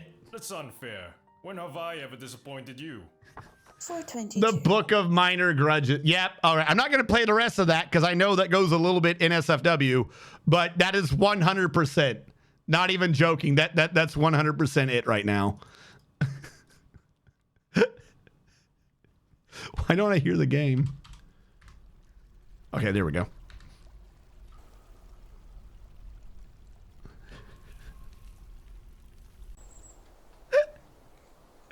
Yeah, that's kind of how it be. That is genuinely kind of just how it be. All right, a gap, because you can move it over twice. So there is one over here, at least. Meaning it would have to be like this.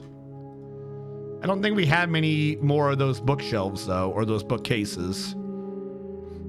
Bookcase. We have 2. I could use up some of the macadamia, though. I might change them out later. What? We just changed. Someone died of old age. Dukon died of old age, just in the middle of the floor. All right. Let's kill Dukon.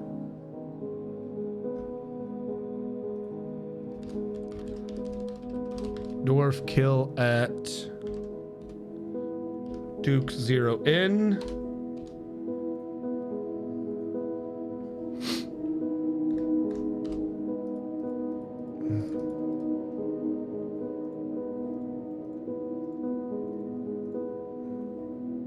All right, we'll put in the cashew. Ooh, cashew. Because I believe there was one over here, and there are at least 2 over here, and these ones weren't moving. This one can move, but it didn't really matter for the purposes of what we're doing. Furniture, bookcase. We also got to use up these macadamia ones because I built a bunch of these like an idiot. Macadamia.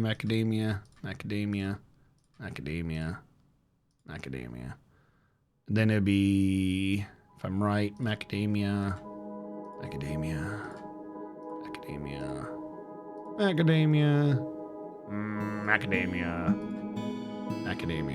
And then there's probably one more right here for the other regular shelf. I think that's how this one went down. They died of old age.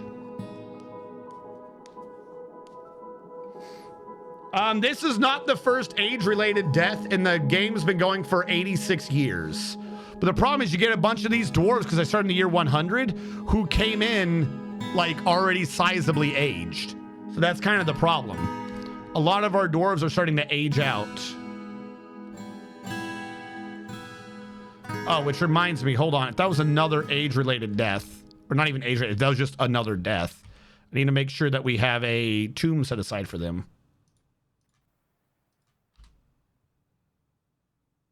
Wait, if you're Mirius Anir, who's in this one?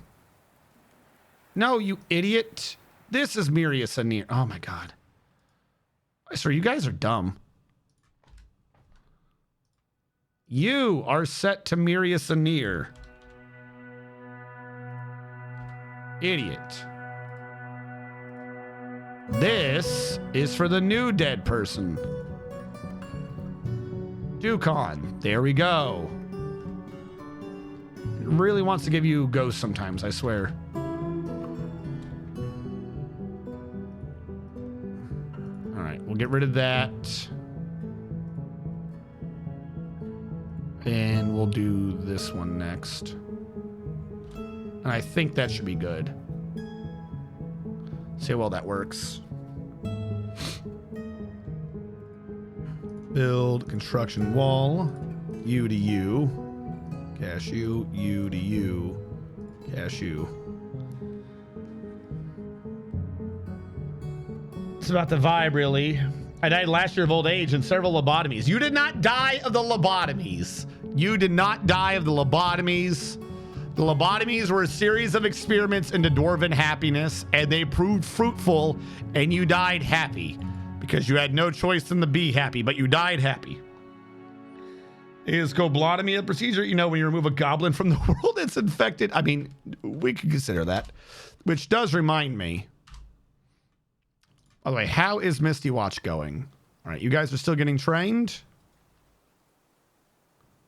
Yeah, okay, y'all have a need for training. This makes sense. I want to get A and B to be stationed here.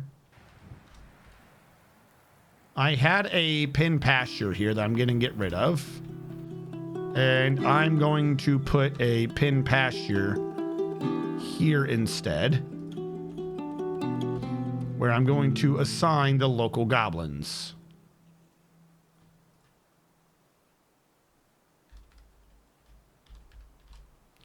From built cages. 1, 2, 3, 4.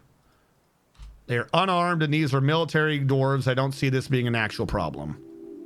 Even if I do 4 at once.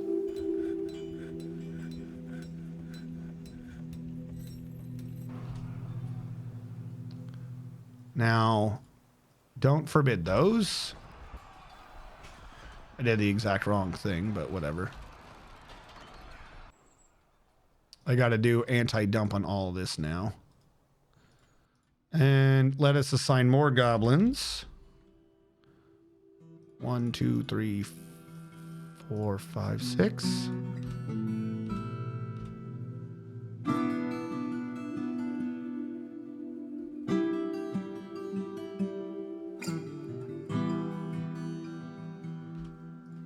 And what else do we got going on here? 1, 2, nope. Nope. Fuck. Alpacas are roaming now. The alpacas are loose. The alpacas are loose. What am I gonna do? We got loose alpacas. Where was I putting alpacas? No, serious question. Where was I putting alpacas? Oh, right here in front of me. Are you my alpacas? Yeah. There we go. Go back to being assigned there. You're not my problem.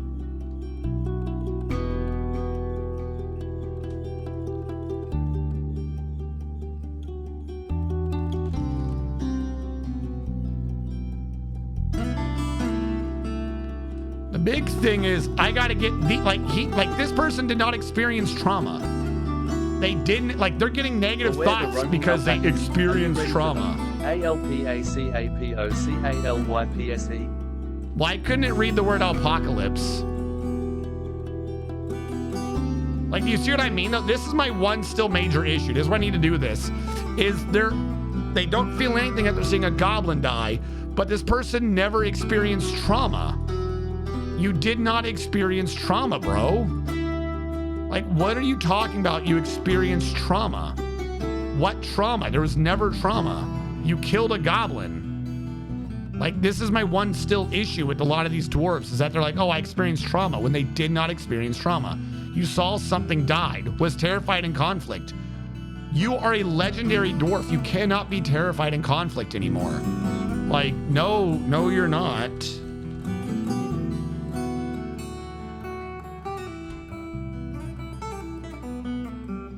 Like, I'm still working on that. That one still irks me, that they can still get negative thoughts by doing, because I'm murdering the goblins, this is why everyone's emotions are going down. Because the way it triggers in combat is so weird. And doing them one at a time, even though I'm trying to get them to close together, doesn't count as one combat, which is baffling. So by doing it this way, I'm getting screwed. So I'm just gonna fill needs.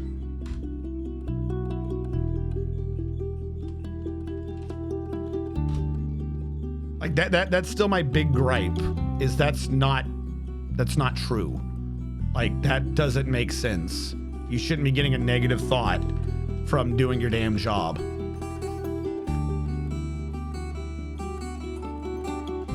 Like, I'm gonna have to seriously one of these days do science to figure out what is going on with that, because that's just baffling to me.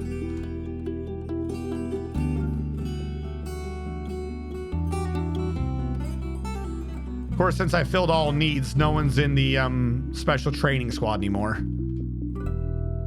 So I'm going to tell their schedule that they are on no orders. That way the leader of that doesn't freak out.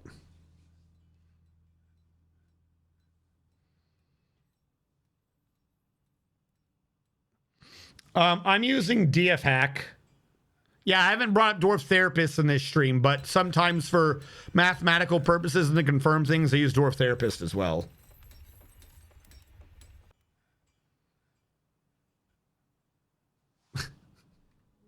Look, sometimes you just gotta do what you gotta do. Cages, cage. No goblin. Do any of them just say goblin? That would save me a bunch of time. Goblin. Goblin. Goblin. Goblin. Well, no, I don't trust that that's a goblin. Cages, cage, click. Goblin.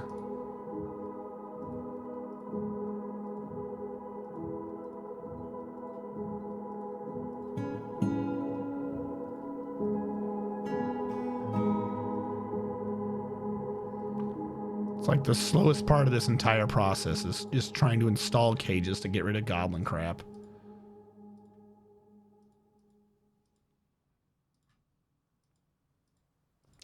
That's right, we still have a bunch of humans in cages. I still gotta figure out what the hell's going on with those. Did we get all the goblins? No. Did we? Maybe we did. All right, new question. Where are the cages with humans in them? Where's the human cages?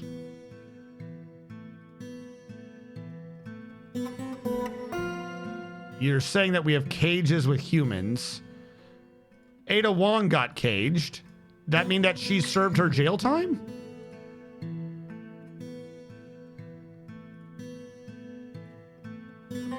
Yeah, she served her jail time. Holy shit.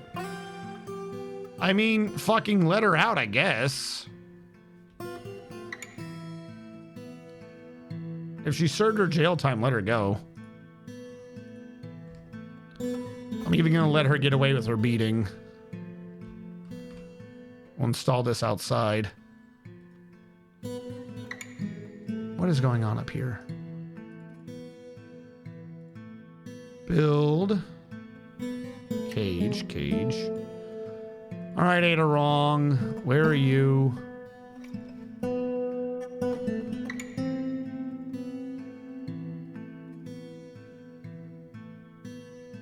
I'm gonna install that human one just because I'm presuming that that is somehow Ada Wong.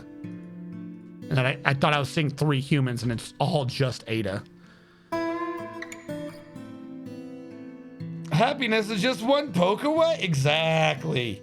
Exactly.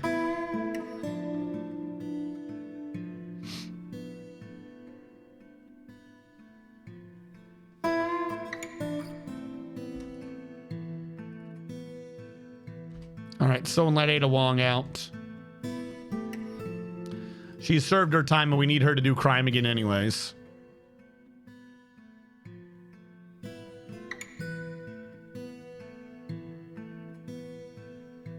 What does this do? Oh, you can assign a person to a cage.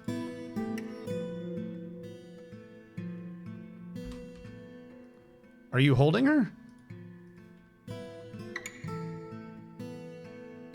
You got her another cage. Stop, idiot. Stop. Stop. Put her back. I didn't know that's how you're going to do that. I should have. That's completely on me for not remembering. Put her back in the cage out here. I'm trying to spare her.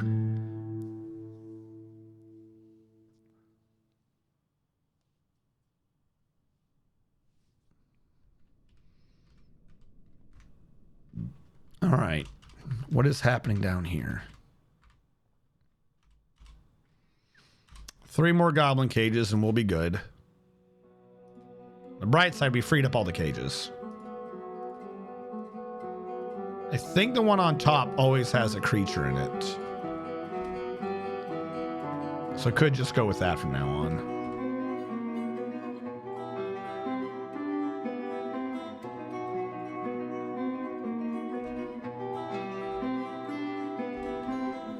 All right, going back to this dump. I'm gonna pause you.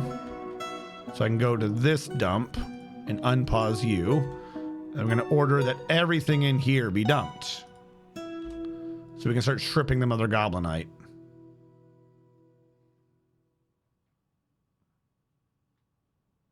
Please do not run into the field of fire of the range.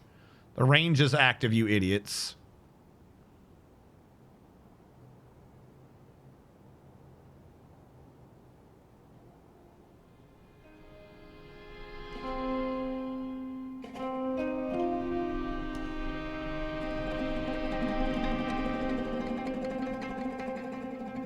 Oh no, did he beat Ada? It said they were fighting. Was that the beating?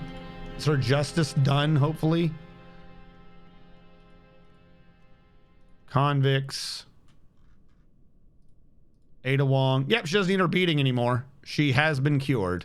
Or she has served her time. So even if she comes back now, she won't get beaten. We'll just put her into a pinned pasture so she can walk away. Do it the romantic way. Lobotom. Oh, it's so romantic. You lobotomized me. I lobotomized you. And oh no, Ada Wong is just leaving. You're not supposed to leave. All right, I'm going to heal her.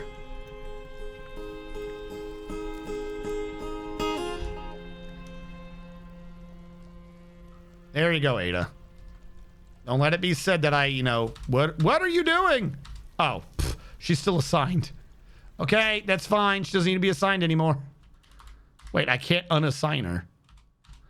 All right, what if I do this and delete it? Just leave her alone. Why is she coming back now? What are you doing? Have a good day, Ada. Don't tell anyone that we technically did a bunch of crimes on you. All right, this dump is now rebanned. This dump is now unbanned. And we can now grab all this. Which, luckily, none of it's rotten crap. So let that begin. Wait, what is happening? Are you carrying something? No, I thought you guys were done hauling. Stop it. Stop it. Don't even. Don't even. No more dumping. If they have something at this rate, it's because you guys failed me. That's all that's going to happen here. All right. A, B, station here. When the military shows up again.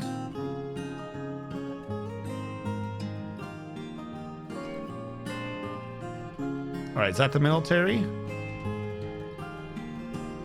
All right. I'm gonna create a marker here real quick.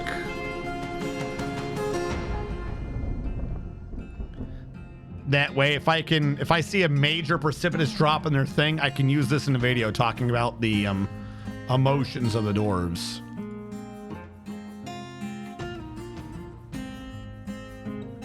All right, assign all of them out of their cages so they can be killed one at a time.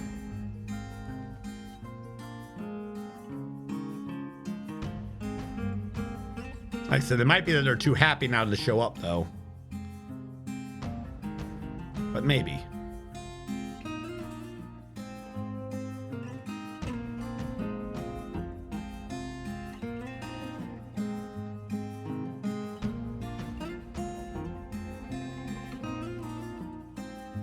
You did not experience trauma. Did you get drunk in the middle of combat? Maybe that'll help.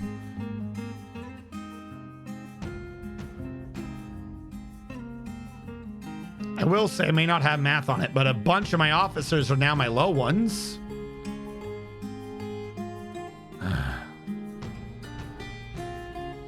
Pinky Baitsu became an axe lord. Congratulations, Pinky.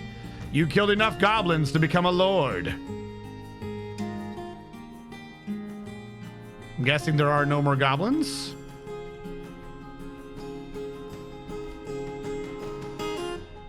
Just gorillas. Okay. Which means y'all do not need to be stationed here anymore.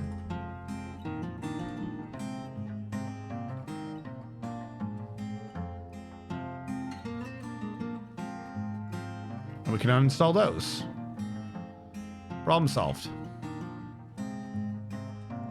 Now you, I want you to dump into this.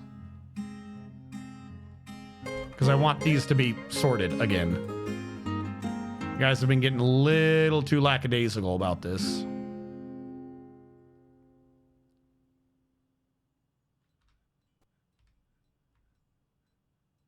What are you doing, child? Sure, the child's playing. What can I do about it? Hey, listen. What? One of my bonded gorillas, Seamus. Okay.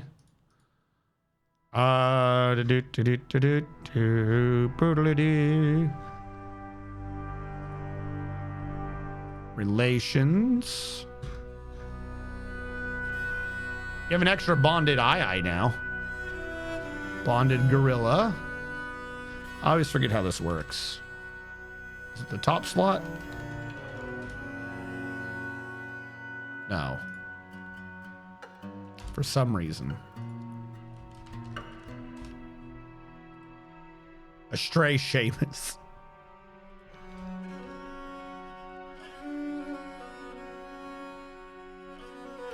Wait, no, it does work the other way. Oh, fuck. Okay, hold on. Why didn't it show up for a second? Stray gorilla, stray Seamus.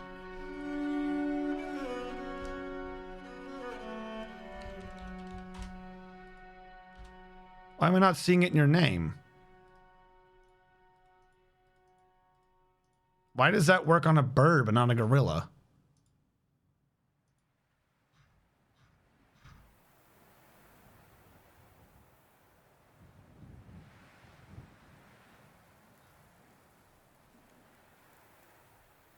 Why is a gorilla but a raven's a name?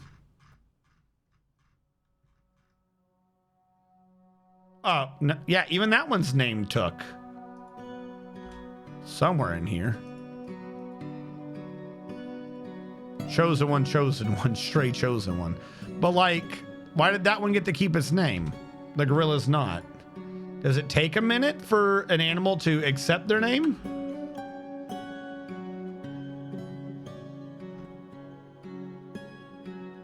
Hey, listen. That is not true. Because Pharasma here is still a stray raven. Stray raven and Pharasma. Wait, I have an idea. Which one of you is Seamus? I think I had to say stray gorilla. Stray gorilla. I don't understand you. The chosen one had it in both slots, but the chosen one was also called a stray chosen one. The chosen one said that they were a chosen one of the species stray chosen one. This one should just be Seamus stray gorilla. Like Pharasma, wherever I've lost this bird, is Pharasma stray raven. Pharasma stray raven. Like, that one works. Gorilla says, fuck you.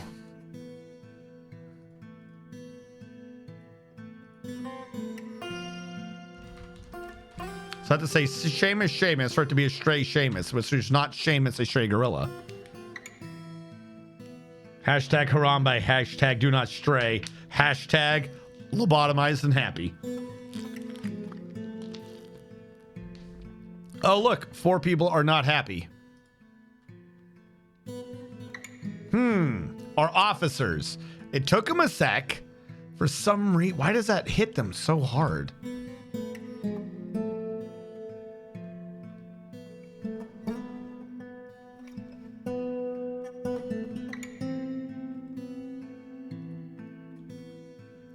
Is everyone busy? Why is no one hauling all this? What are you doing? What are most of you doing? Going to sleep. Why are you going here to sleep? What is this circuitous route you're taking just to go to sleep? What? That was the route you thought made sense.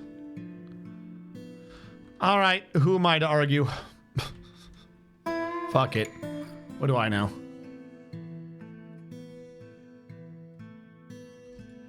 Why is people fighting? Who are you fighting?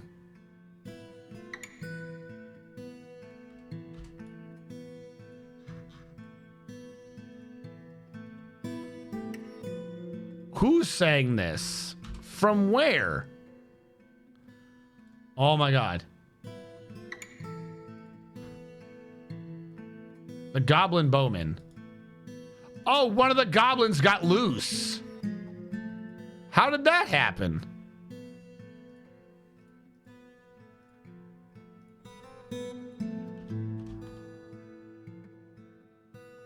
There you go. Problems. I don't know. I have no clue what happened, but problem solved. If you got hurt due to the goblin issue, feel free to go to your local hospital where we will treat you for free.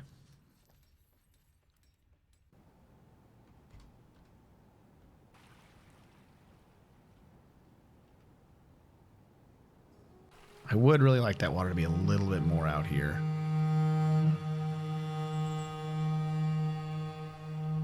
Hey, what skills does Numlock TV have? But I suppose that works. Hold on, Numlock. I gotta do a couple things. I said earlier I was doing this in batches, and this is another one I want to do real quick. Especially because I believe the water was more left than this. So any of the light mud I want to remove. I'll leave the heavy mud here, but I want to remove the light mud.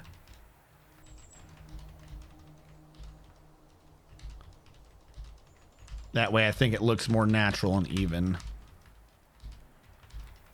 If it pushes out, then it pushes out. And then the same can be set up top. Somehow that was light.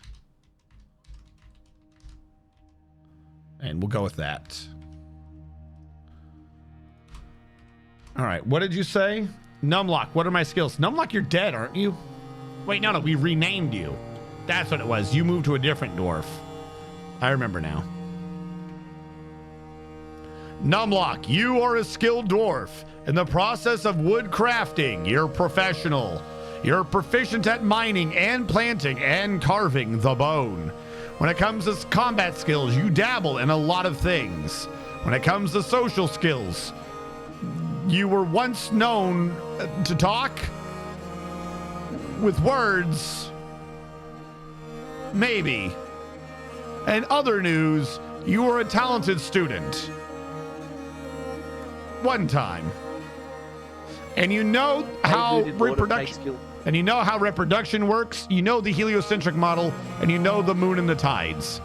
This is because of the essay you read called The Claim Abridged, where The Claim Abridged is an essay authored by Glass F59 II, which concerns the making of dweller wishes into a family heirloom by dwarf Glass F59 II. The dwarf Glass F59 II, the dwarf Helmbrand, is in the late autumn of 149. Overall, the prose is not awful, but not very good either. What the hell is it talking about? I don't understand what that means. I'm very confused, but okay, someone wrote a book about it. All right, people aren't training the animals again anymore. This is partly what the issue is. People are letting them go feral. I wanted this to be sorting the arrows. Are they? It kind of is. We would need to stop shooting for a bit. Hold on. This is on me. I should have remembered to turn off the range while we cleaned it. That way it wouldn't be causing a lot of problems. In the meantime, a bunch of animals are starting to go feral, which is not good.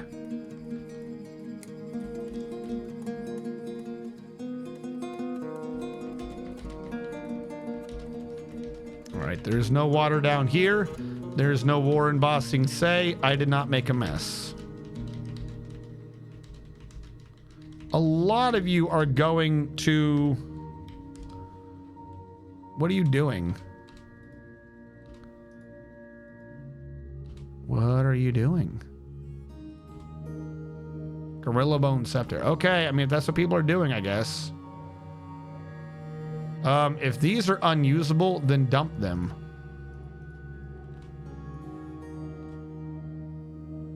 Hell, I thought this one's already... It is marked for auto dumping. All right.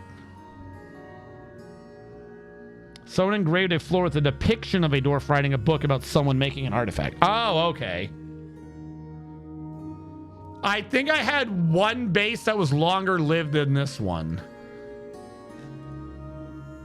So far. If we go another 14 in-game years, I think this will be the longest base. I think I had one that got to around 100, but I could be wrong.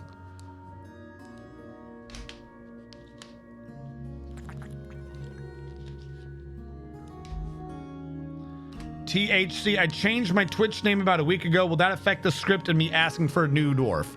No, if I change something on my end, though I do appreciate it. What was the old name and what is your new name?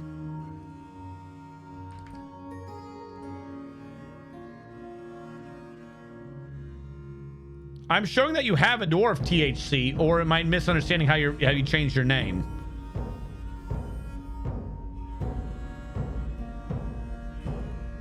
I changed my Twitch name. Oh, you're Devil's Dandruff.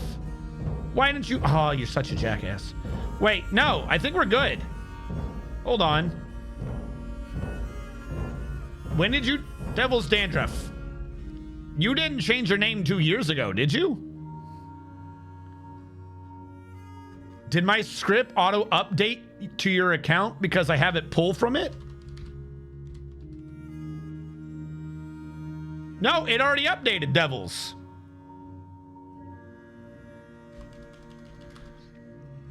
Because I have the script. No, I don't want to exit. Because I have... We're good. Yeah. No, I'm serious. I don't have Devil's Dandruff in the account, and I have THC having all the stats of your account.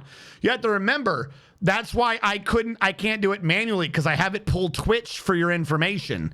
So behind the scenes, it knows which account this is. Which means you can't trick it.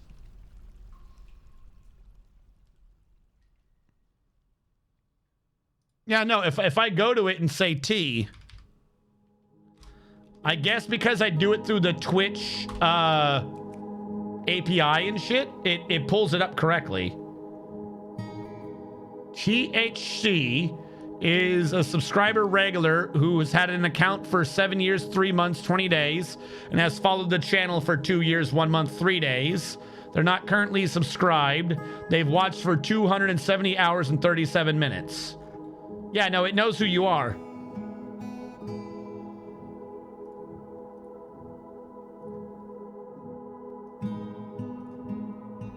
Yeah, no problem. The old scripts I used to run, I definitely would have needed to update you, but I guess because of the new calls. See, this is why I'm like, that's a script, that's a version, that's a Model 1 script 2, 3, 4. Like I'm actually serious. It's not just me like in my head or just saying things out loud like weird nonsense. Like there is a difference between the scripts. So I'm thinking anything that's not a first model script would have updated correctly. But the only versions of those I still have left anyways don't pull off of any variables to begin with, so it doesn't matter. Like no, actually, because of the way it pulls, even Model 1s, technically the only Model 1s left are like, I would like to buy a custom intro, but the custom intro is tied into your username, and the username is now tied into what Twitch says it is. So even the old version 1s are updated because of the second part of it. So yeah, we're good.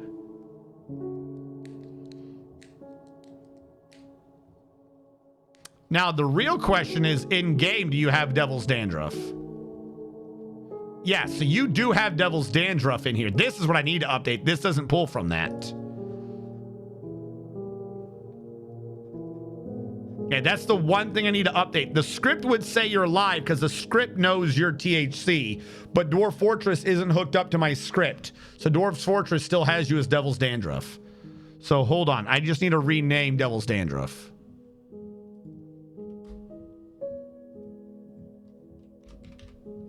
T H, no capital. No capital. T H C the first. There we go. Let's throw in a save. That's the one thing that's the one thing. So yeah, the script would have kept telling you you were alive, and then I would have looked for THC and be like, I don't know why the script is wrong. So yeah, Dwarf Fortress was the wrong one here. I've had 2 ideas on how to make that work. both of them would kind of work. I just need to know a bit. I just need to do a bit more programming. It essentially involves running my chatbot on both computers and using the second computer to track the variable in game for you.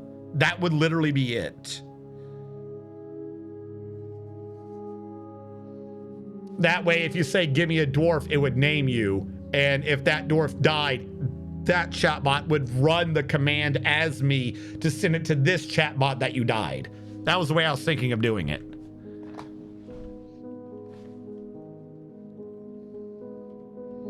Do do do do do do do do do. All right, y'all are doing individual combat drills, which I am completely fine with. You guys are still hauling a lot of these bolts out, which again, I'm fine with. I like the idea of separating out these bolts and marking all the silver ones for melting because they're garbage.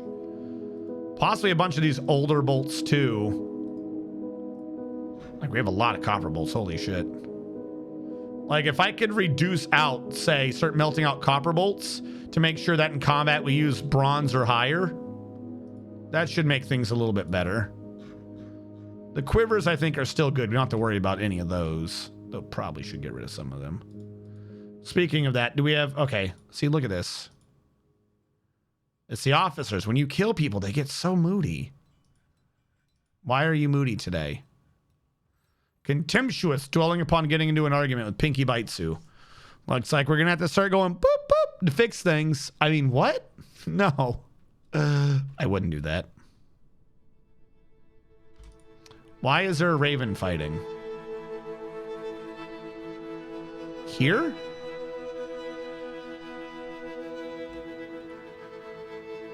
You're a tame one. Why aren't you in the area?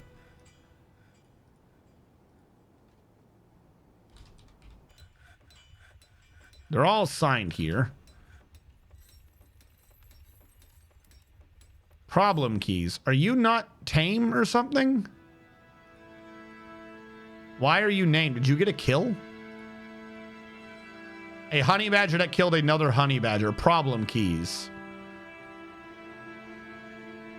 Well, shit. How do I tame you? Okay. I have an idea.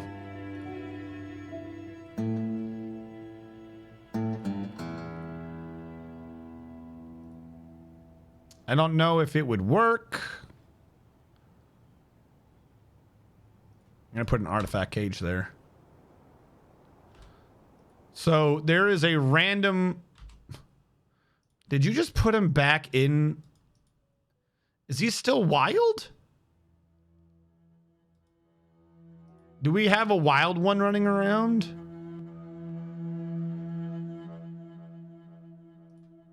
Yeah, you just shoved a wild honey badger back in with the other honey badgers. All right, who does tamings? We need to start taming again. I don't know who's supposed to be doing it, but you guys have not been doing it. So I'm going to cancel this thing for now. Stop hauling, because this is taking more than I thought it would.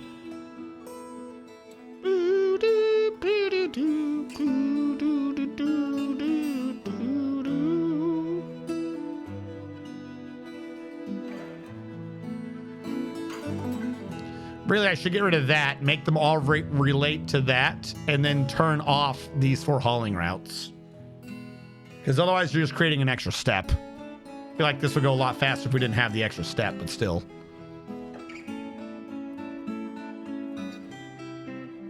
Who are our animal tamers? All right, hold on. I'm going to be loading up Dwarf Therapist. We've done all this up to now without doing this. I need to do a quick overview of everyone with this without going through the graphics. Who's got animal training, whatever it is. A bone carver does, a performer does, and 2 ranchers. So this is our problem. Not everyone has the skill they're supposed to have. You should always have allowed labor changes on. All right, the performer I'll leave alone. Bone carver, panda. What? You must be a dwarf that grew up, because your skills don't make any fucking sense. So I'm setting you... Are you in the military? What are you? I'll set you to hauler. No, I'll set you to rancher. You know what? We'll get in that. You've been doing a lot of training. We'll set you to rancher, which does include training. Okay.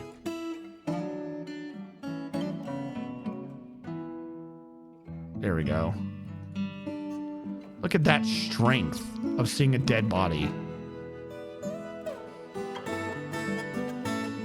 2 felt positive emotions over seeing a dead body?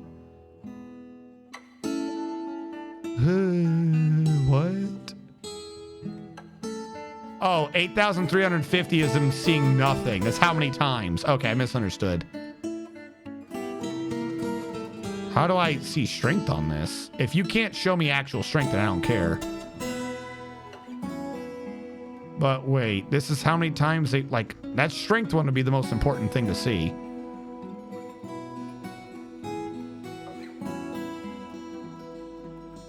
Gotcha. And it's 1 divided by that number. So wonder is better than anything else.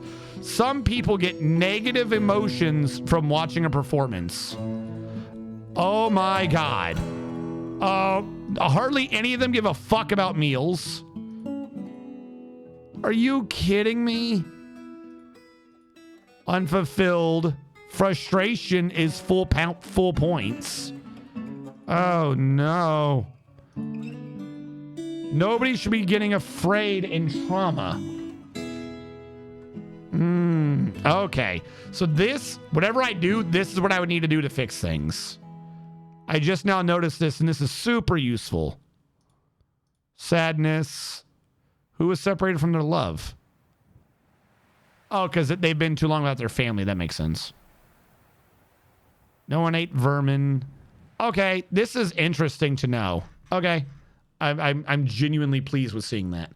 That has been sent through. I believe we now have Panda, someone to guarantee that we're training. Panda was already doing it, but now we've made sure that there's less for her to do, and we turned on another rancher to make sure that they're training because someone else wasn't. Honey Badger doesn't give a fuck. Have you ever had a guild of animal trainers? That is actually a good point. I should probably make another guild in here just for animal trainers. That might help. Probably not much, but you know what? Let's do this. I will set up a guild hall right there. It's not great. Guild hall, animal trainers. We have no established guild. Only members. There are no workers. So I'm going to say citizens and long-term residents only can meet here to discuss guild work. We'll see how well that works. All right, back to the library, since that was our project essentially for the day. Build construction wall. You get cashew. You get cashew. You get cash. You get cash.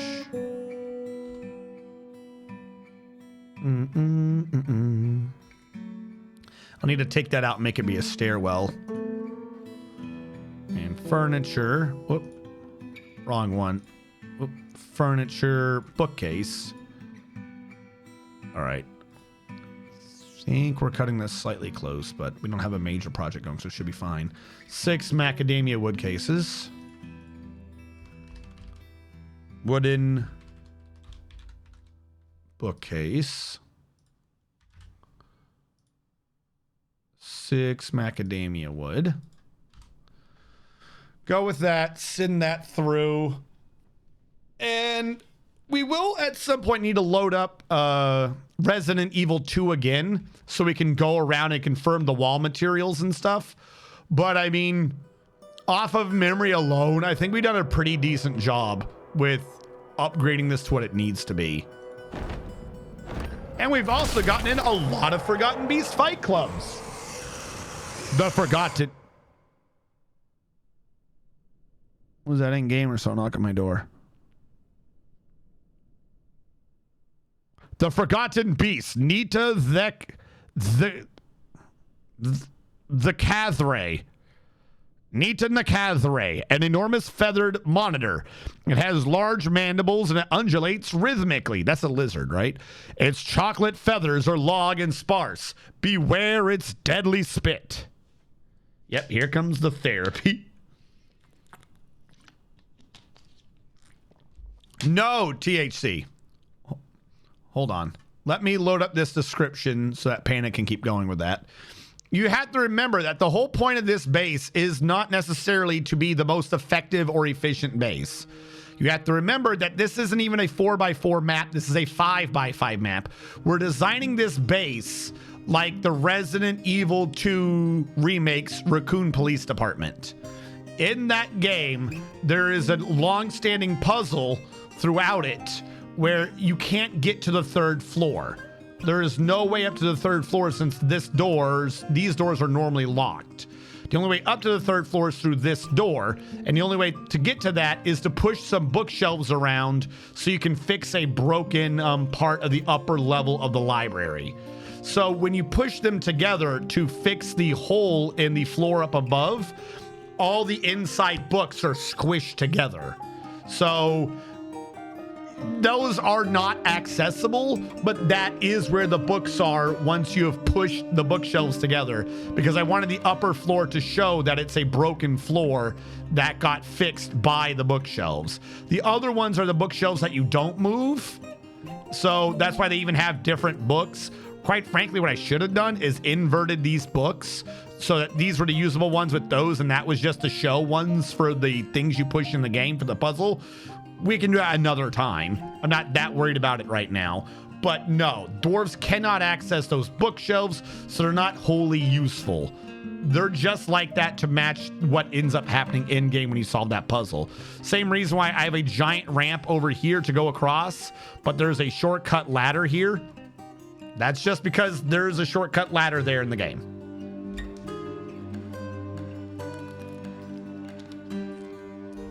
All right. Back down to where our monster is, who's come in. Our challenger, some would say. Look at that. We got rid of most of the goblins. We didn't have to deal with nothing. You. Any trainer. You. Any trainer. That'll get them trained so we don't have to worry about it. They're not caged, so they're not my problem. You are the challenger. I'm just going to name you now as challenger. All right. And let's see what we're going on with the Discord, which apparently I closed. Nope, it's just not big.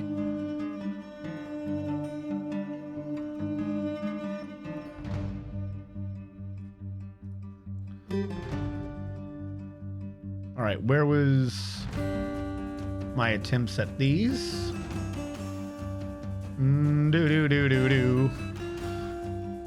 See, if they would just let me do scenery, you know, that's what I want to do. I want to do some scenery of this. That would be good. I can make it do some fantastic scenery. I just can't do creatures. What was the description again? Boo-doo-doo-doo-doo. All right, this is an enormous feathered monitor. Feathered monitor lizard. I'm gonna put in lizard just to specify it's not a computer monitor with mandibles.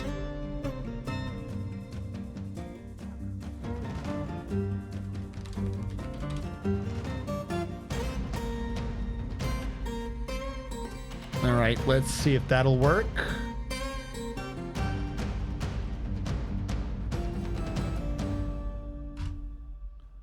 And I'm telling it to go through on that. All right, while this is going, I'm going to give this a little bit to generate. I'll be right back for a trip to the bathroom. And then I will do my pushes. And then we'll see where the picture generation is. Give me a real quick check.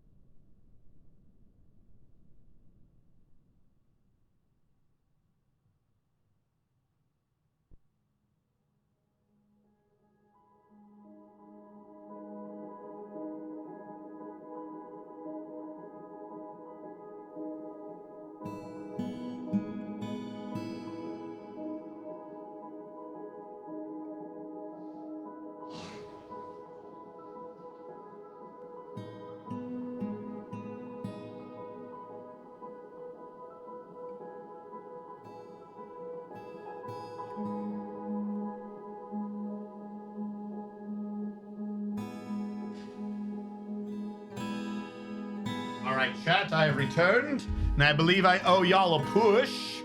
So, everyone take the opportunity to look away from the screen. Stretch. Get your blood a-pumping. I'm definitely not trying to figure out where the Dwarf Fortress button is. There it is. Action cam. All right, chat, in cadence. 1, 2, 3, 1, 1, 2, 3, 2, 1, 2, 3, 3, 1, 2, 3, 4, 1, 2, 3. Oh. There you go. We've done our physical activity for the day. Let's see what we got. Na-na-na. This one's yours. Oh, thank you. Save image as Challenger full. And then which one are you doing?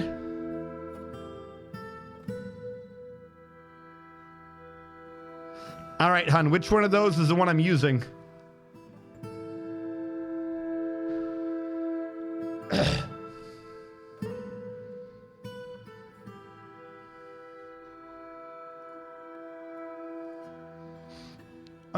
Well, I will say none of those are right whatsoever. At least not any of mine. What the fuck? At least it got a lizard. I'll give it the idea that it figured out what a lizard was on my pictures. Okay. We're almost there, chat. We're getting the picture in. My plans for the Fort After RPD has been created is to sit there and figure out on stream probably how to get this uploaded to some file repository so it can be looked at. And then, you know, just submit that as like an RPD creation. I don't know. I kind of want to like do a collection of projects, like recreations and projects I've done. You know, I do them occasionally. I think I've had like 3 or 4 mega projects. Routinely, though, they just end up getting lost to obscurity after I've like done them. Like, I still think one of my biggest projects ever was my first Hanging Gardens of Babylon. And like, that one was like my most successful long-term one. It was massive, the fact that that thing worked. Like, I had a 4x4 map and removed the entirety of the map. And I had a massive castle in the middle of it with the 4 things. And I had a running river with waterfalls throughout all of it because I used the natural river I built into as my moat on my flying castle. And also the 2 river connections were what held it up in the air. Ugh. That one. Okay. Save image. So I got to do a thing to actually save these damn files. I always want to do it, then I just never do it. But anyways, for today's fight, chat, for your consideration, I did try to recreate it. I don't remember what happened to the recreation. I think the original one was still better, probably. Like, I don't remember what happened to it, but I still don't think it was anywhere near as good as the first one.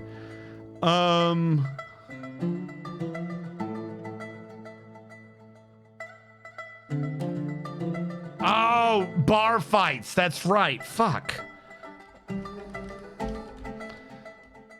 At some point, I'm not doing it now. I'm gonna have to like make an entire, like maybe on Mondays, like maybe Saturdays are we do recreations and Mondays a different base where I do DF hack science, perhaps. I don't know. Because at some point, I've got to figure out what is going on with their mentality so I can make the scripts to make the other bases work correctly.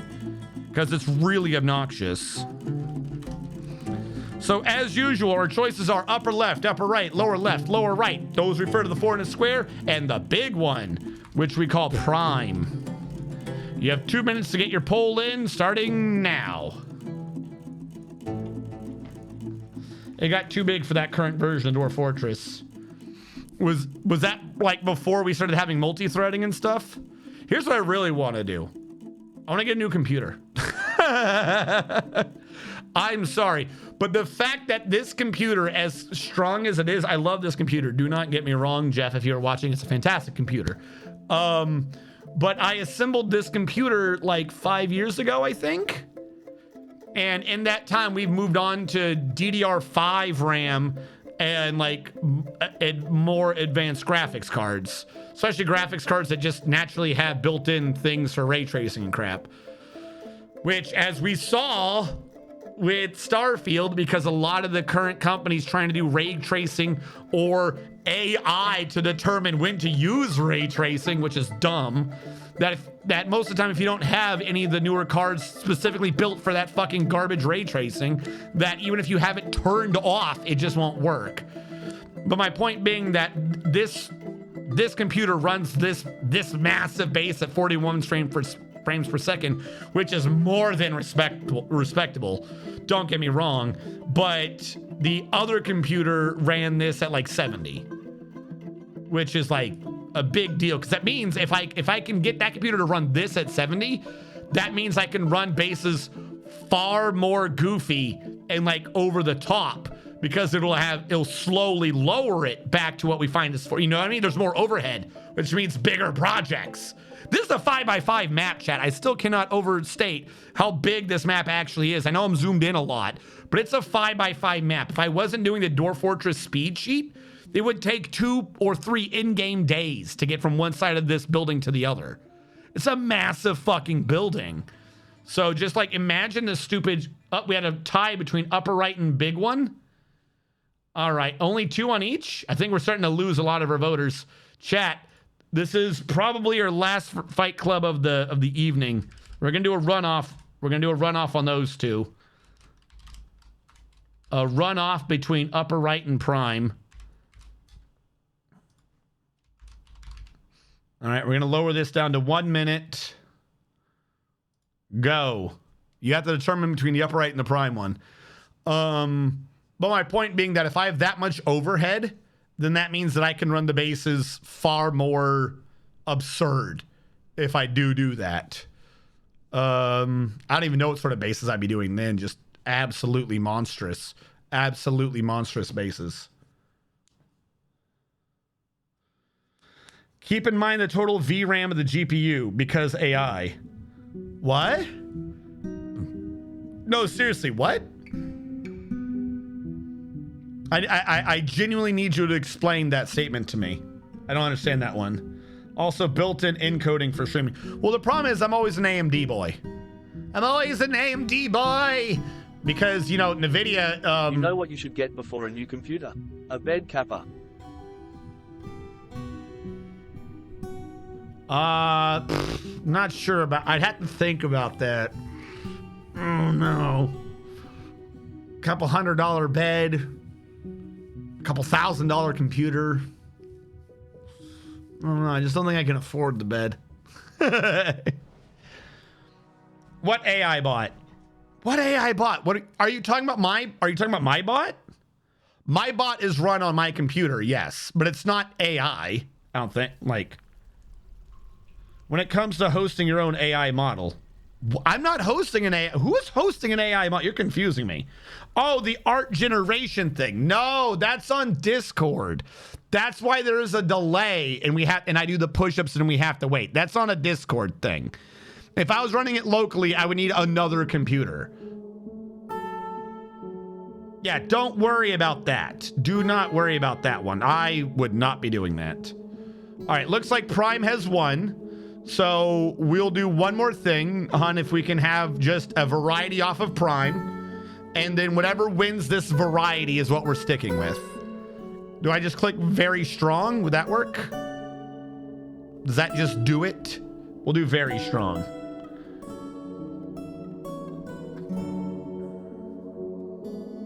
You did it. Okay, what? I also did one. Do I cancel mine? I'll cancel mine. It's running. Okay, I canceled mine.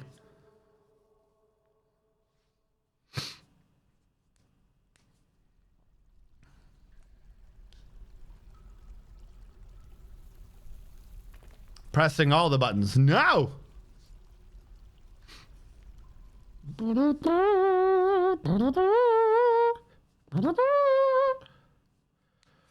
All right, I'm going to save this as the new Challenger full. All right, chat, this is the last vote of the evening, presuming no runoff. /poll, because we are approaching 10 o'clock. Question. Which one? Upper left, as usual. Oh, I didn't capitalize left. It looks like UI. Upper left, upper right, lower left, lower right, and as usual, the big one, which is known as Prime. You have 2 minutes to get the poll in, chat. What is the form of our destroyer? Starting in 5, 4, 3, 2, stream delay, 3, 9, go.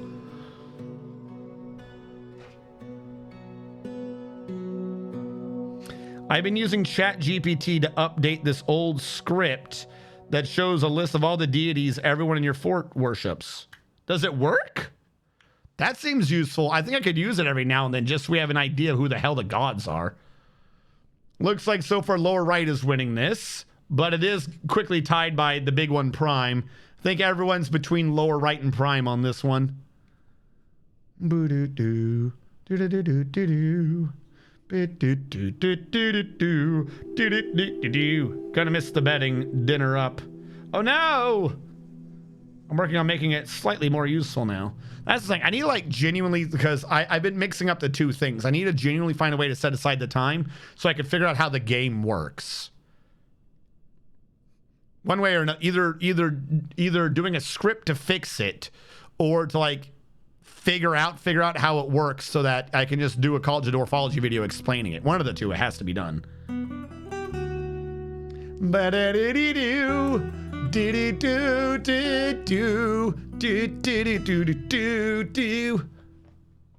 There you go.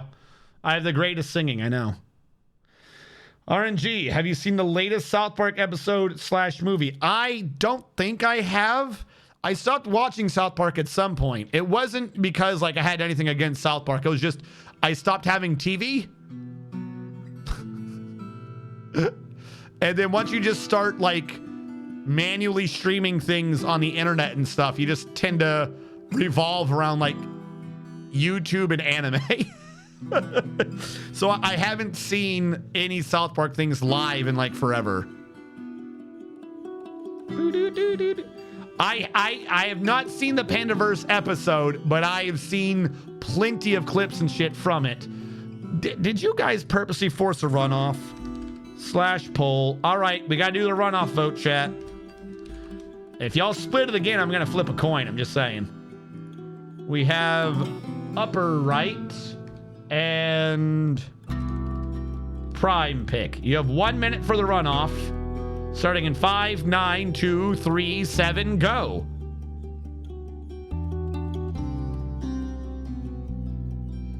I've seen a bunch of memes and stuff from it, though. When you make it shitty, or whatever he says. No, he says, I want you to put a girl in it and make it shitty. Because they're talking about, what's her name? What, per mustache? Were you unable to follow the counting? It was real nice counting. It's called Dwarven counting.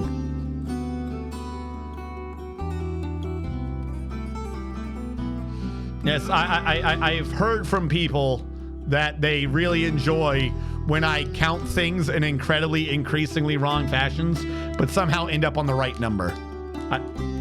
Put a chick in it, make it lame. That's what it was. Frames were lost. Oh no. Am I still here? Why were frames lost? It does say about 455 frames were dropped, but that's over the entire stream, so I don't know if those were recent or not. Oh well. Am I still here? Okay, we're still here. Well, you guys brought it to a tie again. So do I still have a roll command on this? Or did I get rid of my roll command? Roll D20.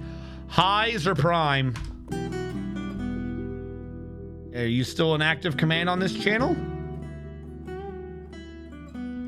Apparently not. Okay.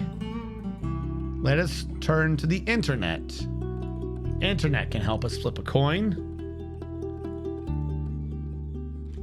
Flip a coin. Don't flip yet. All right, I want everyone to know I'm not cheating. Window capture. Okay. I hit the wrong button. Alt. All right, chat. Heads is going to be prime. Tails is going to be upper right.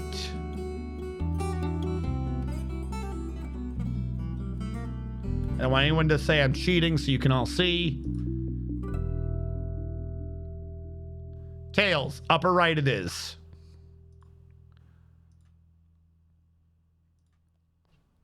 All right. Close that. Go back in the Discord. Upper right is 2. So we're going to upscale that. Save that as champion. Or challenger, I mean. And there we go. We got our description. We got a creature in. Let's get ready for the Forgotten Beast Fight Club. Rigged. It's not rigged. I did that so publicly. I should have done it like some of those clips you'd see like, oh, but everyone knows at their heads you got to get a tails. What?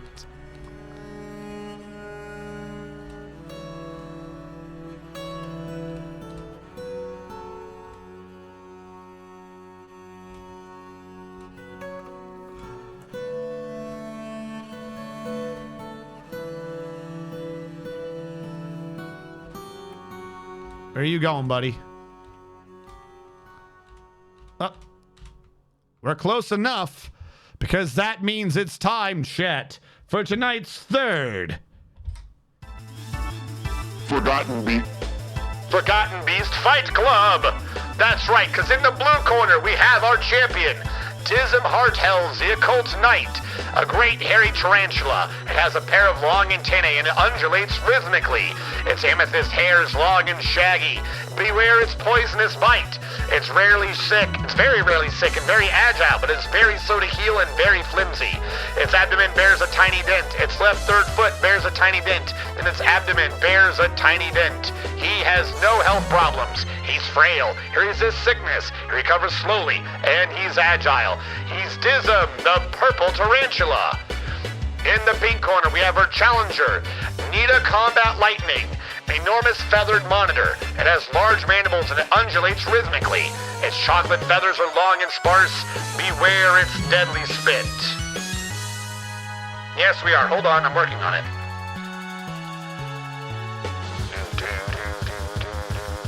I gotta put him in position. Beware his deadly spit. He's incredibly quick to heal. He's rarely sick, but he is quite quick to tire and very flimsy. He's Nita, the spitting monitor. You have 1 minute starting in 5, 4, 3, stream delay, 1. There you go.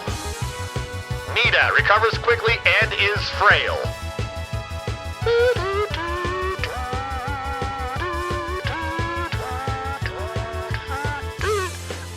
He's a Dilophosaur, whatever, Dilo? Yeah, I guess so. He's a feathered monitor that goes and spits.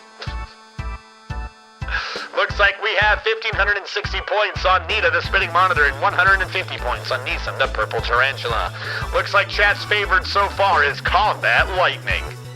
He's 452 years old, and he's still going strong. Our champion is 383 years young, who is disgusted at the retching on my asthma. Looks like they've got a sensitive nose. The spinning monitor is up to 2,560 points. Nissan, the purple tarantula is at 180. Closing out on 5, 4, 3, 2, 1. Points are in. Chat's favored is Nita, the spitting monitor. All right, we're going to zoom in a little bit. And the challenger breathes a glob. Why do we get that as a pop-up? I'm glad, but that's weird. Challenger breathes a glob of Nita Combat Lightning's Forgotten Beast Extract. The challenger breathes a... Why are we getting these? What? He breathes again. He breathes again. He loves spitting on the spider, but it looks like the spider is the first one to get an actual hit in, as there is a spattering there's a spattering of the spider's eker on the ground, but a smear of our combat lizard's blood on the ground. His third toe on his left rear foot is mangled beyond recognition and is oozing his Forgotten Beast blood. His left front foot is bruised. This means we have to do a second check, folks, because he's been bitten by a spider. You know what that means? He might be sick. Nita has two syndromes happening. One, he's coughing blood. He's got swelling in his vascular system. And the bigger he is, the less he's affected. He's a pretty big boy, so that might not affect him. The other beast sickness is he's got numbness spreading throughout his body. Meanwhile, he's been spitting some toxic spit over at our champion Deesum. Is Deesum affected by any Forgotten Beast syndrome? Deesum is also affected by syndromes. Deesum's coughing blood and has vascular swelling and nausea. Wait. Why are they both affected by a syndrome? What? That's weird. He's also affected by 3 other effects, including drowsiness, impaired function, somewhere, and he's vomiting blood. That's never good. So one of them's numb, one of them's sleepy, one of them's vomiting blood and is impaired. They're both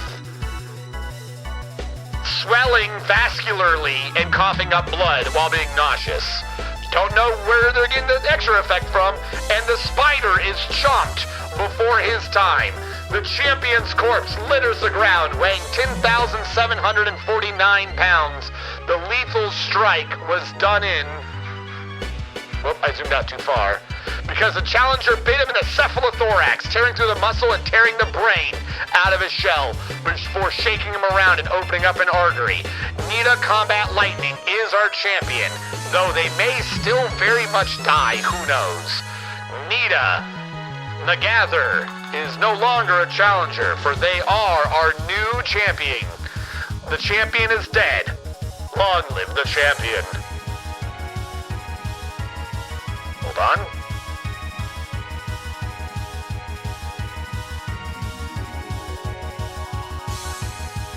There we go. And that means he now promotes from the champion to the challenger. I pushed him in the wrong order. Nita Combat Lightning reigns supreme and is the victor of tonight's Forgotten Beast Fight Club. Looks like most of you had faith on that. Nita the spinning monitor is won. Am I sure Nita won? Nita is the champion. 2,800 points go to Lord of Cakes and 4 others at a rate of return of 1.09, since that was the chat favorite. There we go, and we're back. Go, Spooter, go! It's not a poison, it's love. Their hearts are swelling. The Dilos spit is bad too. Oh wait, is love a poison? Sounds like a heavy night of drinking, a slow acting kind of poison. Now, genuine thing, is he going to be able to get away with this? I mean, he's not coughing up blood anymore. There's no blood around him. So I'm presuming if he's not coughing up blood, he'll be able to heal. So I'm going to say he's going to live. I just found it really weird that they were both affected by essentially a third one. Because one was affected by the others, the other was affected by the one, and they were both affected by a third one. What probably happened is somewhere around their battlefield must have still been Forgotten Beast dust from a previous Forgotten Beast. You know what I mean? Something that you can pick up and absorb through the skin. And because they were tussling in it, they both got sick. That's the only thing I can think of to explain what happened there at the end. I really got to take that button off because it doesn't show the things. I might want to pull that in a little more tighter, the mud. But I mean, for now it kind of works. It does what I can get it to do, which is the best part. Everyone's running straight through the mist, so they're getting a bit of their love on, which is good. I don't think I need this area active anymore. So I'm just going to wall it off with some cashew wood blocks, because otherwise that's a security hazard. I'm going to pause and save because we had the Forgotten Beast Fight Club and I don't want it to reset that. And with that, chat, it is 10 o'clock. Which is where we're slowly trying to see if we can switch the schedule to. Makes it easier on the editing. Means I can go to sleep a bit earlier, wake up a bit earlier, and get some stuff done during the day.